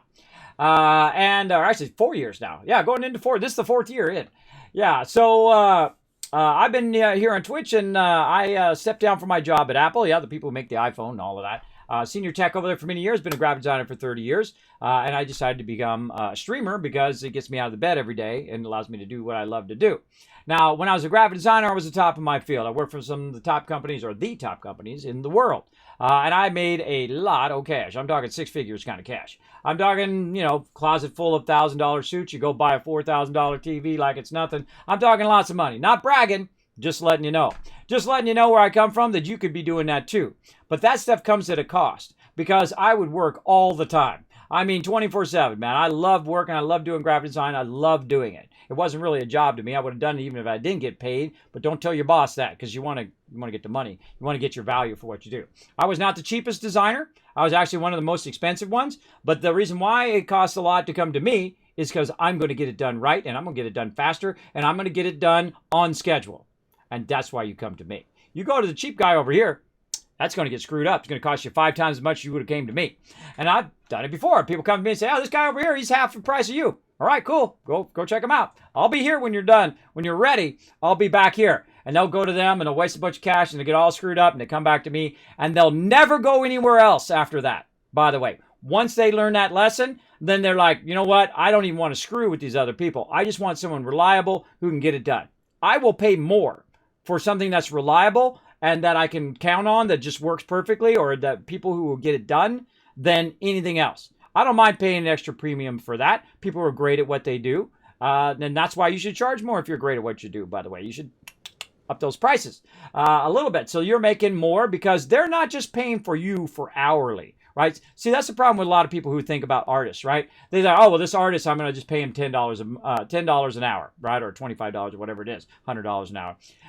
But what you're really paying for is my experience, the amount of hours that I've put into it, the thousands and thousands of hours of experience and background and training on that particular thing. That's what you're paying for when you're hiring somebody to do something for you, is their experience and how well they can do that thing. And I don't mind paying whatever it takes to get somebody great to do it. Case in point, my awesome dragon logo there. My twin dragon logo, that cost $1,000. Don't mind at all paying for it. When I first started, I invested a good amount of my cash into getting a logo and doing all of that stuff. Love that logo. Still love it to this day. Whatnot. It's always better off in the long run. You don't regret doing it good, but you always regret doing it cheap and junky. And that's another thing, too. It's like people come to me and they're like, hey, I just want to do it on the cheap. And I'm like, well, I'm not the person for you. I'll just tell them up front, because I don't do cheap, junky stuff. Right? I don't want that to be in my portfolio. I don't do cheap, junky stuff. You want to do some great stuff, you come to me. But you're going to have to pay for it. That's just the way it is, right? I don't do stuff for free. Don't do stuff for free, not even for family. Charge them at least $1, because, hey, you're a professional at what you do. All right, so there we go. So hopefully that inspires you to go do what you love to do. Now, right now, I just spent all my money on stupid doctors because I got sleep apnea and vertigo. And I spent literally my entire retirement and all my wife's retirement, tens of thousands of dollars to all these doctors so I didn't die. Still alive, lost 50 pounds too, because the doctors told me to lay down and die, and I told them to go screw themselves. I said, that's not the way the Kismet goes out, bro. I don't think so. So a little story time for you guys, and now a little story time in the game. All right, so let's see. Here's your medical records commander degree. They were experimenting on you for years prior to launch. Here's your stuff. Transfer them to my console, please. What were they doing? Emerson, tell me. You can mouse look, by the way. It was a Changes. biomedical thing with Arctos. I don't know the details anymore. It was literally decades ago. You get that, right? It wasn't decades ago to me. All right, now, here we go. Some Fallout New Vegas fun. Now they added Wastelanders. Check it out. You've got your dialogue choices. Full dialogue now, not the truncated dialogue from Fallout 4. But you got full dialogue, and then also you got perk checks. Now, right here, we've got a strength perk check of an 8+. Time to spill your guts, old man, one way or another. That's the strength. Now, I can do that when I have 14 strength. Charisma plus 8+. Emerson, you need to make things right. You owe Sophia that much at least. And then the other options, the non-perk checks. What did Arcos have to do with this? If it doesn't matter, just tell her. Now, I'm the Wasteland Tycoon, so I rock the charisma. And so I'm going to make him tell me what I want to tell him, or I'm going to go the strength thing, and I'm just going to shoot him. One way or the other. Let's go charisma first, though. Let's try to convince him to tell her what he did. You're right. Okay, Listen, Arctos Pharma and the USSA made a deal to create a serum. Serum K, maybe. It was going to help with the Deep Sleep project. That's all I know. I wish I could do more. Okay. That's enough for now. Emerson, could you please leave? Maybe try to remember something helpful for next time. All right. Let's see. Charisma 8 again says, this is all recent to her. Emerson, you have to care. Bring her something for these headaches next time. You heard her. Leave. Let's do Charisma 8. I do. I actually really do care. I didn't want her to stay up there so long.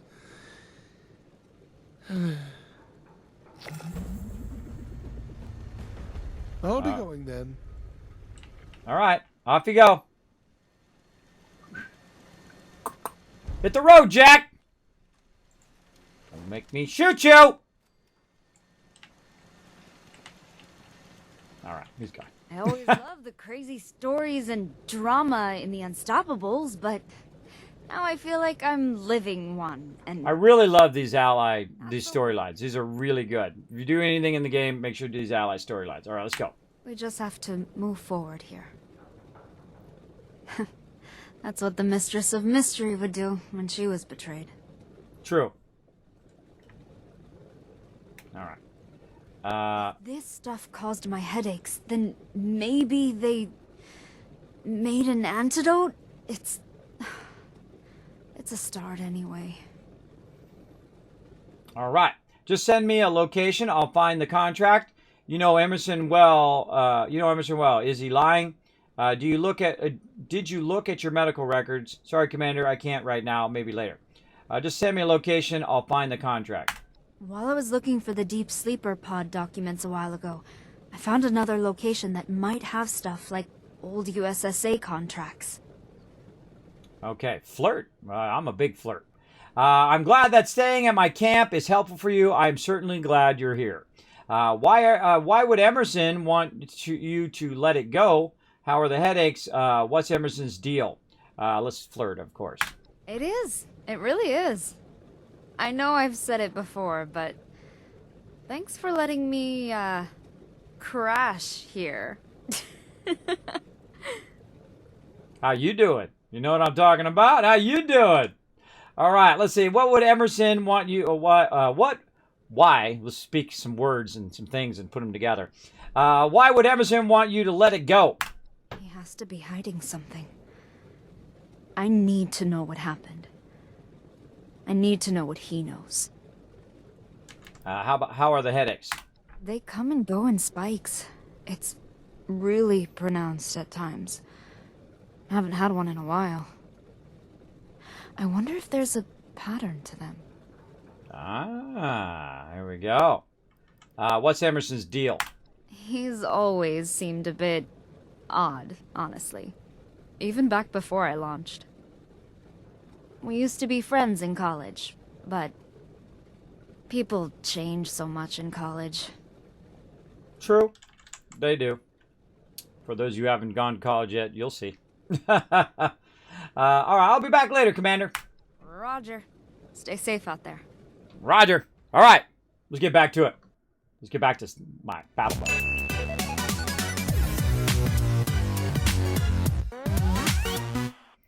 All right, the munitions plant's coming through. Do we want to do that event? I guess. It's kind of fun to watch them all get owned. Let's bounce over here to the munitions plant. Zap them as well. Kismet is the bestest. Thanks for coming in and hanging out. There we go. Yeah, I don't buy Atom packs at all. I haven't spent any money on Atoms at all. So there we go. Yeah, but I totally feel it's worth it because you're also getting the Atoms too. You get tons of cool stuff if that's your thing. Me, I typically don't like to buy anything because I don't like to pay to win or to accelerate stuff. I like to get it over time. But there's nothing wrong with that. I have no problem with cosmetics in a game. You know, they got to fund the game and fund the future content of the game, especially when it's an online service. Or this is an online RPG. This is not really an MMO, by the way. I was watching someone's video, I forget who it was, who called Fallout 76 an MMO. This is the furthest away from an MMO ever. This is not an MMO. They don't call it an MMO. They call it an online RPG, which is a more valid way of calling it. When they're talking about MMOs, Bethesda talking about MMOs, they're talking about Elder Scrolls Online, which is a great MMO, by the way. If you want to check that out, very great. The only thing I have wrong with that I don't like about Elder Scrolls Online is, one, I don't have the time. That's my fault. And the other one is, well, hi there, little rats. The other one is, I forgot. It went out of my head. Come over here where I can get blasted by the kill box. Get my kill box use. Here we go. There they go.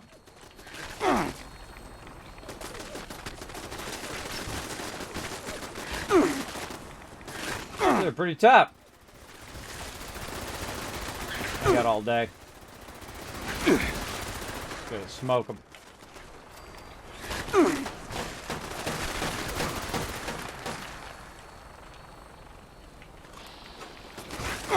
This is the only time I use VATS, just to zero in on these mobs. Here they come.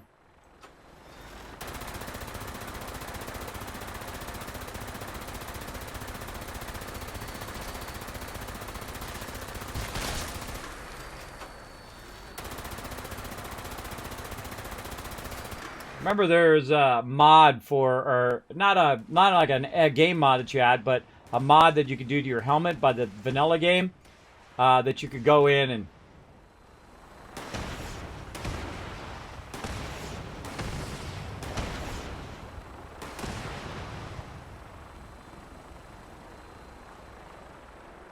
like someone's shooting off a rocket at my thing. So I got to retake Poseidon Energy Plant again. And these get really annoying when you're running around. Somebody's up here shooting at my thing.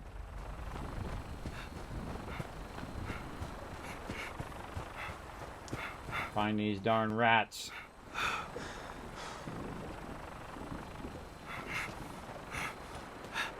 You can waste a lot of resources replacing those guns.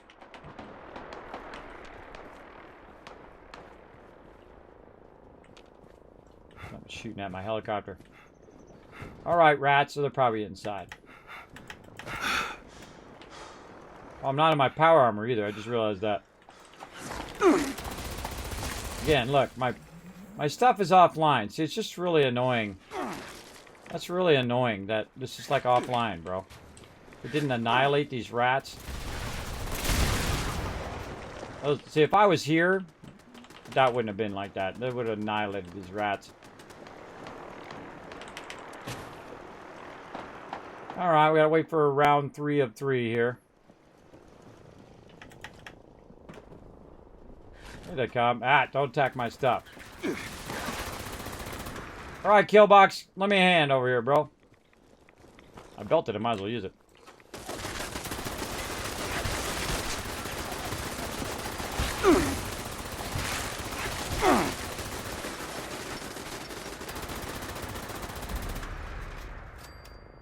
And there we go.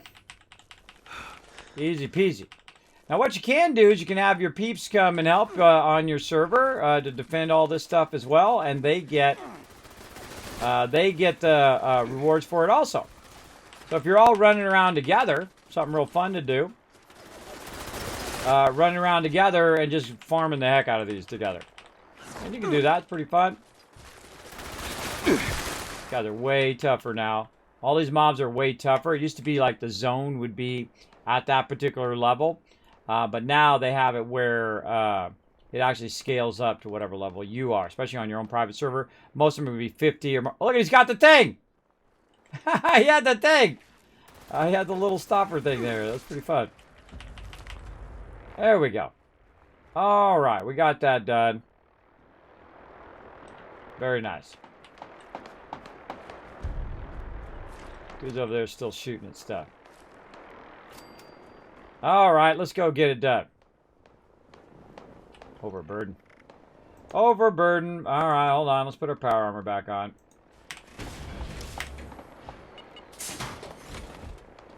Yeah, I'm also in combat. See how I entered combat entrance there?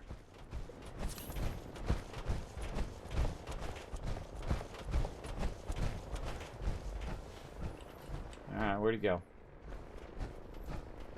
You don't need to do this, but I have a tendency to do this. Just kind of wander around. See, look. For a giant vertebrate, he's hard to find. He's over there. Usually they're up on the ridge here. And see, this is the only time I use VATS. Good time to reload.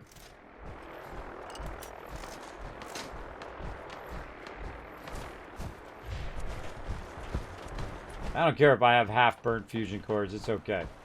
I got plenty. We're doing it on time. Oh, oh, the Mothman! Look at him right there. Hey, little Mothy! How you doing, bro?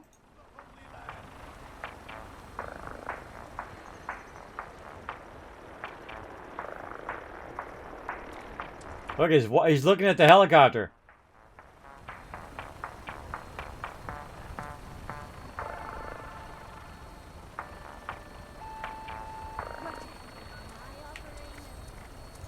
Perfect time for photo mode. Let's get him quick.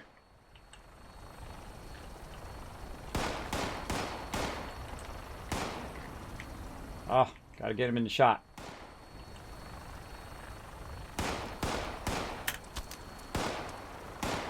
One of the things I like also is you can toggle the menu.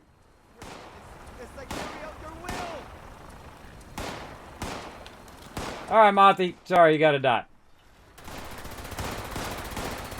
Oh, I can't even hit him. He's glitched in the wall. That's a bummer. Alright, what do you want? Hey, I'm walking here. Stop shooting at my stuff. Alright, how we doing? I know, Mothy's over here. He's stuck. What's up, Mothy? He's a physical being. Whoa! There we go.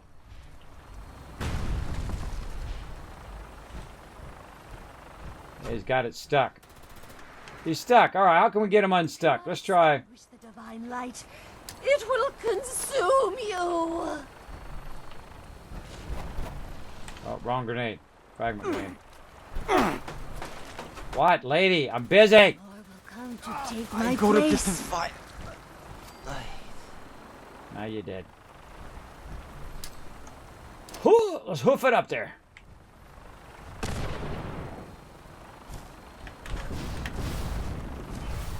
Get up a little higher.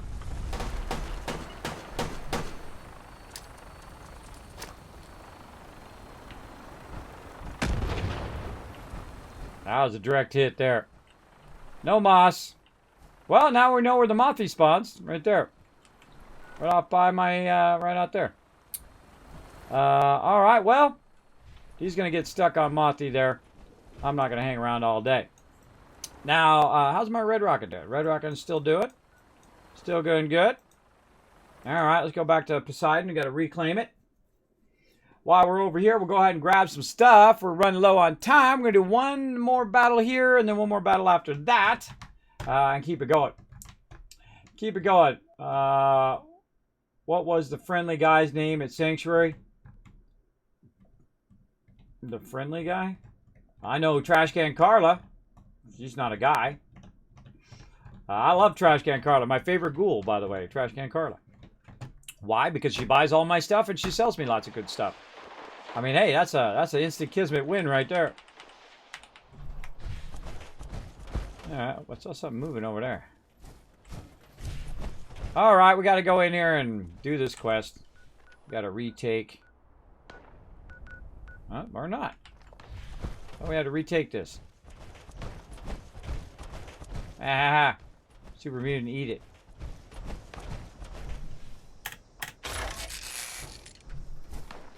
Prepared everything.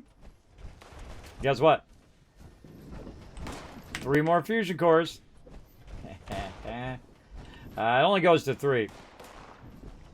14 lead. Only goes to 14.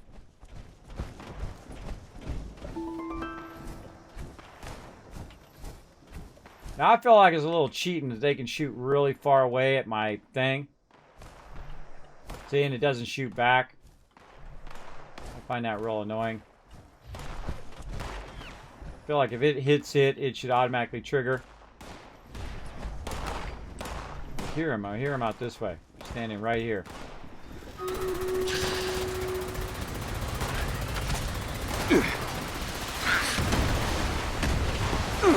There we go. Gotta love the kill box, bro. You gotta love it.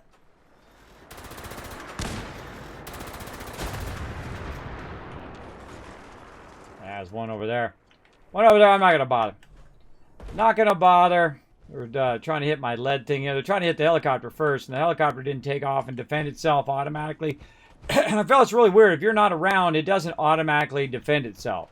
A lot of times. It does a little bit. You can see it blasted a whole bunch of super mutants and whatnot last time. But normally that would annihilate the mobs. If I'm here, it'll annihilate the mobs. If I'm not here, then it won't. Alright, now Red Rocket Truck Stop is one of the toughest ones to defend because you get a random big event, which we actually got. We got a 3-star legendary. Let's go ahead and do this battle while we teleport over. It's going to be another tough one.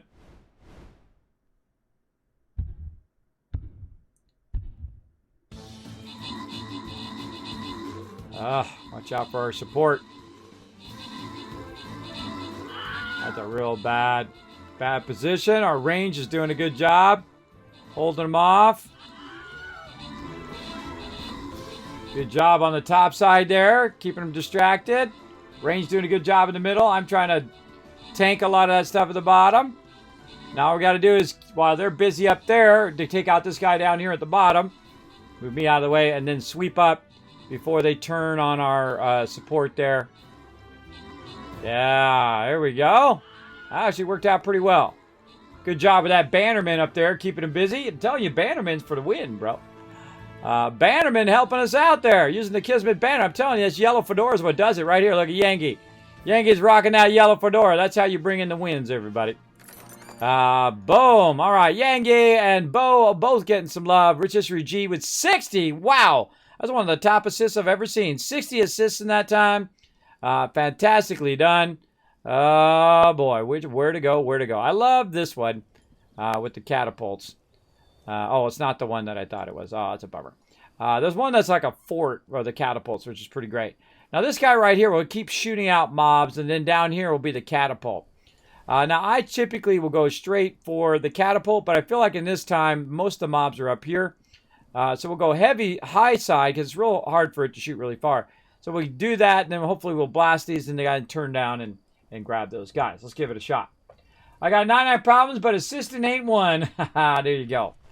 All right, I got to defeat the Liberators over here. And again, I have so many turrets that these guys should get annihilated. You know, while I'm here, I can just go ahead and grab all this. And I think also I'm going to store all this stuff, too, after this. There's 14 ore there. And over here, this is steel scrap, not to be confused with just regular steel.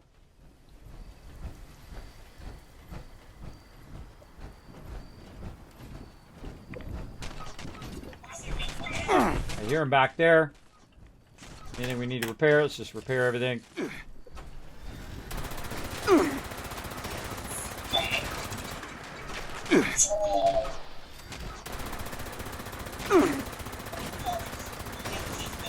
See, sometimes they spawn back here, which makes it difficult for your turrets to hit it, but oh well.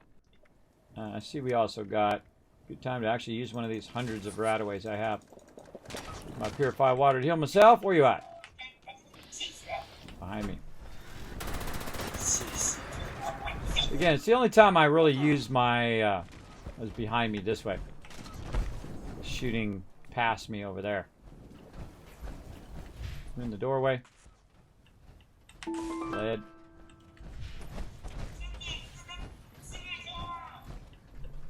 I hear him.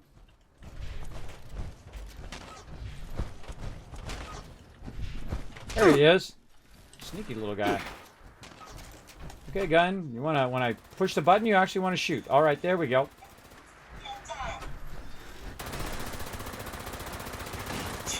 You see, my rockets should be firing off up there. See, I got my rockets, all my stuff up there. That should be totally firing off. All right, where's that other liberator? It's over here somewhere.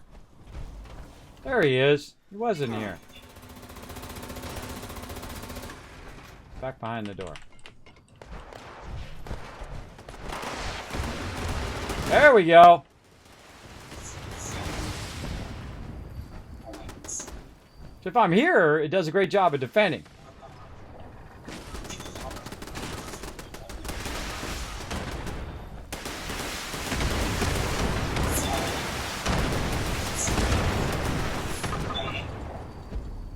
That's fun.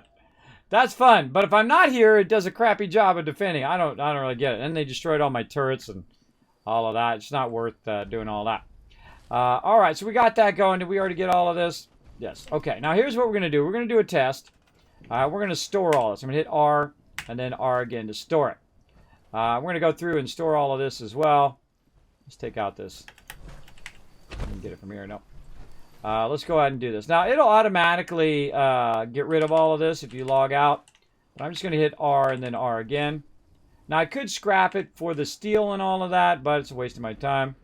Oh, some stuff blowing up over there. Oh, that one blew up. But I'm going to go back over here. Hey, Red Raven, what's up, bro? What's up? I'm a little busy right now if you're trying to give me that weapon.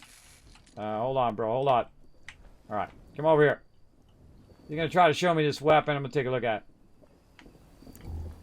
Turn my light on. Shine it in his face. All right. Let's take a look. Now, he found a pretty awesome weapon. It's an ultrasight Gatling laser with a reduced amount. Let's take a look. Let's see. Let's inspect that sucker. It's a 3-star. 25% faster firing rate. 90% reduced weight. Reduces your target's damage output by 20% for 3 seconds. I like the reduced weight. I like the fire rate, but it doesn't do damage to them, though I could go in and redo it. Right now it's doing a damage of 36. I could reset it up for ultrasight. You know what I'll do? I'll keep it. I'll take a look at it and see if I use it. I love the reduced weight on it. So we'll test it out, see how it goes. So I appreciate it, bro. Appreciate it. Thanks. Where'd you go? You went somewhere. Much love to wherever you went. There you are over there. Thanks, bro. Appreciate it. I'll try it out, see how it goes. Okay, so I went and repaired everything. Now, I didn't really need to do that, but I'm going to repair everything so I can just try to store it. And I've tried this before. I don't know if it works now. But I went ahead and stored that, and then I'm going to store all this stuff over here, too. Now, the strong thing I suggest is to go up above and start with the top stuff first. And see, if I go in and I store this, it's going to grab all of this, all of that, so on and so forth, especially all this. So I'm just hitting R twice. It's going to store all this stuff back in the workbench. There we go. Now, if I go and I try to take it out right now, like generator, you can see up over there, there's like a little quotation, and it says 1. That means I've got one of those stored. You can also see a little gray bar over there, which shows you that you actually have stuff stored in the bench for this particular area. The only thing is if when I log in again in the future, let's see, what's today? Thursday. So on Sunday, or tonight, I can even look tonight. When I log in tonight, I can tell you that all of that workbench stuff is going to be gone. And I've seen it happen before. But let's just go ahead, grab what we can from back here, and then we're going to store that. Oh, got to get back in my workbench thingy. I'm not going to go around and bother to do the connectors, but I'm just going to go ahead and store all of this. Now, another thing you can do is just build a little mini thing for each of these so that you put down a power thing right above it, the 10 ones, and just have that above. And build a little thing for that, put the 10 power in there, and just put it above that. And just make little ones around all over the place. And their own separate thing, maybe with a couple turrets on the top. Whatever you think is appropriate for that. That works pretty good as well. I like a good central power myself. That's my thing, so store that. It's just easier to store it when you're, or to run for the next thing when you're not in there. So store that. Again, see the gray bar up there? Storing it up. And then up here, again, you can totally make stuff float You don't want to do that, but you could if you wanted to. Nope, this one first, and then this one. There we go. All right, so we took all of that out, and we put it and we stored it in. Now, again, I can take it back out right now as long as I'm online, but usually when I'm offline for a while and I come back, say in a day or two, that'll be gone. Now, also, by the way, you can just go over here and grab the uranium ore and grab it off the ground. Same thing with the titanium. Oh, my headphones are dying. Go over here with the titanium, or aluminum, I mean, and grab that ore out of there as well. And that works too. And it will still extract it even if you grab the regular ore out. So it's kind of good to grab that first and then put the things down to extract. So there we go. So we'll store that. We'll test it. We'll come back. We'll try to take over Red Rocket and see if we get it back. Now I'm going to go ahead and do the same thing up here. I'm going to start clearing my places and we'll test them all out when we come back tonight at 9 p.m. Eastern Standard Time. Now I'm going to still be going for about another 30 minutes. But I'm just not going to bother to extract anything or have all my turrets and stuff over there and all of that. I'm just going to let it go and not have to worry about it. All right, same thing over here. Let's go first person. Let's grab it first. Go into here, RR to store. And grab that silver too while we're at it. Oh, it won't let me mine it. I've already got it before. See, if it ever like comes back and then acts like you can mine it and you can't mine it, that means you've already grabbed it once before. It remembers that kind of stuff. And these I'll go ahead and store. See, I already know I'm not going to have any of this stuff unless they fixed it recently. I know when I come back I'm not going to have any of this. Because I've done this before. I've gone in here and stored all this stuff before. But do what we got to do. You still up there playing with the Mothman? He's still up there playing with the Mothman. Alright, grab that aluminum. We did an okay amount. Was it worth all the resources I spent? Absolutely not. Absolutely not. But then again, I'm not doing it all day. I'm not doing it for like 5 hours. If you're doing it for a while, then it's worth it. Because you get more resources, hopefully, than you spent. Right? And that's what you really want. In the long run. Store that.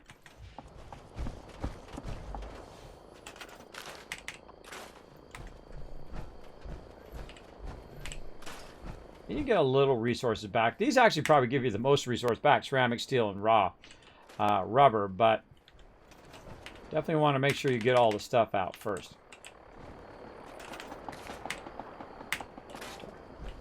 All right, and then also you can do the same thing with junk piles. You can just harvest those junk piles and get like one thing. Okay, and the other thing we want to go ahead and store inside here. See if this works. It'd be awesome if it worked.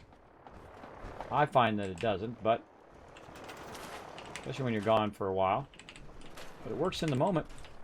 Now, all this time we've been running some 50 cal, right? And so now we're going to check. I got 159. You know how useless 159 50 cal is? It's literally like, brrr, and that's it. A few seconds, that's it. I'm not going to bother grab the 10 millimeter. But I feel like it's a great idea. It's just not valuable enough for me to burn the resources and spend the time defending it. But if it's your thing and you want to just do a little bit of that while you're running around your server or one of the adventure modes, hey, more power to you. Whatever floats your boat. Go for it. Over there. And I also spent, time on the helicopter and all of that as well. Or spent resources on the helicopter. And you can burn especially your circuitry when you're doing rockets and stuff like that. You can burn that pretty quickly. I guess I'll loot that guy.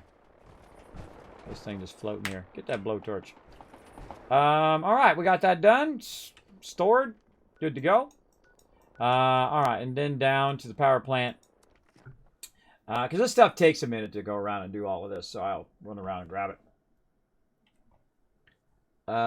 Thank you, River Dog. Yeah, I think I'm going to make it where you guys probably want to ask me before the end of the stream if I want raid targets. Because I did talk about it earlier that I'm going to peace out. I should have typed it in chat. But thank you for the raid targets. Appreciate that. We'll get into doing some raiding again at some point. At some point we'll get it going. I'm trying to do a... Oh, look, it actually... Thought I just got that as a drop. Repeat. This way. Level 2 I have the sound nuclear muted alert. right now because I knew that was going to make that noise. WV-06 has I separated mute the critical sound a components. lot. Has Or no, I don't left have it muted. That's my headphones died. I mute that one a lot because it's really annoying. You guys can hear it. I can see it up there, but my headphones have died. I'm going to mute it. There we go. Muted. Because every time I walk through here, that comes back on again. Even though I already have the quest in my inventory. And I keep turning it off. Right? I'll go up here and I'll just literally just turn this off. I feel like once you've heard it, you know, within the last, say, 30 minutes, it shouldn't come back up again. At all.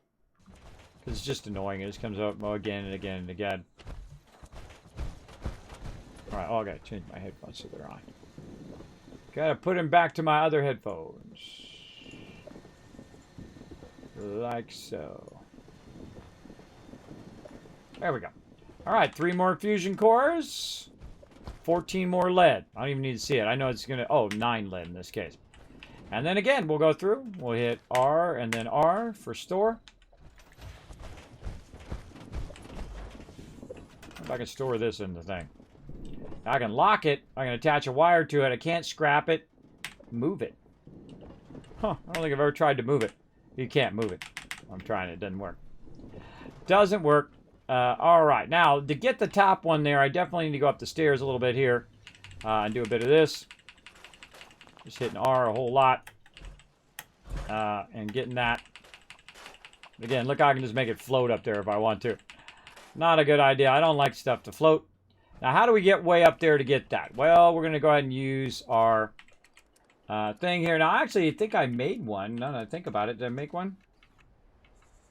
I think I took it out. You can add and delete these. Yeah, I think I took it out. But I made one that was really super tall. I went way up there and kind of circled around it. So while I'm working on it, it acts as like scaffolding. So that when I need to do this kind of stuff and take it down and retry it a different way and whatnot. Very, very useful. We're just going to go ahead and... Now, I really missed the function... that's a little off, too. Really missed the function on Fallout 4 where I can pick up entire groups of objects and move them. That's really, really useful. For sure. So we're just going to make a floor here. We can get to. Maybe even make an extra one. That's good enough. Good enough. All right. Now, I'm just going to take out the wall. And what's going to happen here is, look, I can't take out the wall. Why can't I not take out the wall? I'm going to take out the middle part first. And then take out all the turrets. And now I can take out the wall. I know, it's a little weird that you have to take out the support first and then take out the wall, as opposed to taking out the support and it takes out the walls automatically. But if you have that problem, you have stuff floating up in the air like that, great way to solve that problem. Again, hitting R and then R again to store all of this. We can see what our budget is up over there, that gray line, and whatnot. And that's it for the kill box for today.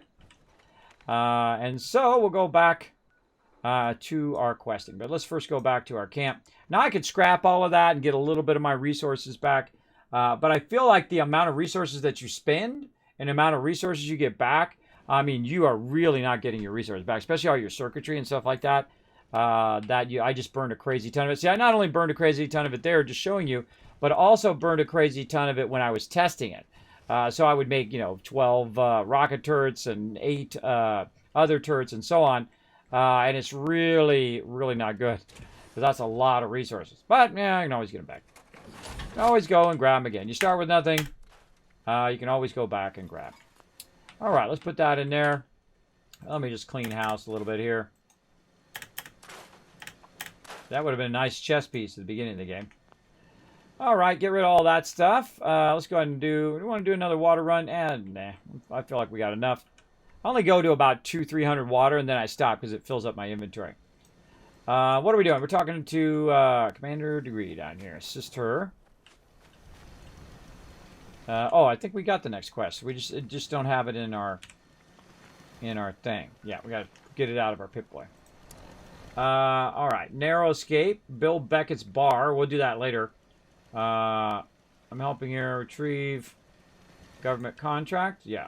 Let's do that. This is from another ally of mine, Beckett. We'll get back to him eventually. We'll get back to him. There's other ones, too, that I have that will eventually do their quests.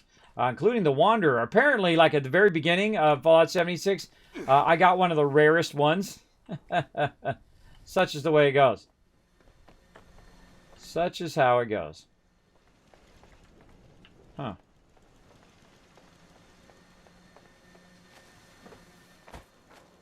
Yeah, it's tagging her because of that quest. Reminds me of camping. Toggle that. Inactive.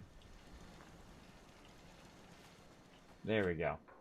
I don't like that because what happens is the thing makes it go in the wrong direction. Retrieve the government contract. All right, let's do it. Again, this is kind of my day where I'm doing other stuff and fooling around and whatnot. Running around, working on my character. Oh, we haven't done our level ups. Hold on, let's take a minute to do our level ups before we get sidetracked into there.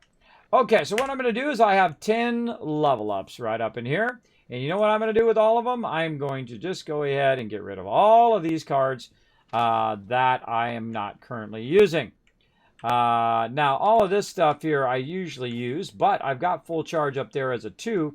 And I've got 2 level 1s down here. So that one I can scrap. And this one I can scrap. All right, awesome. Bear arms, heavy guns weigh 30% left. So am I going to use that? Probably not. Let's get rid of that. And what you do is you go through and you scrap your perk cards, and they allow you to do your legendary cards. Now, is there any in here that I'm going to use? I'm kind of feeling like I want to get rid of Fire in the Hole and Grenader because I'm not really using those. You know what? Screw it. I ain't using it. Get rid of it. Butcher's Bounty, am I going to use that anymore? Nah. Get rid of that, too. Fireproof, no. Homebody. No. No. You know what? Screw all of these things. I'm not using any of these. Slow metabolizer.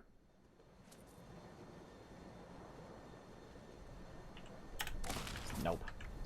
Screw it. Getting rid of them.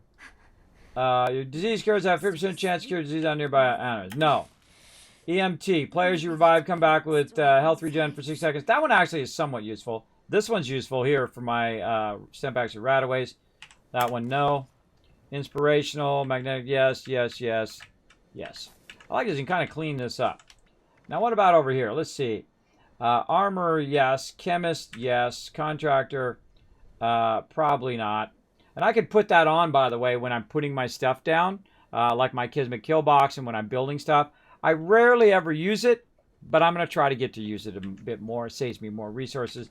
We'll get into that's why I'm saving it there, by the way, as well.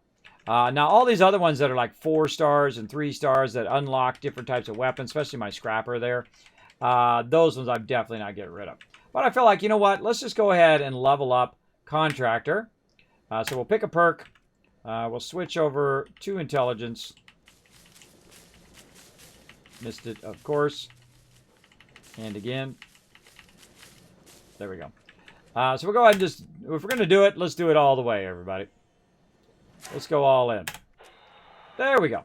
So now that's why I kept that card. And you can see I've actually gotten rid of a lot of my cards if you've seen my deck of cards before. So there we go. So in the future, we'll use that instead. Then we won't have to go and grind out more materials when we're crafting workshop items and so on. So we'll come back to that. What else we got here? Action Boy. We got an extra Ammo Smith. Don't need that. I've already got a level 2. Enforcer. I've already got an Enforcer level 1 and level 2. Would I use Enforcer 3? Probably. I typically like to have, I think what it was is Enforcer and then something else on. But you know what? Let's just go ahead and rank that up to rank 3. Marathoner, sprinting, 40% fewer action points. It's just... Normally I would keep that because I'm running around in my power thing, but screw it. Pistols now do 10% damage. No, it's junk. Scrap it. Okay, NPC. Annoying NPC talking in the background. Alright, there we go. So we'll save those. Now over here, what do we got? Better criticals, can do. Am I going to be looking for extra canned goods and containers anymore? Probably not. I would rather have it into my legendary.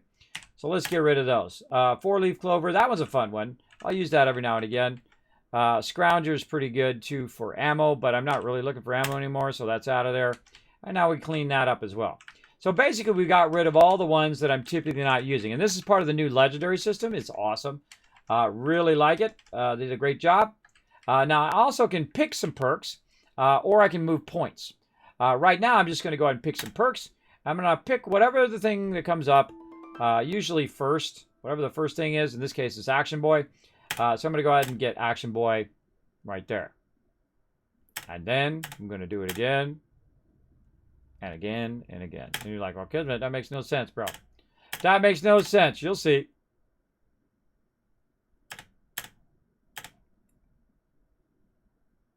Like so. And I have to turn my sound back on. Just keep getting them.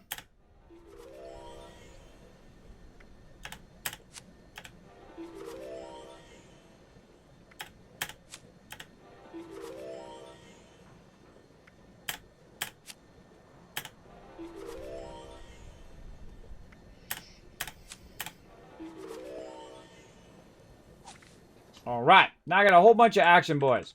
Now the first thing I want to do is take my level 3 Action Boy, put that away.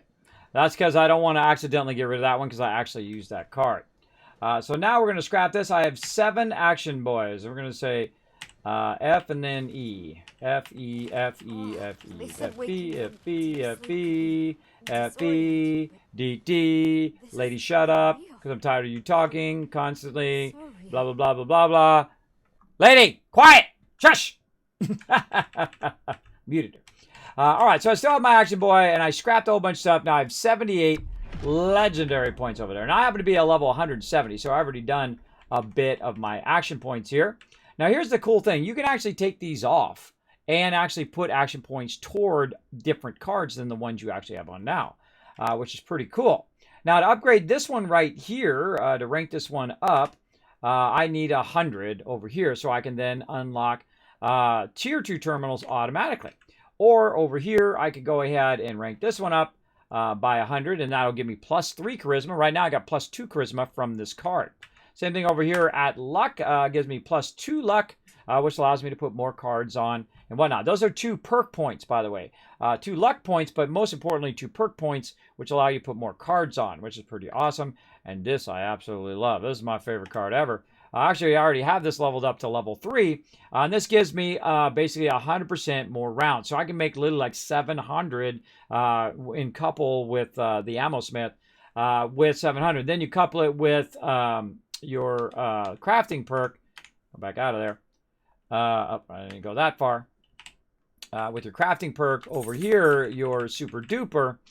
And then you're just absolutely styling because your super duper has a chance of 30% chance of doubling results. So that'd be 1,400 ultrasight ammo in a single shot if you get lucky. But I can make a lot of ammo, as you can see. A lot of ammo. But of course, when I make an ultrasight ammo, I got to have the higher end resources. But I can make a ton of lead ammo too. So there we go. So my luck right now is luck 8. So you can see I can put a whole bunch of stuff in there. One gun army and all of that. So I can also put another level 2 card in there. I don't have one right now. I want to go ahead and rank this one up for better criticals maybe. We'll go ahead and do a double criticals. And we can put criticals in there. I was going to do a level 2 card in there. Just so to have it in there while I'm doing my other stuff as well. All right. And that's looking pretty rock solid overall. And so we're just going to keep leveling up, trading in more perk cards. Do it. Now, you got to be like level 600, apparently. Someone figured out. Puppy. You got to be like level 600 before you level up every single one of those legendary perks, and I'm on it. I'm on it. Hey there, what's up, Elduran? Relearning the game, started playing again with a new character. Well, that's what you do, Elduran. That's what you do. You start with a new character because you're going to see a bunch of new stuff as you're running around, new NPCs, new stuff for Wastelanders, stuff with different dialogue choices, and of course the full dialogue with different perk checks, like charisma and intelligence, all that. Very, very fun. Coltrane's, how's it going? It's going awesome, bro. Thanks for coming in. Thanks everybody for coming in on the homepage. Appreciate that as well. So I basically was just getting rid of all of my level ups and putting in my cards so I can then delete those cards and use those cards toward my legendary points eventually. And I'm also kind of working on a bit of my questing today. We also worked a bit on how I do my modular Kismet kill box and how I power up like the fusion cores and how I go and I take over the different points and whatnot. Like I went around and I took over the Poseidon energy plant. I put a bunch of stuff there. We took over the munitions plant up here and and also the Red Rocket truck stuff. Now, we went in and we took everything back up again, and we stored it all, not scrapped it, but we stored it all in there. And we're going to see the next time we come in on Sunday if that stuff is still there. And I can tell you it's not going to be there. It's not going to be there, but, you know, we can dream, right? We can dream. Okay, now we're also doing some side quests. Now, on Thursday, this is the day in which I do a kind of like character development, because my particular character here is actually fairly new. I created it when Wastelanders came out, and I deleted all my other past characters. And the reason why I did that is it's very motivating to play your new character when you only have one. Otherwise, you kind of go, well, I'm going to go back to my level 937. I didn't get to 937. This is actually my highest level character. Normally, I get to about 100 and something. And then I just like, okay, time for another restart. Let's try the melee mode. Let's try the new update to the thing. See, I can never find these quests that I'm actually have on my quest log. I look around, can't see diddly squat. Where was it? Right over here. Here we go. Capitol building. That's where we're going. Let's go. Boom. What was that second one? Hold on. There was something about make this active. Make only this active. Ooh, I like that. I like that. I don't think I've ever used that. Let's go. Boom. Over here. So we're going to pop over here. We're doing some quests for our ally, our space girl over here, as I like to call her. What's up, pretty puppy? You guys want to see the puppy? Come here, little puppy. They want to see the puppy. Okay. I got somebody hanging out with me right here. This is the Sparkle Dog. Sup, noobs? See, I was sleeping. I was sleeping at your feet. You're a good puppy. Did you know that? Look at this pretty puppy. This is Sparkle Dog, the legendary gamer dog. If you got sniped in PUBG or something like that, it was most likely Sparkle because she pwns noobs, right? Sup? She's super elite. Good puppy. Good puppy. So she loves to sit at my feet here in my office. She wanders around the house during the day. Oh, you're a good girl. She wanders around the house during the day and usually ends up under my feet. I got to watch out when I'm moving my chair around. I don't want to run her over. Poor puppy. Poor puppies. I know, just hasn't been loved in the last 10 seconds. It's a tragedy. We call her the Princess Sparkle. She's even got her own emote. Check it out right there in the chat. She's super elite as well. All right, we're going to run in here. We're going to blast some stuff. Okay, now, I turned my sound off. Well, it turns back on again. So I don't like the mixed dialogue and the robots just endlessly talking. It wears on me like nails on a chalkboard. I don't like overlapping dialogue like that. It drives me crazy. Now, I don't mind it when I need to blast stuff. And I need to do some pew-pew. I'm all down for that. All right, where's that? It's in here somewhere? Why are you telling me to go out there? I feel like it's in here somewhere.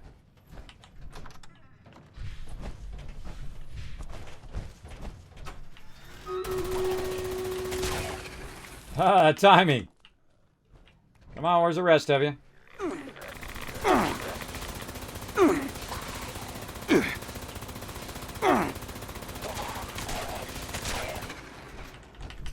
I need an anti-ghoul weapon, too. Anti-ghouly weapon. Alright, we're going to do a battle. Let's do that before we get too much into this. A little side game we played called Stream Raiders. These are all the peeps in the chat. All their units. We're going to battle it out. Let's go. Now, first thing we're going to do is run toward this guy here in the center. Got some peeps down below there, too. Blackheart's going to go over here for the catapult. But I always run for this guy right here, which is a goblin tosser. He tosses a lot of mobs.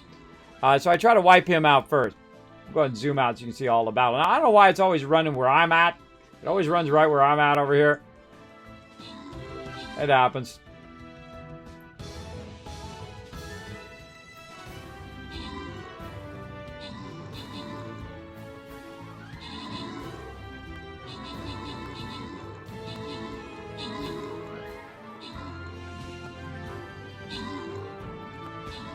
$50 to $30, looking good. Looking pretty rock solid. Oh yeah, a couple more left to go. Blackheart doing a great job down here, by the way. There he is. Doing a great job there, Blackheart. Nice job. All right, open the captain's chest. Grant some rewards. 50 gold going to Bo and the Red Raven. Congrats. Rotisserie G coming in with a 12 assist, kicking some booty. Right there. Very nice. Oh, I want to press that button, but I'm going to be leaving in about 10 minutes, so we're going to come back to it later tonight, 9 p.m. Eastern Standard Time. I'm not going to be going into battle mode. I am going to peace out, though. I am getting a little run down because I've been pushing a little bit too much.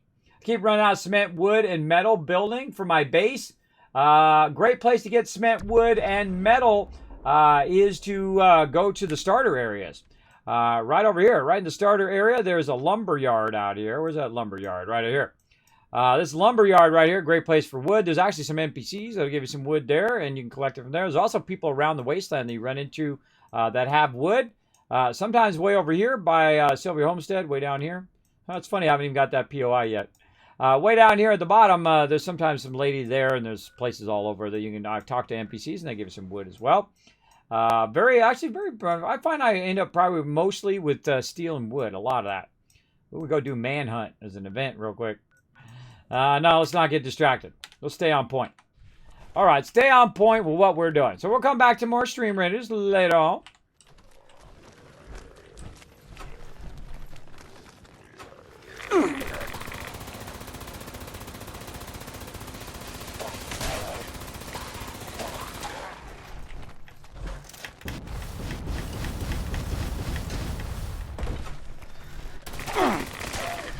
Next level right there, bro. Use my jetpack to make it where they didn't wail on me the whole time. Where are you? There you are. Miss me. Anybody else? Nope. Alright. Oh, there's one right here. Saw his little red dot.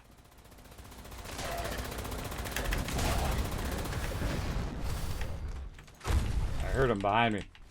Got good sound in this game. Gotta give it to him. Where you going? Oh, 3-star legendary. Ooh, okay. I might loot that guy.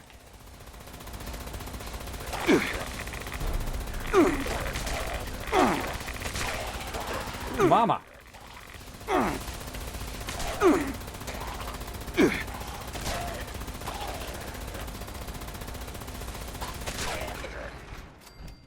Notice I didn't bother to heal. Them or me? It was me. Alright, I'm not bothered to loot all these guys. Alright, which way are we going? This way.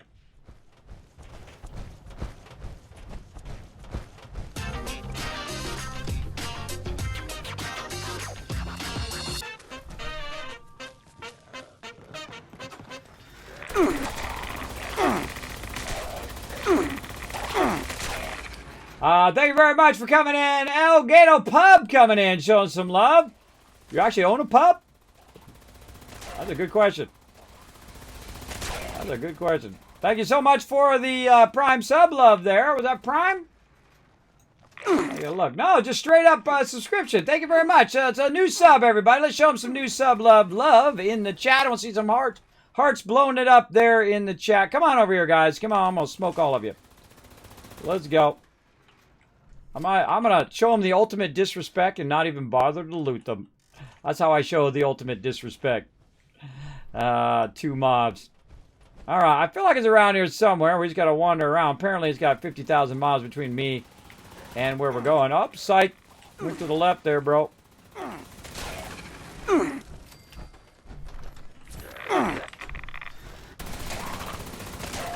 Now notice these mobs are fairly high level, 75. I'm 170, so I'm doing pretty good. Come on, where's the rest of him? I always feel like there's a little more. Government contract, easy. Arcos project, Project Z. Oh, look at that. Status accepted. Proposal: develop serum derivation from Formula K, modified for 0G efficiency in human subjects. Award monthly upon successful trials. Dr. Emerson Hale. See, he knows what it is. Board of CEOs, Arcos Pharma, Robco, redacted. The other people who are part of it. Let's see. Well, I wonder what it's all about. Let's get them cigarettes, too.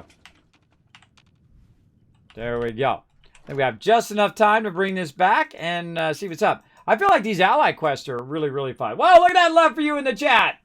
El Bottle Pug, thank you awesome for the follow, and then thanks for the sub right after that. I appreciate it, big time. Thanks for coming in, hanging out in the Kismet channel. We're going to get it going here a little bit more. We're going to talk to our friend here, and then we're going to head on out for the day. But guess what? I'll be back tonight, 9 p.m. Eastern Standard Time, with more battles, more Fallout 76, except for I'll be doing more of the event stuff, like doing the daily quests and the daily ops and all that stuff with my crew. Because I kind of work on my character during the day, though I haven't done too much character development today, but I got my levels in today. Got my levels in today, got a bunch of fusion cores and whatnot. I should be fine. Now, whenever I'm talking to NPCs, I have a tendency to get out of my power armor. Because this way I can see, you know, my face and her face and all of that. I feel like a lot of time, though, it's like weirdly the camera... Look, she's in the thing. It's always good to see you around, friend. All right, get out of there, girl. She always ends up in the thing. Doesn't matter where I put it, either. I'll actually move it back a little bit. Come on, girl. Get away from there. Come on out of there. Stop looking out the window. Come on. Over here. Come over here.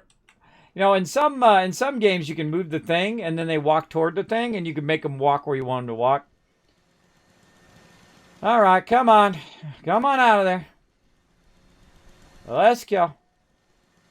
Only got 2 minutes left of the stream now. Come on, I want to get some storyline in. Come on out of there. Nothing smells normal anymore. Well, hey, stop sniffing and start hitting the road, lady. Get out of there. Oh, whatever. All right, I'll move it back just a little bit. Put it right there. All right, let's chat. Figures. He wasn't just a manager. He made the offer himself. Damn him. Maybe I can find out more about this serum, though. It lines up better if she's not by this console, I find, when I'm talking to her. In the meantime, let's just eliminate that rogue USSA robot that's lurking around monitoring us. It gives me the creeps. True. Oh, guess what? Story time.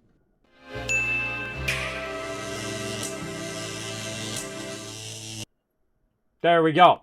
All right, so here's our choices. Now, hey, make sure not to, no spoiler of the thing, because I haven't played through this yet.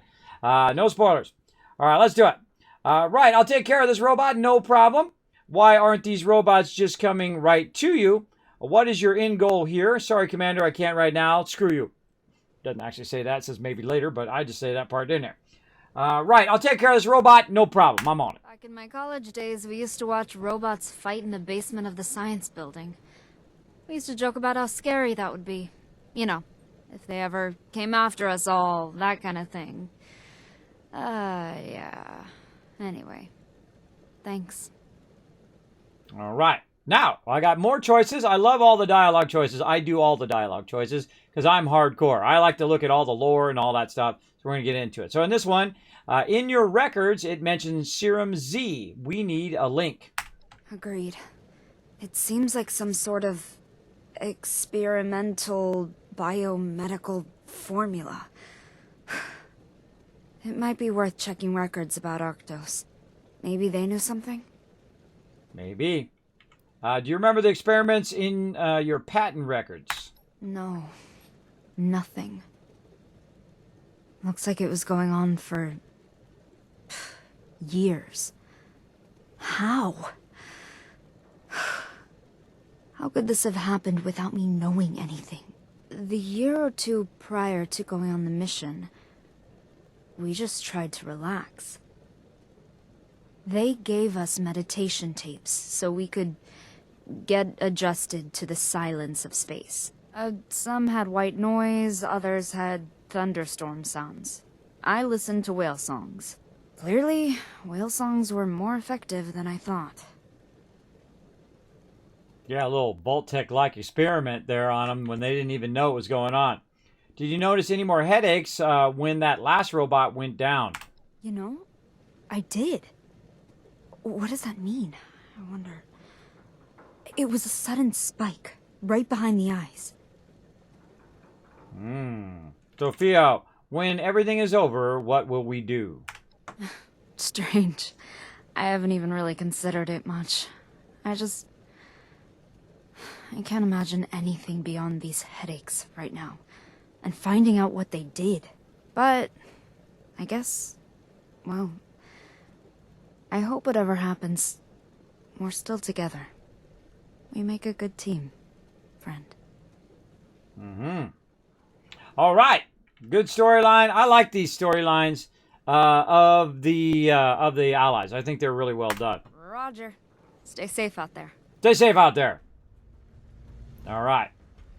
To think I had no idea what was going on the entire time. I can't even tell you how stupid that makes me feel. welcome to real life, bro. That's every day. All right, Ally Boot Camp. Okay, now we're not going to be doing any storyline later tonight. We just do that on Thursdays during the day. But we're going to get into this here. Where's my disease cures? Did I use them up? No, they're in there. This is like stored. This is like sorted weird. There we go. All right, disease cure, bam. Let's take care of that. While we're at it, let's go ahead and park them right there. And if you haven't seen it yet, guess what? I'm the only one on Twitch who actually has his own overseer's office. Let's go.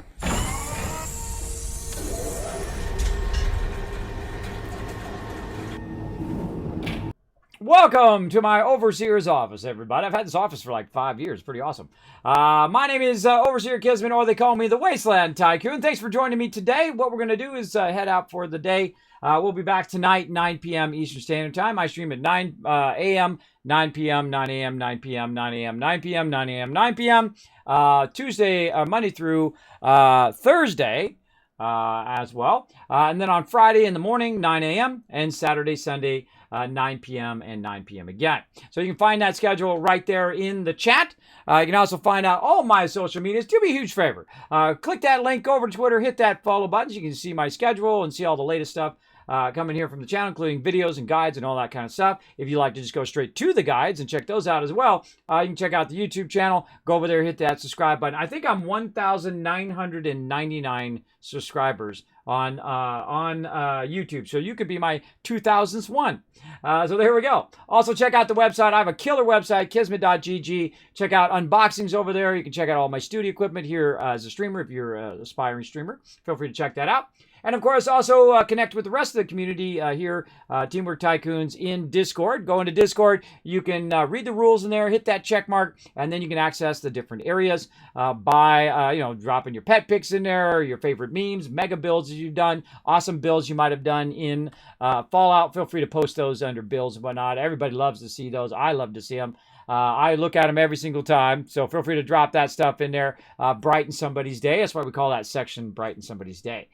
So yeah, thanks for being here, everybody. And I'm going to give you guys lots of extra love. Now, do you know that I'm sponsored by Bethesda themselves and a whole bunch of other epic people like Elgato and Blue Yeti and so on? And they send me a whole bunch of cool stuff. You know what I do with that stuff? I give it to you.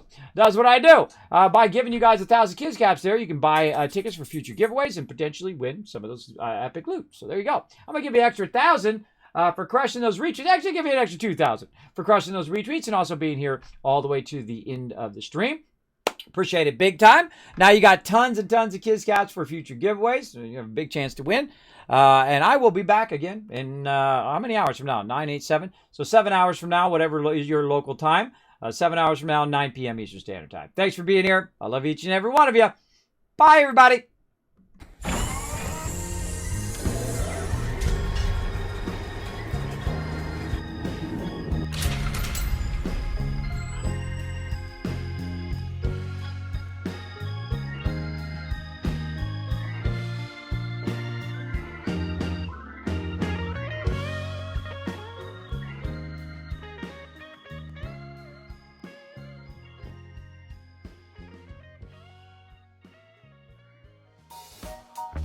Hey everybody, Kismet here. Thank you so much for watching this video. Make sure to hit that subscribe button right in the center of the screen. Also check me out live on twitch.tv/Kismet. I'll see you all next time.